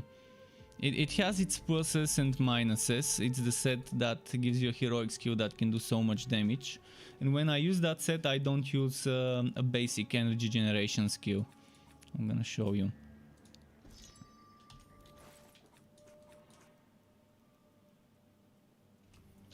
So, just a moment. Keep transferring those from one setup to the other. Oh no, not that set. Number 3. So this one gives me a very nice AoE aura around me. Look at that. Just standing next to the dummy. Shit, not this skill. Wrong skill.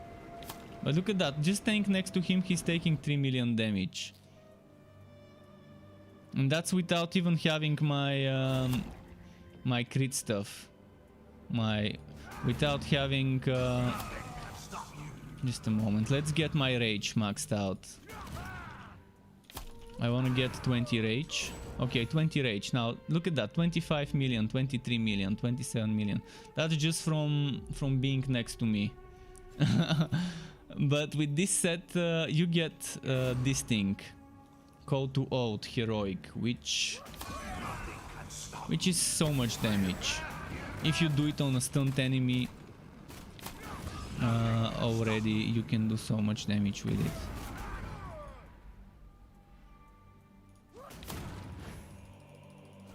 Just a moment, I'm waiting for the cooldown. Okay, let's do number 4 and number 2. And this does 1,000,000 damage right now. This does 800,000. So this does like 20% more damage than the other one. And it also buffs the players for a few seconds. But it sacrifices HP. It also is a guaranteed stun, but since I have other things to stun, I'd rather use the other things to stun the enemies and then do that afterwards. The problem with this setup is I removed my energy generation, so the only thing to generate energy for you is this. It's kind of a slow start. Let's do the same map so you can see the difference easier. So for trash mobs, this one is great.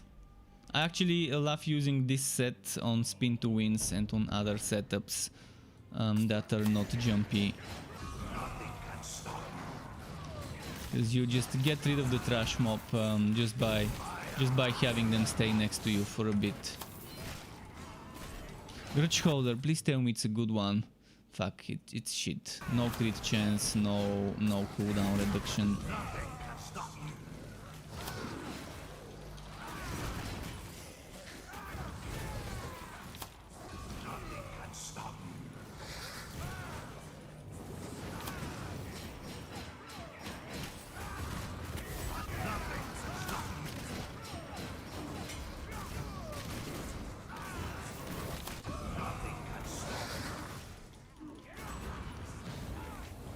Ah! Fuck, I wasn't paying attention to my HP.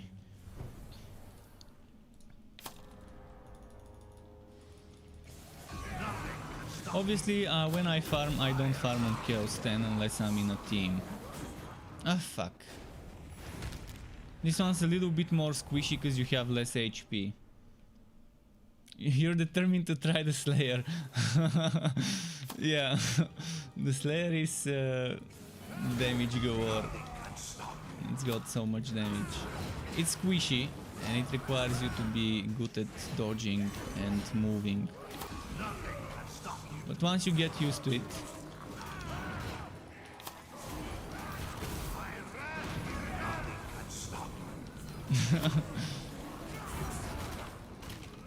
Slayer is the fastest hero probably for speedrunning the story. If you want to rush the story, this skill, Avenging Charge and an Ancestor's Gift, is the combo. You get Ancestor's Gift very early, because you don't need to invest much, you only need 4 God skills. 1, 2, 3, 4, okay, 6.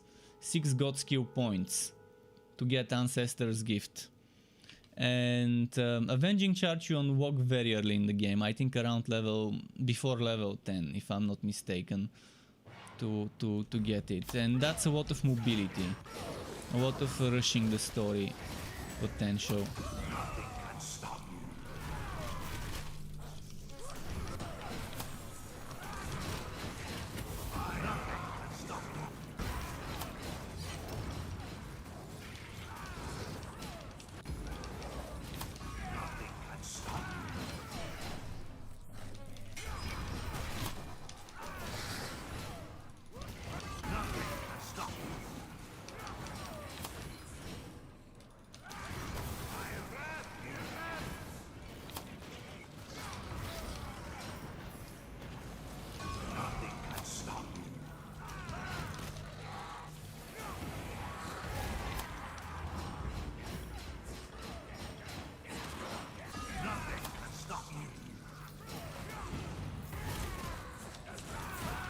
Okay, let's go.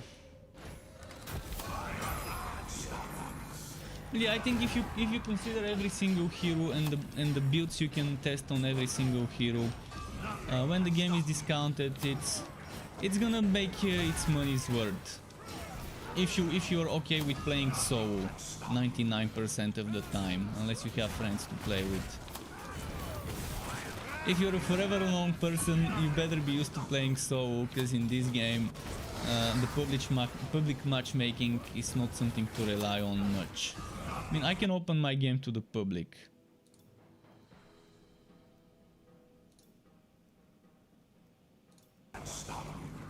And we can see if someone joins. I mean, if someone joins, sure, okay, nice.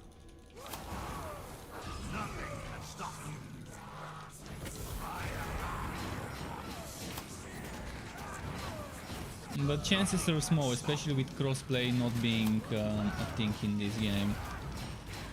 So the only people who can play with me are actually Steam players.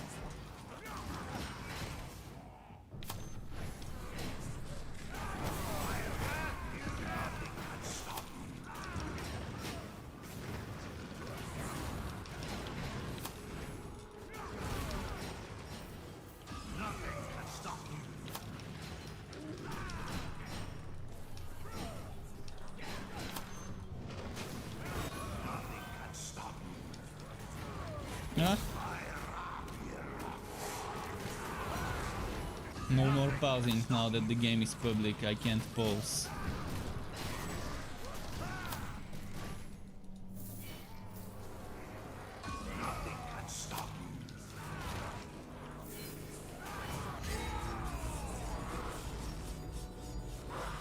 Who wants the spin to win build? I can show you the spin to win build in a moment. Just need to... I need to empty my inventory. Okay, I'm gonna close the game.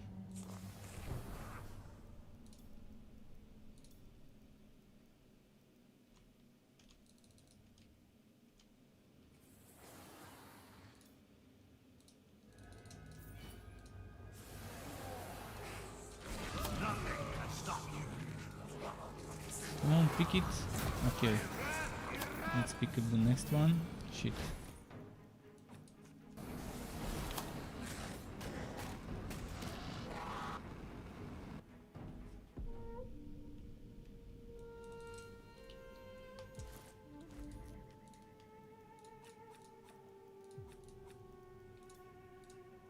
I'm having trouble saving up all those items. I really don't have room for stuff.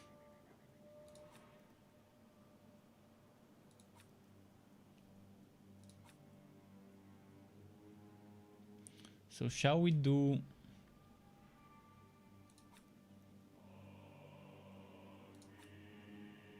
Shall we do the spin to win setup?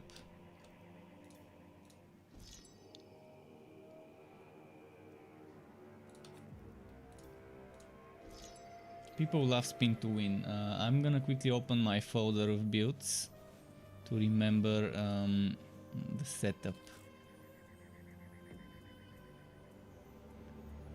Warhammer, Bragi, Ragewind. That's the Rage Whirlwind. So that's with the challenge set. That's with the Last Song, and that is with what's this one? I don't... Oh, that's challenge set as well. So...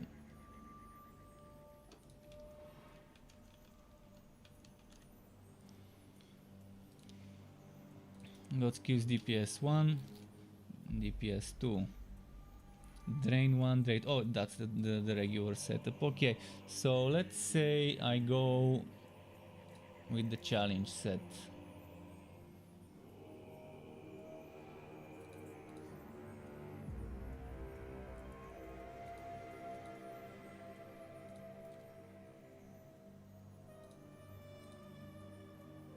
Just a moment, I want to see which one I've made last.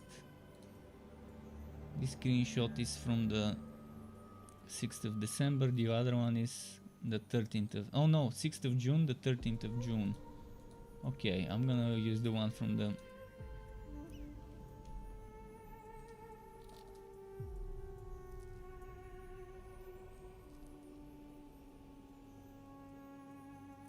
Let's make Last Song. I'm gonna make Last Song the one, but I don't know. This one seems a little bit more tempting. We're going challenge.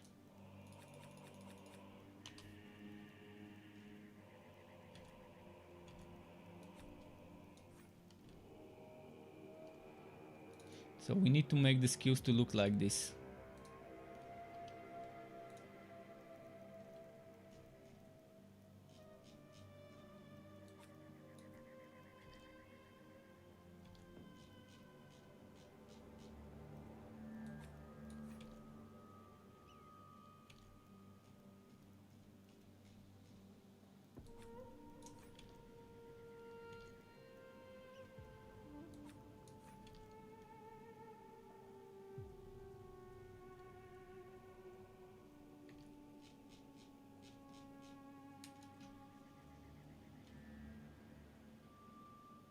Where did the god skills go?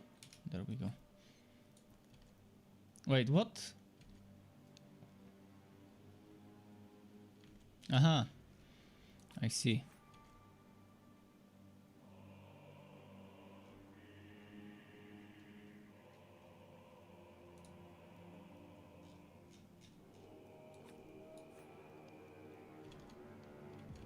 Let's open it again. So it looks like exactly the way it is.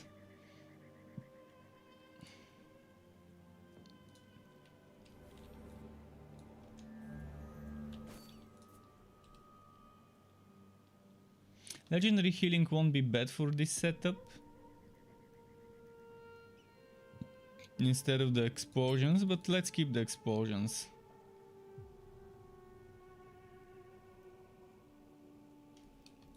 Fuck it, let's go. Legendary healing.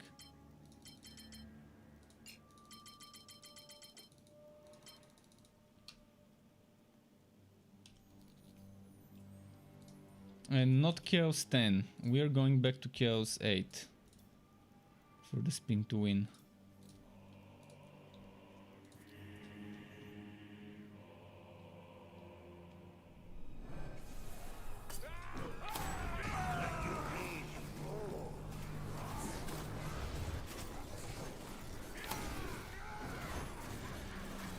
I think the one thing the Whirlwind build needs is, like Diablo 3, something that makes it maybe a heroic Whirlwind version of an item that gives you heroic Whirlwind maybe, and the heroic Whirlwind getting more damage based on how quickly you're moving and benefiting from movement speed bonuses, because right now it doesn't. Regardless of how much your movement speed is, it's not gonna change. And there is this god skill that gives you this god skill here. It gives you 40, I think it goes to 50, maybe, was it 60% movement speed? The mastered version, where is the mastered version? 60% movement speed. It would have been amazing, such an amazing skill if the Whirlwind had extra damage based on your movement speed and actually moved quicker when you had more movement speed. Right now movement speed doesn't change your Whirlwind speed.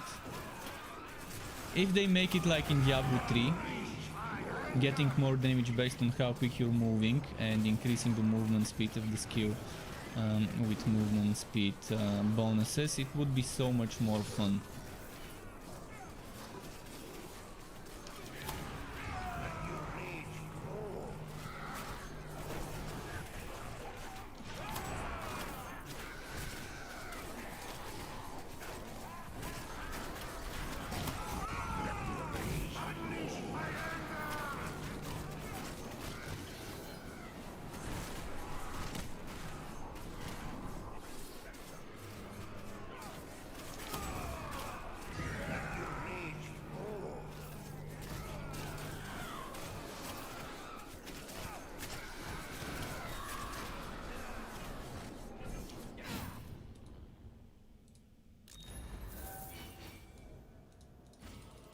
Okay, let's keep going with another normal map, not a tower, but a regular one.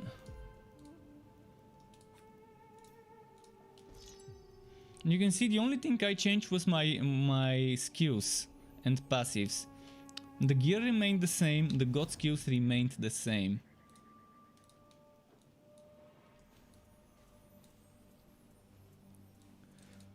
The only thing I changed was this thing here.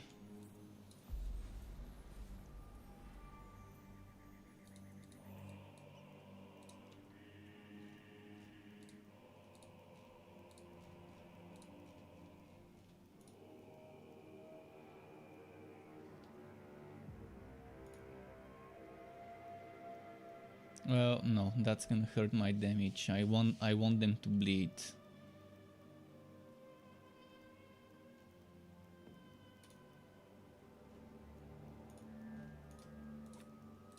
This will be a tough one. It's gonna be a tough one if I get the Sphinx. Actually, the Sphinx won't be that difficult. Maybe the Scorpion would be difficult. We'll see.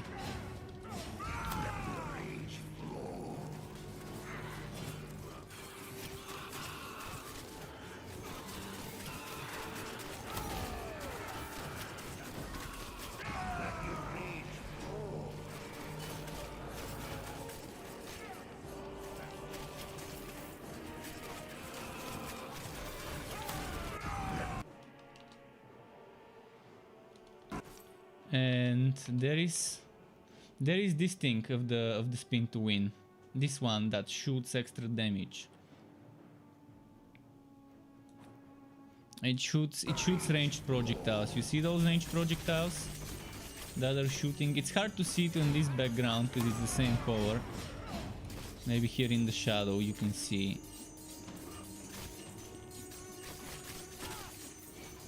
So it's not as wide of a circle around you, but at least you have those extra ranged projectiles. And it's a little bit slower, it seems. Maybe just to me.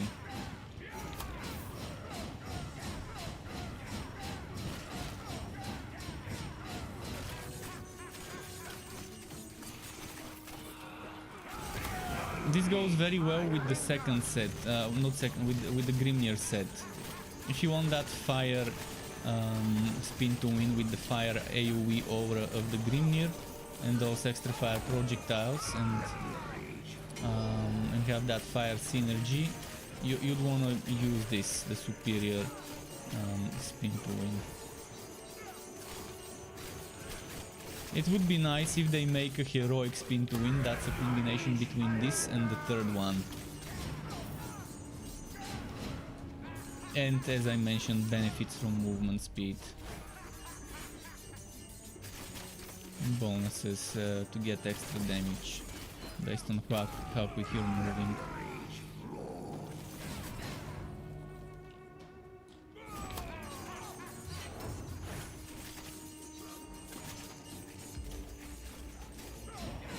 Then you probably wouldn't need to go for a fighter spirit to give you crit damage based on counter-attack damage, and that might be more build diversity for people staying away from that. Because right now most builds on Bragi, I don't see myself using a build on Bragi without this right now.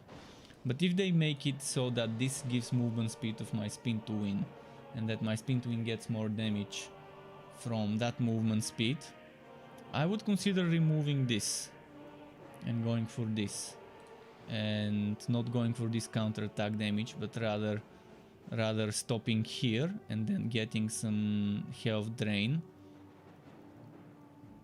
or even going for something different like what else could be good. This one's not bad, but I've tried it, it doesn't work well. This one could be nice, although I prefer that one for that extra damage if you activate it at low HP. But you can activate Bellow with Blood of the Mountain, and that won't be bad. Going Blood of the Mountain with Bellow as active, two active skills, and not taking Fighting Spirit. Or if you're taking Fighting Spirit, just taking the superior rather than the mastered. We can just remove that here and just not benefit too much from it.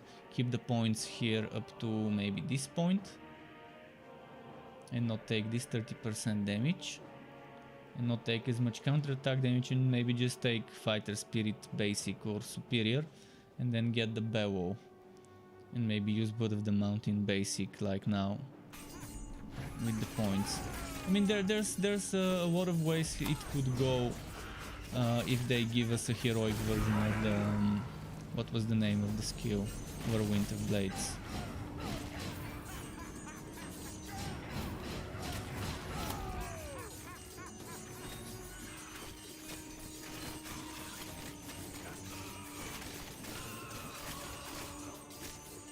But yeah, Shohei, I hope if you're still here you enjoy playing this guy with the glass cannon mechanics he's got.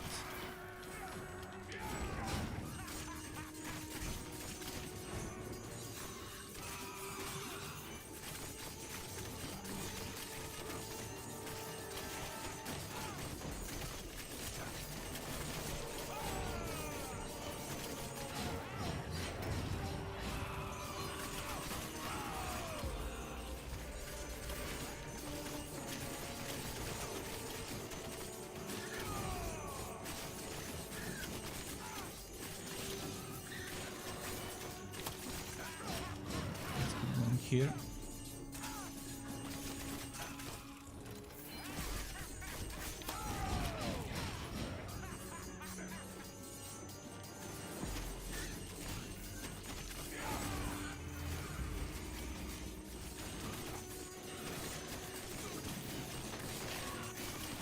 Right, let's switch back to this one.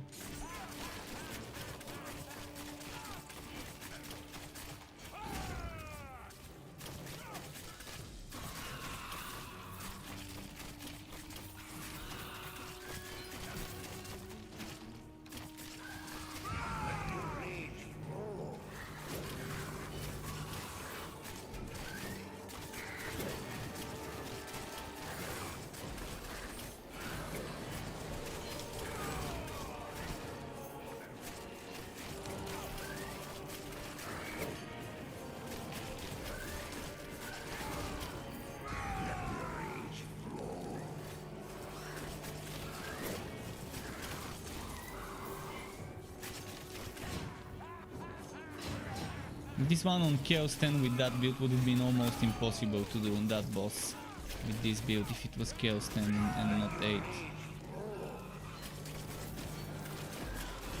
Because just the storms that he summons do so much damage.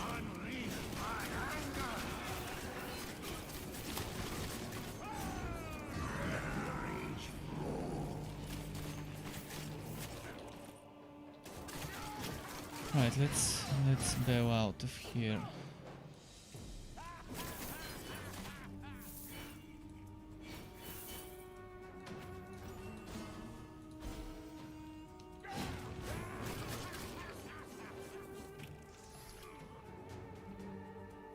And the other build I want to show is the Laceration build.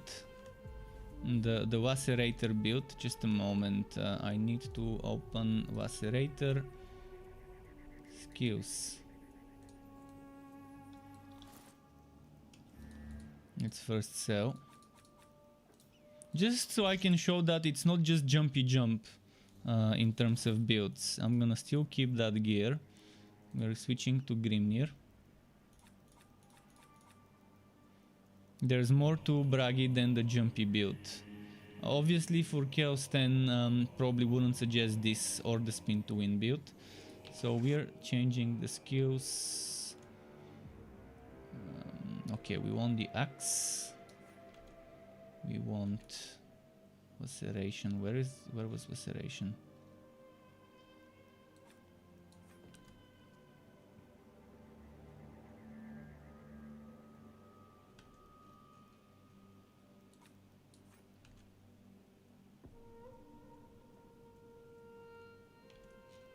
Okay, some damage reduction. Yeah, good call. Having some damage reduction. The rest remains the same. And God skills, I think it was the same.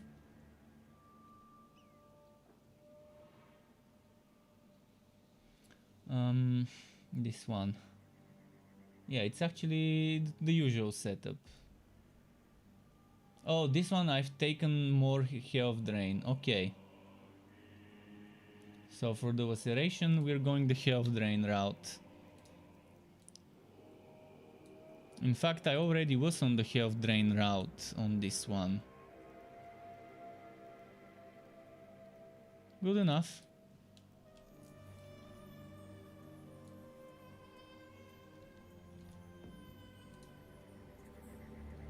The Witch Hunter is not really good. He's the most underpowered of them all. He's the weakest of all of them. So I wouldn't recommend Witch Hunter.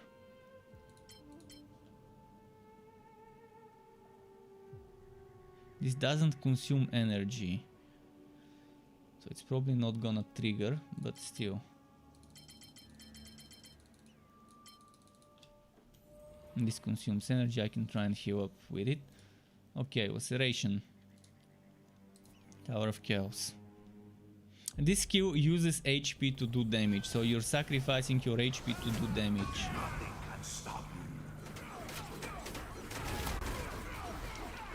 So it's a little bit more difficult to play this. And it's definitely not as good as the jumpy setup.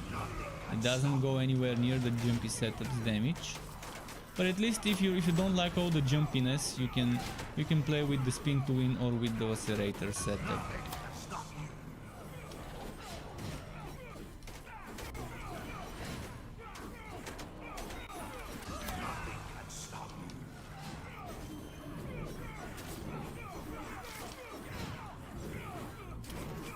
But Wife Drain is very important for this setup, otherwise you're gonna be dying so much.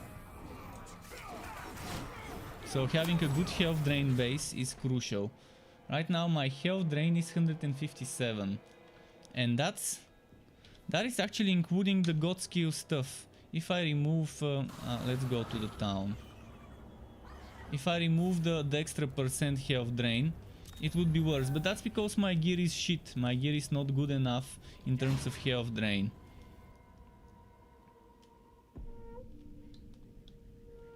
So if I were to remove those points of health drain, and I only have 7%, with that 7% right now I'm at 119. If you have 500 base health drain, and then you get this instead of 7 you get 41% health drain. That's gonna be nice. 41% of 500, it's what, 200-ish? 200 and a little bit, so that's gonna give you 700 health drain total, which is gonna be great. Health drain is basically you heal up as you do damage.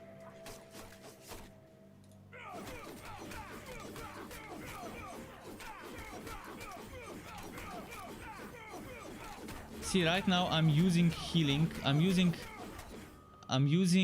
health to do damage, and as I'm doing damage, I'm healing. And when you're hitting multiple enemies, every single hit can heal you. It's not much, but it can negate some of the damage you're taking with laceration. Killing an enemy with this skill grants HP. You get 10% healing restored if you kill an enemy. You lose 4% HP for each time you use the skill. And health drain is basically it scales of the damage you do. See, now I'm getting healed just by being next to them. Just by the aura, the flame aura hitting them. 500, 500, 500. It might not seem like much, but as I mentioned, now my health drain is only 157. If that was like 700, it would have been different.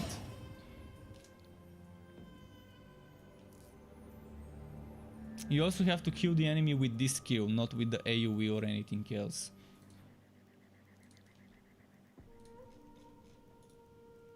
Actually, let's do an Nurgle.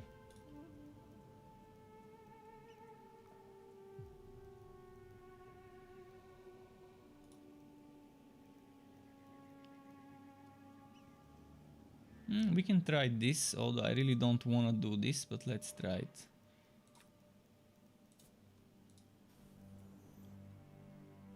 And Dreadbeard asked, so has Chaosbane gotten any better since launch? Oh, since launch it has gotten much better. Much better since launch. It's gotten 2 new acts, it's gotten 2 new heroes. So you have more enemies, you have more different maps to do. But it's still gonna be very repetitive if you're doing the same biome, let's call it, over and over. It will still feel repetitive, but it has more to offer. Since the game launched, having those extra 2 acts of the story, which means extra new bosses, extra new enemies, then the new hero, the new maps that have been added, some new items for the old heroes. Some of those new items, for example, give you new heroic skills. The mage has 2 items that give you 2 different heroic skills. Better balancing, but the witch hunter is very badly balanced. He's very underpowered. But at least the scout, that used to be the weakest of them all, is no longer the weakest. For 2 reasons. One, she got a little stronger and tougher. and reason 2, the Witch Hunter is is taking her spot as the weakest link because he's just so bad. Although not by much, he's not bad by much compared to Alessa, but Alessa at least has builds that can sow Chaos 10 reasonably quickly. Still not as good as Bragi and the Mage though. But yeah, when the game is discounted, I think it's a bargain. If you like playing solo, obviously, because you shouldn't expect in this game to play with others. The community is pretty much non-existent, and it's spread out on different platforms, and there's no crossplay.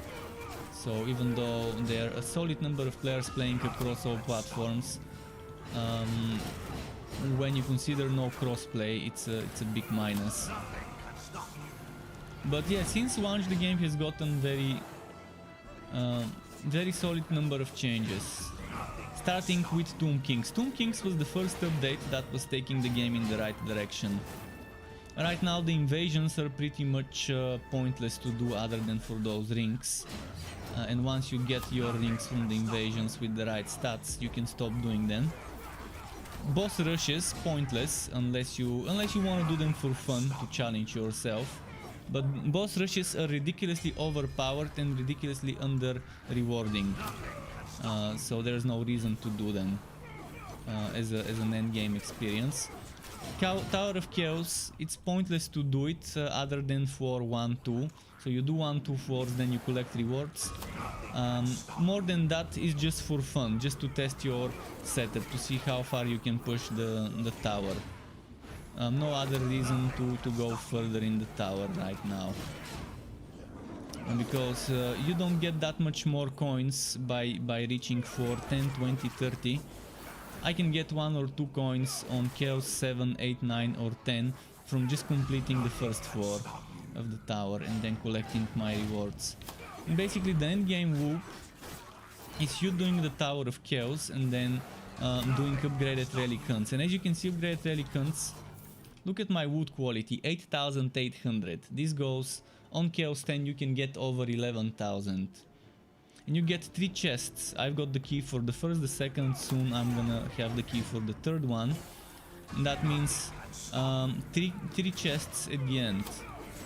So you need those coins from the Tower of Chaos, so you can upgrade your relic hunt to have up to 3 chests. See, I've just unlocked the third chest, so now there's 3 chests.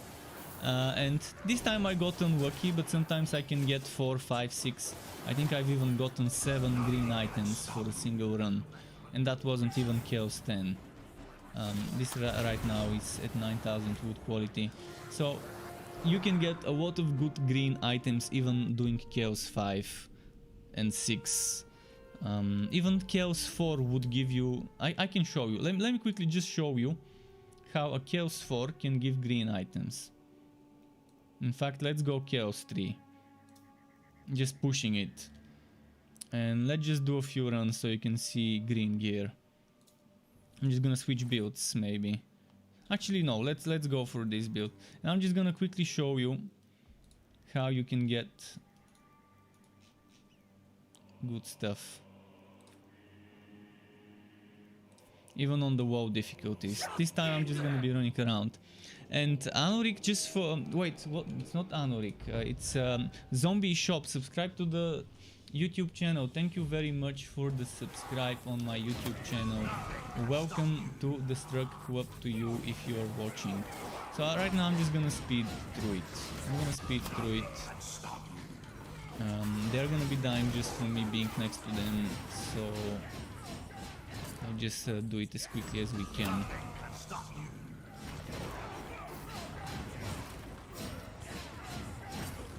Just so I can show you how much wood quality you can get on something as low as this.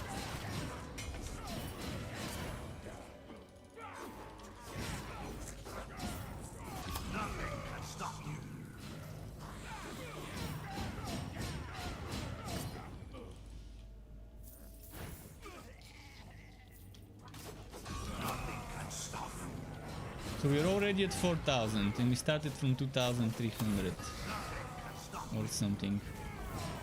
Good quality.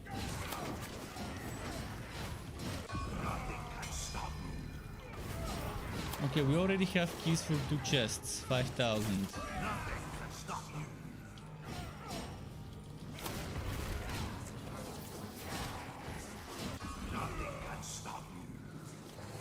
So even WoW difficulties can be rewarding if you do the right type of content, upgraded reliquants. And again, you need to do the Tower of Chaos to get keys. And on WoW difficulties, you're not gonna get as much keys, and you might have to push the tower to level 5 or so to get keys. But that's still not too bad. Okay, I'm at 6.5 thousand already. Good quality. I'm gonna try and get like 7,000 and then open the chests.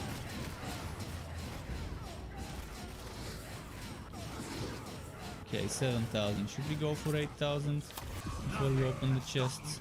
I think 7,000 is good enough. Is it stuck? I think it's stuck. Maybe that's a bug and it stops at this point. Yeah, I think here it stops here instead of here. That's a bug. I've never noticed this bug, but it should have kept going. 7,000 is still nice, and if I do a few runs I can probably get a green on this difficulty. But I've gotten greens on 2,500 wood quality. If I do another run of this difficulty, it's gonna be boring, but I wanna do it until we get a green. Let's see how many runs I need to do with my bedwork to get a green. Let's do Swanesh.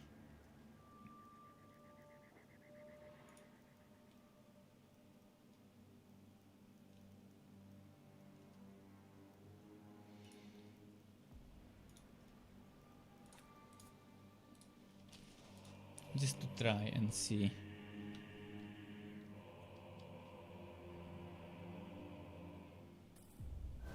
How many maps am I gonna need on this shitty difficulty to get? Oh, this is not gonna have enough enemies for good wood quality.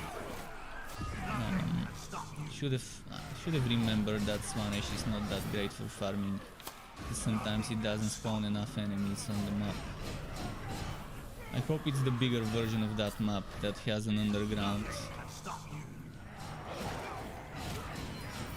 not overground only. If it's an overground only map, we're not gonna even get enough kills for 3 chests.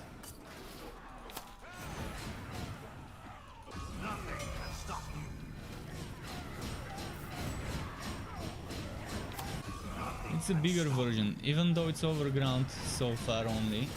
It's the bigger version. Oh, and there's an underground as well, which is nice. So I can get the wood quality high.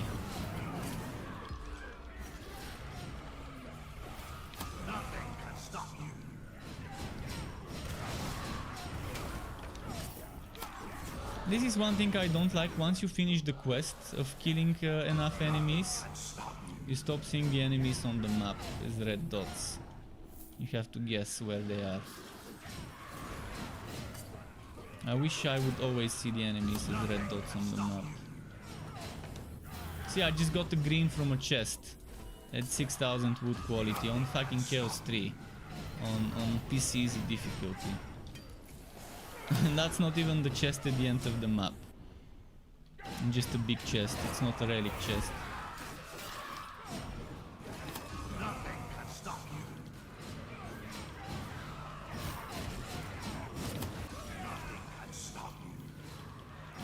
And now it seems to be stuck at 6,645 wood quality and not wanna go further, which is still fine. But just to demonstrate that you don't need to go Chaosbane to get good wood when doing red relic hunts. Gearing up is definitely not as difficult as it used to be when they first introduced the green items. With the invasion update. And let's see, 1, 2, 3. 3 chests to green. See? Not bad. Okay, I'm gonna go back to a harder difficulty.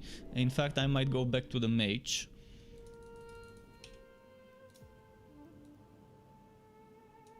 but just wanted to demonstrate that even as low as Chaos 3 can be rewarding.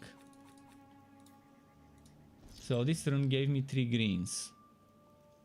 2 from the relic chests, 1 from one of the other big chests. The previous one gave me 0, but it's how it is.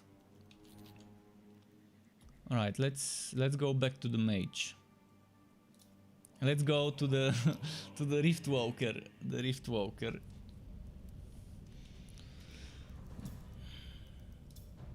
He's got a very good speedrunning setup. I mean, it doesn't get any faster than a Riftwalker mage for speedruns.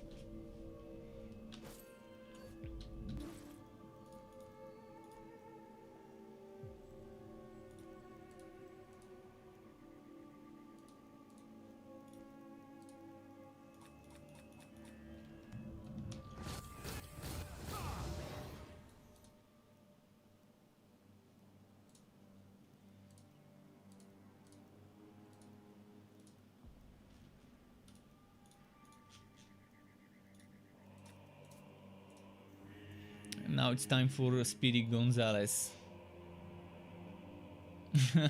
This is super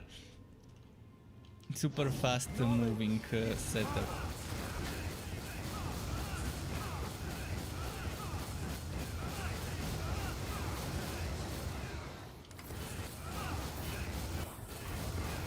See, it doesn't do much damage.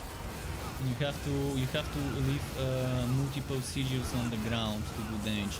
But the way it works is when you teleport, at the beginning and the end, actually just at the beginning of the teleport, you leave a sigil.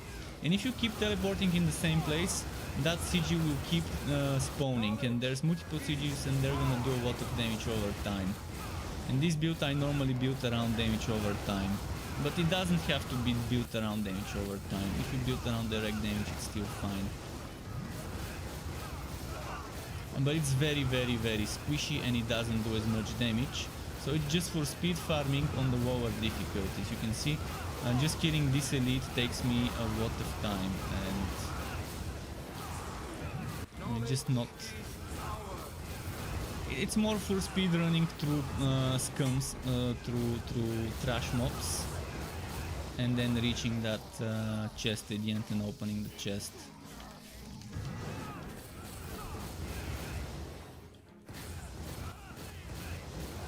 Obviously, I would suggest this build for like Chaos 6-7 rather than Chaos 8 right now. Oh, I'm on Chaos 10. Oh shit.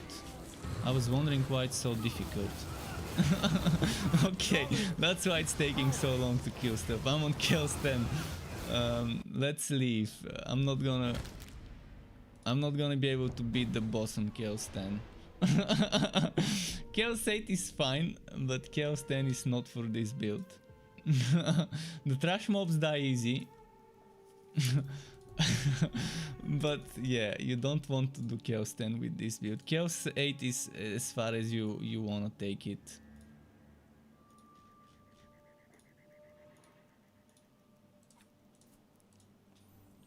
Now you're gonna see a world of difference between 10 and 8 with this build. Knowledge is power.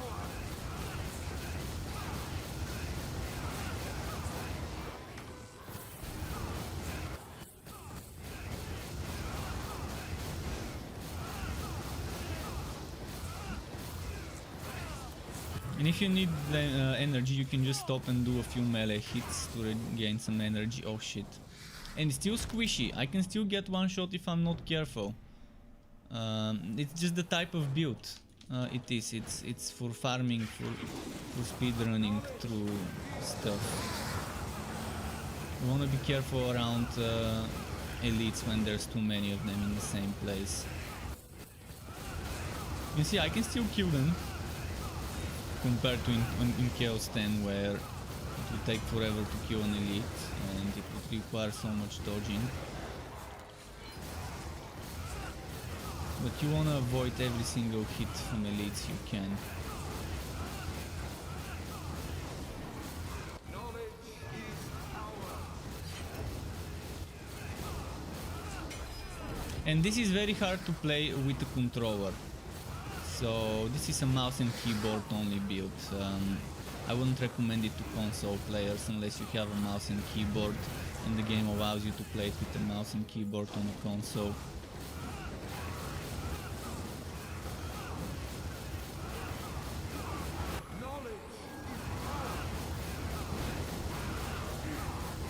It's just that it's almost impossible to aim the teleports.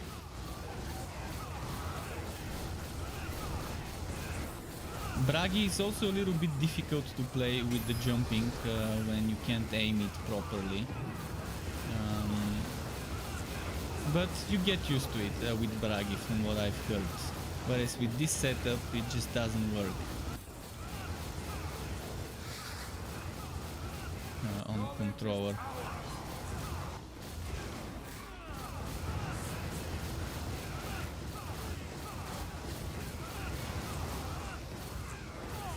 Okay, I need to regenerate some energy before the boss fight, so I'm gonna do some melee.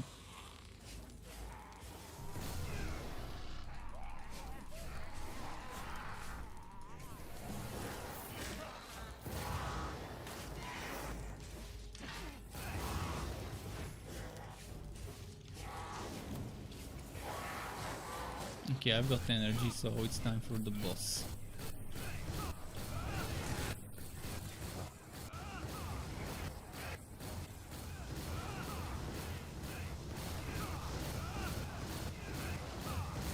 Oh shit, not a throw. Throw is the worst one you can get in this build. You have to burst him before he heals. Okay, good. Managed to burst him before he healed. This is the Rift Walker build from my website and from my channel on YouTube. Alright, enough of this build. Let's show you something less mobile, less spammy.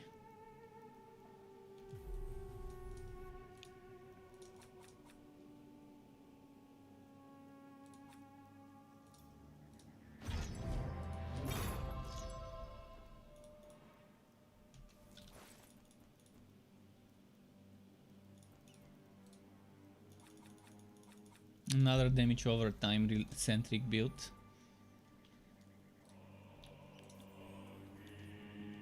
And I mentioned it earlier today, but this build has one crucial design flaw, and it's the developer's miss. This skill trigger a fire explosion that burns, repels and slows enemies. Instead of repel, it should be pulling the enemies, because it creates an area that does so much damage on the ground, so much damage. It does more damage than my melee skill, more damage than this one. It can do tens of millions of crits. It can do 30, 40, even 50 million crits solo. And you can stack multiple of those. It lasts for 4 seconds, but you can reduce the cooldown from various places and be able to cast multiple ones and stack them, and it just does damage over time. But the problem is it repels the enemy, so I do it and the enemies just get repelled. They can't stay inside for long. The only thing that you can keep inside is big enemies that have knockdown immunity, or some of the small enemies with knockdown immunity. You can see how I had 2 of them at the same time.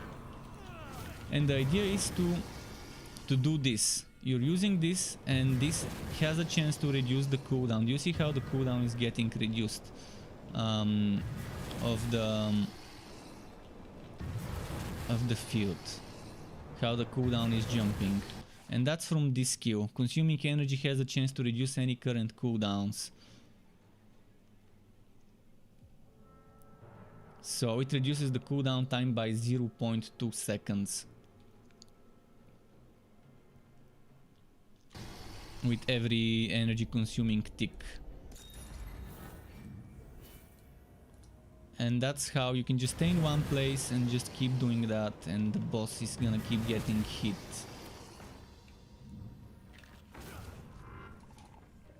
And on bosses it works great if it's not bosses that can be knocked back. And most bosses cannot. Most end of map enemies cannot be knocked back.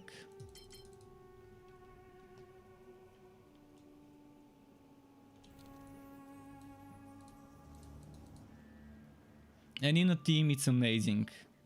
In a team, this setup, I love this setup in a team.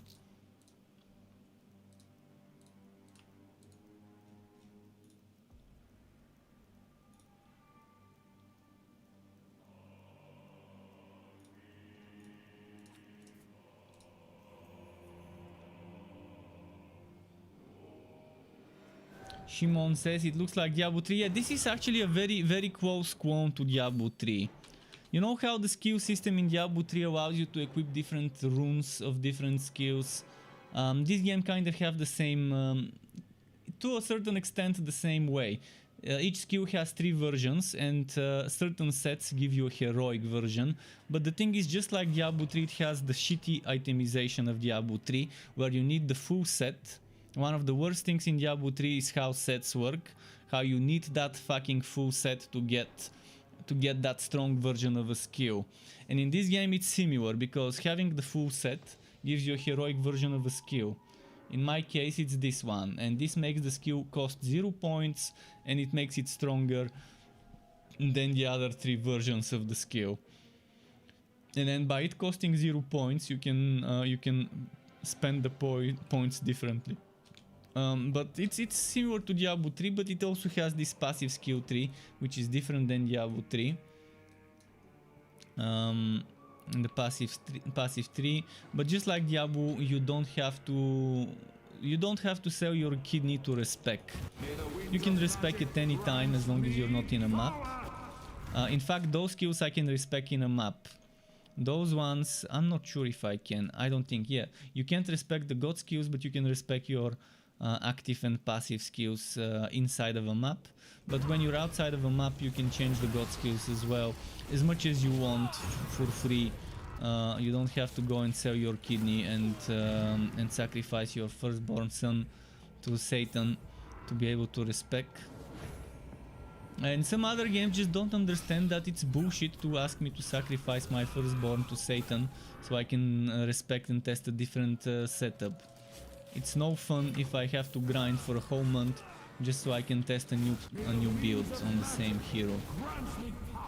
And this game gets it in regards to this. Diablo 3 also gets it in this regard. I know there's purists out there that don't like stuff like that. And for the purists, there's Diablo 2 Resurrected, so they can go and play that if they want a game with terrible quality of life in terms of skill respects and stuff like that. There is always that. It's not my kind of game. I had a lot of fun playing Diablo 2 when I was a teenager, but that's because I haven't seen people doing skill systems better. I haven't seen people doing skill systems like Torchlight 3. Where you don't need to invest into one skill to unlock the next one after it, the way it is in Diablo 2 and Grim Dawn. I haven't seen systems where it's like this or like Diablo 3, where you can freely respec and mix and match stuff and just make your own thing without having to grind to respec it. So when you've seen it done better, it's hard to go to a game that doesn't do it better and that does it the way it was done 20 years ago. And I understand they wanted to keep it as close to the original as possible, and that's fine. But Diablo 2, I'm gonna be honest and remove the pink tinted glasses, had a lot of things that have been done better now by other games. And one of that is the skill system, the other one is the potion system. I think Diablo 3's potion system is amazing. I think this game's potion system is amazing. Have it on a cooldown, and that's it. This game also lets you. This game actually also lets you use passives that let you trigger certain things, like a damage buff, or a damage reduction buff, or a cooldown reduction, or HP buff when you use your potion, and that's okay. Although I would have preferred if we didn't have those as passives, but actually a different potion you can switch and equip, and just have different healing potions. So Torchlight 3 halfway does it, halfway doesn't. Torchlight 3 has different potions, but you still have to farm them. You still have a maximum number of 20 potions, which is so outdated of a system. So it screams 2001. even actually 1999. Having to drop potions as a drop and find them or buy them from a store, and only having an X amount of potions you can carry. I would much rather take something like this game or like Diablo 3 compared to Grim Dawn or Torchlight 3 or Diablo 2 or Path of Exile. Simple. Give me a few versions of potions for healing. One of them maybe does less healing, more healing over time. The other one maybe more direct healing, but no healing over time. Maybe one that does less direct healing, but also gives me resistance or damage reduction. Or one that gives me damage. Let me pick one, put it there in my SWAT. Maybe if you don't want to call it a potion, call it a healing skill. And give me a few different healing skills that have different animations. That's fine. Maybe one of them could be an AoE field you can place on the ground instead of direct heal to you, so you can be more of a team centric, healing less but healing over time and the whole team. I mean, there's many ways to do that better than for example what is in some of the other games I've mentioned. But I think this game is as close as it gets to Diablo 3 in terms of skill systems and the potion and some of the freedom you get there. And it's also missing a lot of the things in Diablo 3 I wish it had. If it had the what was it called, the rerolling system of Diablo 3, the game would get so much better if it just had the rerolling system of Diablo 3, where you can take green items you don't need, turn them into materials, and then use the materials to reroll the affixes and to try and min-max your items. Because right now you really have to pray to RNGs to get the right items. Not really fun when you're left just to the RNG. And if you and RNG are not in a good relationship, then it's gonna take forever to get certain items with the right affixes on them.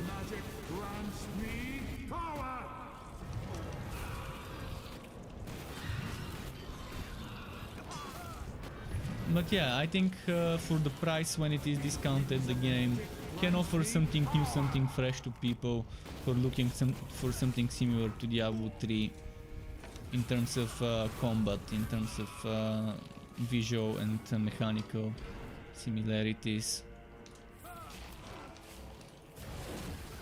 But don't expect it to have as much stuff as Diablo 3 does. Because it just doesn't. It doesn't have the team. It's not Blizzard. It doesn't have the budget of Diablo 3, and it doesn't have the team that worked on Diablo 3. Although Diablo 3 right now has a very small team, as far as I can tell. Most of the people are working on 4. May the winds of magic grant me power.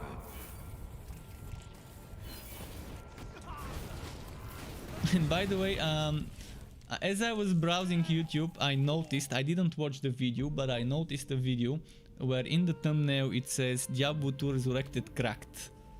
So, or a crack. So someone maybe managed to somehow crack the Battle.net or maybe crack the offline mode of Diablo 2 Resurrected, which is interesting.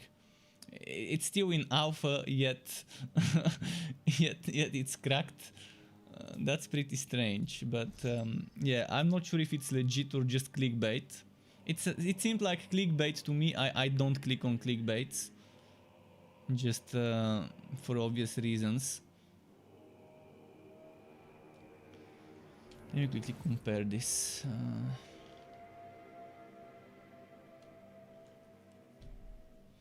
Nah, I've got almost maximum HP I can get on the other one. For 0.2 cooldown reduction it's not worth it. But I can keep this helmet. If someone plays on Steam, again, I can give you items. I have a lot of items. I've got mostly items for the Slayer, the Mage and the Engineer in my storage. But on every hero I've got a bunch of items in my inventory that I wouldn't mind giving you. They may not be perfect min-maxed items, but they're still gonna be green items to get you started.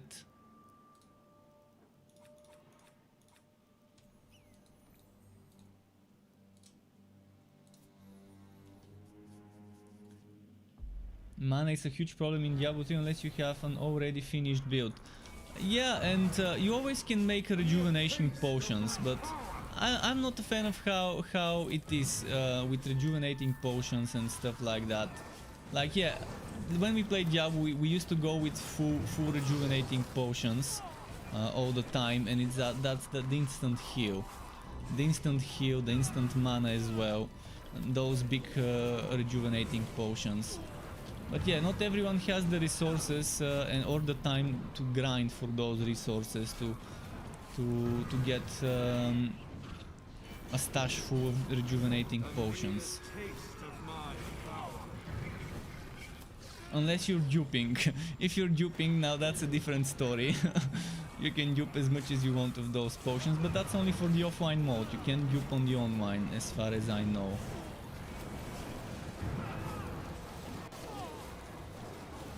Where's the damn healer? Oh, that's the damn healer. Well, let's get it.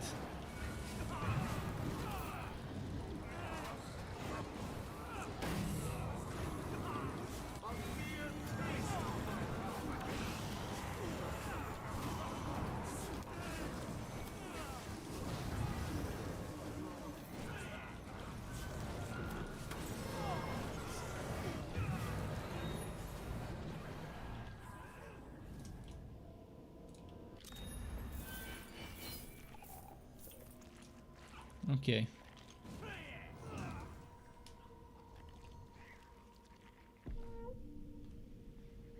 But yeah, nowadays we have been spoiled by seeing different games do different things better. I mean, it might be a game that's completely shitty and has one good thing about it, but if you take that one thing and add it as a system or as an idea, as a mechanic in another game that is not as shitty overall, it could be nice. And if someone makes an ARPG that takes a little bit from here, a little bit from there, like gets inspired and imitates other games, but also reworks those systems from other games in a way that makes sense and fits in the game.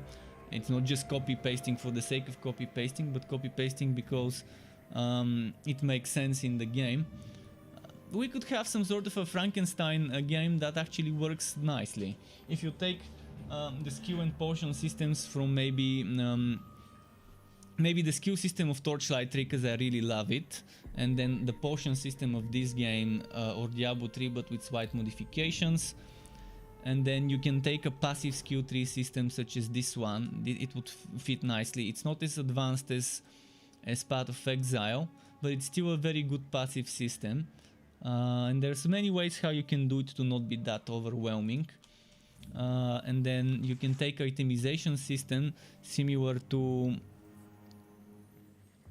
Torchlight 3, but with better drop rates than Torchlight 3, and with rerolling like Diablo 3 rerolling, and gambling like in Torchlight 3 and Diablo 3, and then you have Legendarium and the Kunai Cube in Diablo 3, great systems, amazing systems to give you power. And then the end game. This game has some great ideas, but they're also very badly executed. This is such a great idea, but so badly executed. All of those nodes should have been random. It should have randomized. So when I switch to rank 29, when I reach it, let's say I go to rank 27. So let's give you this example. I finish rank 20. I finish rank 19, and then I unlock ranks 20 all the way to 28. Every single node should be randomized. Of 28, 27, 26, all those should get a script that completely randomizes it. So that whenever I'm doing this, it's not gonna be always Norska. And this is not gonna be always Nurgle Swarm. Maybe some of those big ones should always be the same. This one, this one, this one, this one, this one, this one, but then the little ones should be randomized. And this should not always be Norska. And then a system that allows you to change the difficulty above the minimum. Chaos 2 is the minimum here. Chaos 3 is the minimum here. Normal is the minimum here, but allow me to go all the way to Chaos 10 if I feel like it. And then another thing that needs to randomize is the affixes, the red affixes. You see magical tornadoes appear, crit hit chance for all players is reduced. All of that should also be randomized the first time when it generates the new invasion. So I complete rank 10 and then I generate rank 11, 12, 13, 14, 15, 16, 17, 18 and 19. And each of those gets a completely different loadout in terms of monster types, in terms of affixes and so on. That's how this could have been so much more pleasant, and also to allow you to change the difficulty. No lower than the minimum, so this would always be at least 5. This will always be at least 6, but allow me to go higher in terms of chaos, so I can get more wood quality and more of a challenge. So good idea, badly executed. This one is great though, but we need more affixes. We need more affixes to choose from here. And some of the affixes are terrible. Some of the affixes shouldn't even exist. All right, let's do a map with this one. Let's do Nurgle.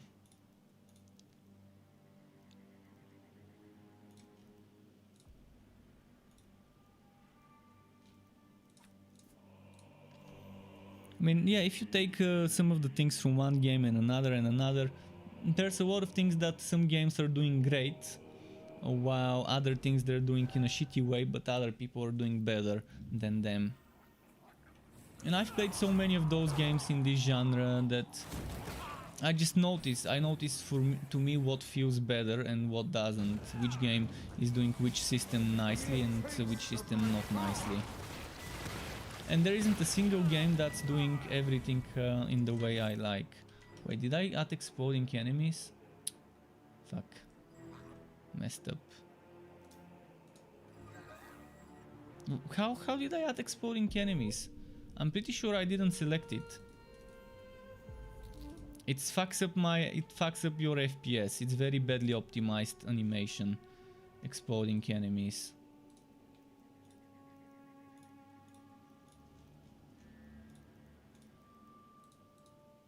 Oh, and now I don't have coins. GG. Now I have to do tower to get coins. Alright, let's do a few tower runs.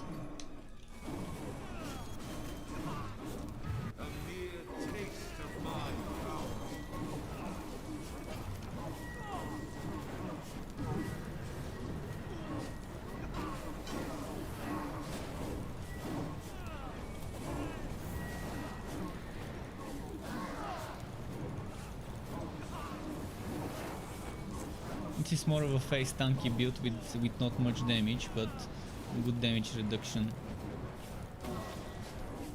Obviously there's still things you can face tank, but at least I could face tank those at the same time. But obviously that wasn't Chaos 10. On Chaos 10 I might need to dodge the attacks of one of them. Okay, 1 coin. Let's do another 2 of those Chaos Tower of Chaos maps. Just so I can get some coins. What's the time? 10:02 PM. I'm getting hungry, but let's do a bit more. And I might do some more Chaosbane tomorrow as well. We'll see. For now, if I find something better to play, something new, I will stream it tomorrow and play it. Almighty got patched yesterday, by the way. Almighty got some patches, some rebalances, some big fixes. But the things I wanted to see changed and didn't seem to get patched. Where I would go in the final map and then it wouldn't spawn the bastion enemies. It would kind of bug out and not spawn a single one. And I want to be able to reliably spend my time farming the resources I want. So I'm gonna give Almighty some more time to improve. If it improves that. I'm not sure if they even realize that this is a problem. Okay, let's do one more. Have you tried? Yeah, I've tried Last Epoch, but I don't like the competitive aspects of the game. I don't like how annoying it is to respec. I need to sell my kidneys to respec and test a new setup. I need to spend a lot of time grinding so I can re-level a new. I think the whole leveling of the skills shouldn't be the way it is. Yeah, you get levels up of the skills, but I think you should just get points. I think you should get points that you spent on skills to level them up. And those points shouldn't disappear. If you change your skill, you should still have the same amount of points to spend on the skills you want to level them up. And then you respec, you change your skill, and then you immediately spend those points on the skill you want. And you should get those points regardless if you have skills equipped in the slot or not. I think as you level up, you should get more of those points to spend. And then respecting the other thing is also kind of very grindy. I like games that respect my time and don't think of me as a zombie that has nothing better to do than to farm for ages and ages and ages. It shouldn't be that difficult to get a fully geared up build. It should be difficult to min-max a build, the last 5-10% of the build to min-max it, but you shouldn't need those 5-10%, they should be optional. They should be just for people who want to have that little bit of extra quality of life, of killing stuff 10% quicker than the other people. And Last Epoch, they don't seem to understand that. They seem to want to make games for tryhards. They seem to make games for Path of Exile players. That's their target audience. Path of Exile, the Path of Exile average player. That's the target audience of Last Epoch. And we know that Path of Exile is the perfect game for tryhards. People who are all about min-maxing and squeezing every little second of a map of a run. And that's not my way of playing games. And the competitive mode is terrible. You can't exit and continue tomorrow. You have to do it in one go. If you're doing arena, you have to do it in one go. I can do 5 levels today, then do another 5 levels tomorrow. Or maybe do 50 levels today and then do another 10 levels tomorrow and then another 10 levels tomorrow. You don't have the opportunity to exit every 5 levels and continue where you left off. You have to be a no-lifer and do it in one go. That's not fun. That's shit. That's catering only to the hardcore no-lifers that can just do an arena run in one go. And then there's the drop rates, and then there's the crafting system, which is great but not very well executed. A perfect example of an amazing crafting system but very badly executed, because it's very grindy, and the RNG is it's such a huge letdown there. But I like the classes, I like the skills and the abilities. I like the system where your active skills have passive skill trees. I just don't like how bad it is when you want to respec from one active skill to another one when you're testing builds. It's not user friendly, it's zombie friendly, not human friendly. So yeah, I don't like when developers make games for zombies rather than for humans. I mean, I understand MMOs are designed around being games for zombies, but ARPG, isometric hack and slash co-op looters, they are not MMOs. So I understand if an MMO has grind and makes you be a zombie that has to log in every day and has to do X dungeons every day, and then has to wait for the next day before they can do those dungeons. That's a system that fits in an MMO. Although even MMOs shouldn't have those systems, if you ask me. It's cancer to have such systems in games where you can only do X dungeons a day or X raids a week. But I understand it when MMOs do that, because they at least are trying to limit, to time gate you, but time gates are shit. You should let people play as much as they want whenever they want. If someone wants to play 20 hours during the weekend and 0 hours from Monday to Friday, let them. If someone wants to play 2 hours every day of the week, because they don't have much time. Let them, let people play and get their gear, their wood whenever they want, however they want. Not telling them you can only do X dungeons a day, you can only do X raids a week. And telling people you have to log in every day to get those rewards. If you don't, you miss out on them. Fear of missing out is the worst thing. The moment you start adding fear of missing out in your game, you failed as a developer. Which is one of the worst things about Magic Legends. Pay to win shop, fear of missing out designs. It's shit. It's a game that was designed around a payment model, not the other way around. With Magic Legends, for example.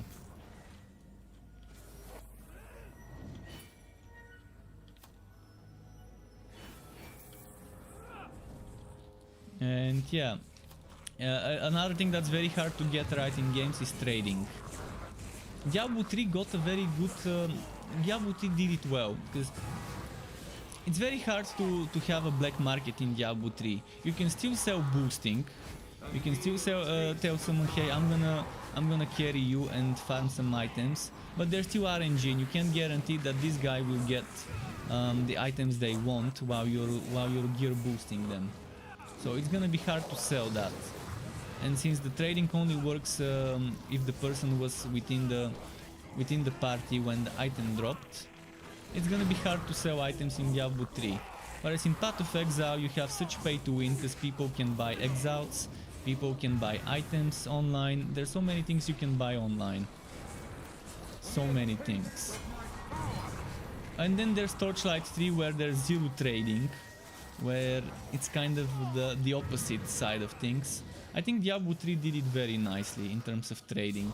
You still have some trading between friends, and you can give each other items, but it's not Path of Exile great trading, where everyone can sell items for real money, and there's a bunch of websites scamming people, and a bunch of people paying tens of hundreds of dollars every season to random dodgy websites.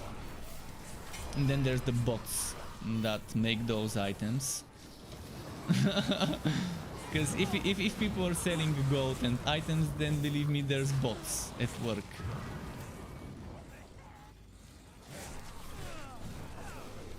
Actually, that's strange, because I actually really like the RNG with the cards in Magic Legends. That's actually one of the things I like. I'm not a big fan of RNG, but in this case, it gives me that feeling of playing a trading card game with an ARPG kind of setting. And yeah, it makes you save a card. It makes you, okay, I have this spell, and this spell requires a trigger before that. It requires a condition. Then I have another spell that I need to get to use to apply that condition, so I can use that other spell. So it makes you think before using spells. It makes you save spells and not use them immediately in your hand. So I actually love this thing. That's actually one of the few things about Magic Legends that I like. So I guess yeah, different people like different things in the games. But I didn't find it this annoying in Magic Legends to have this RNG aspect of the deck, and which goes in your hand.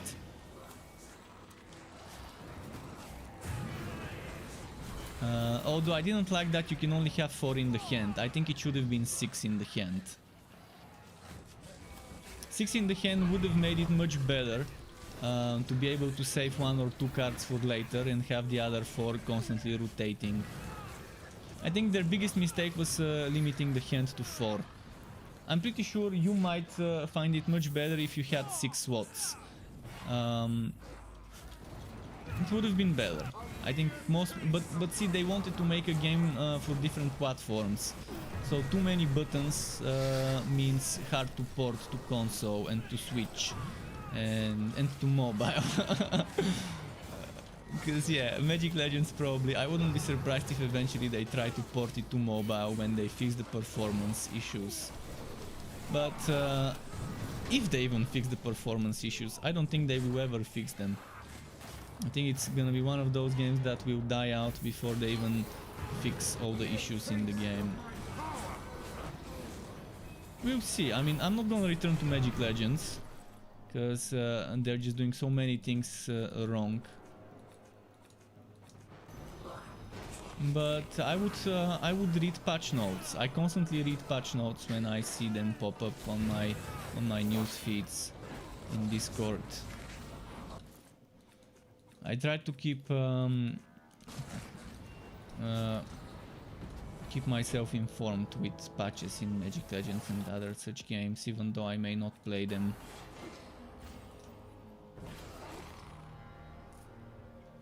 Six cards would improve the gameplay so much. And it's not gonna be overpowered having 6 cards in your hand. It's only gonna be... there's not gonna be downsides to it. There's gonna be only plus sides. Maybe in the PvP there might be some downsides, but as they mentioned many times, their game is not... The main aspect of the game for them is not PvP. PvP is not the main focus for them. So it would make sense to think of expanding the hand size to 6.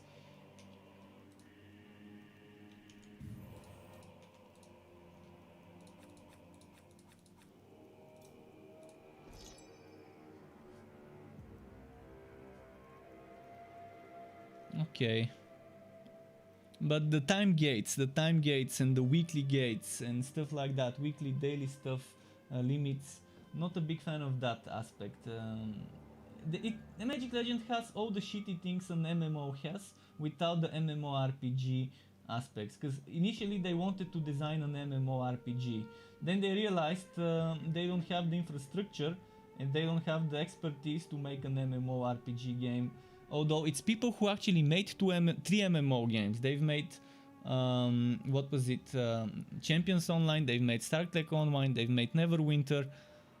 And you would expect they would know how to make Magic Legends into an MMO and properly balance things and properly design certain things and optimize things. Yet the game runs like poop. It's so badly balanced. There's so many, there's all those nasty things from MMOs without the benefits of an MMO game. So you don't get the massively multiplayer part, you just get the shitty battle passes, you get the shitty daily mechanics, and things like that. But yeah, I think that's gonna be it for tonight. I'm kind of getting tired. I'm very hungry. I only had breakfast and it's 10 PM. So it's time to go and make some food. But I appreciate everyone watching me on YouTube and on Twitch, and all the questions and stuff and the discussions we've had. Again, if you need help in Chaosbane, send me a message on Discord or just email me or just write a comment in one of my videos. If I see it, I'm gonna reply. If you have questions, don't feel free to send them. Don't hesitate to send them my way. And that's gonna be it for tonight from me. Keep it cool until next time, and goodbye.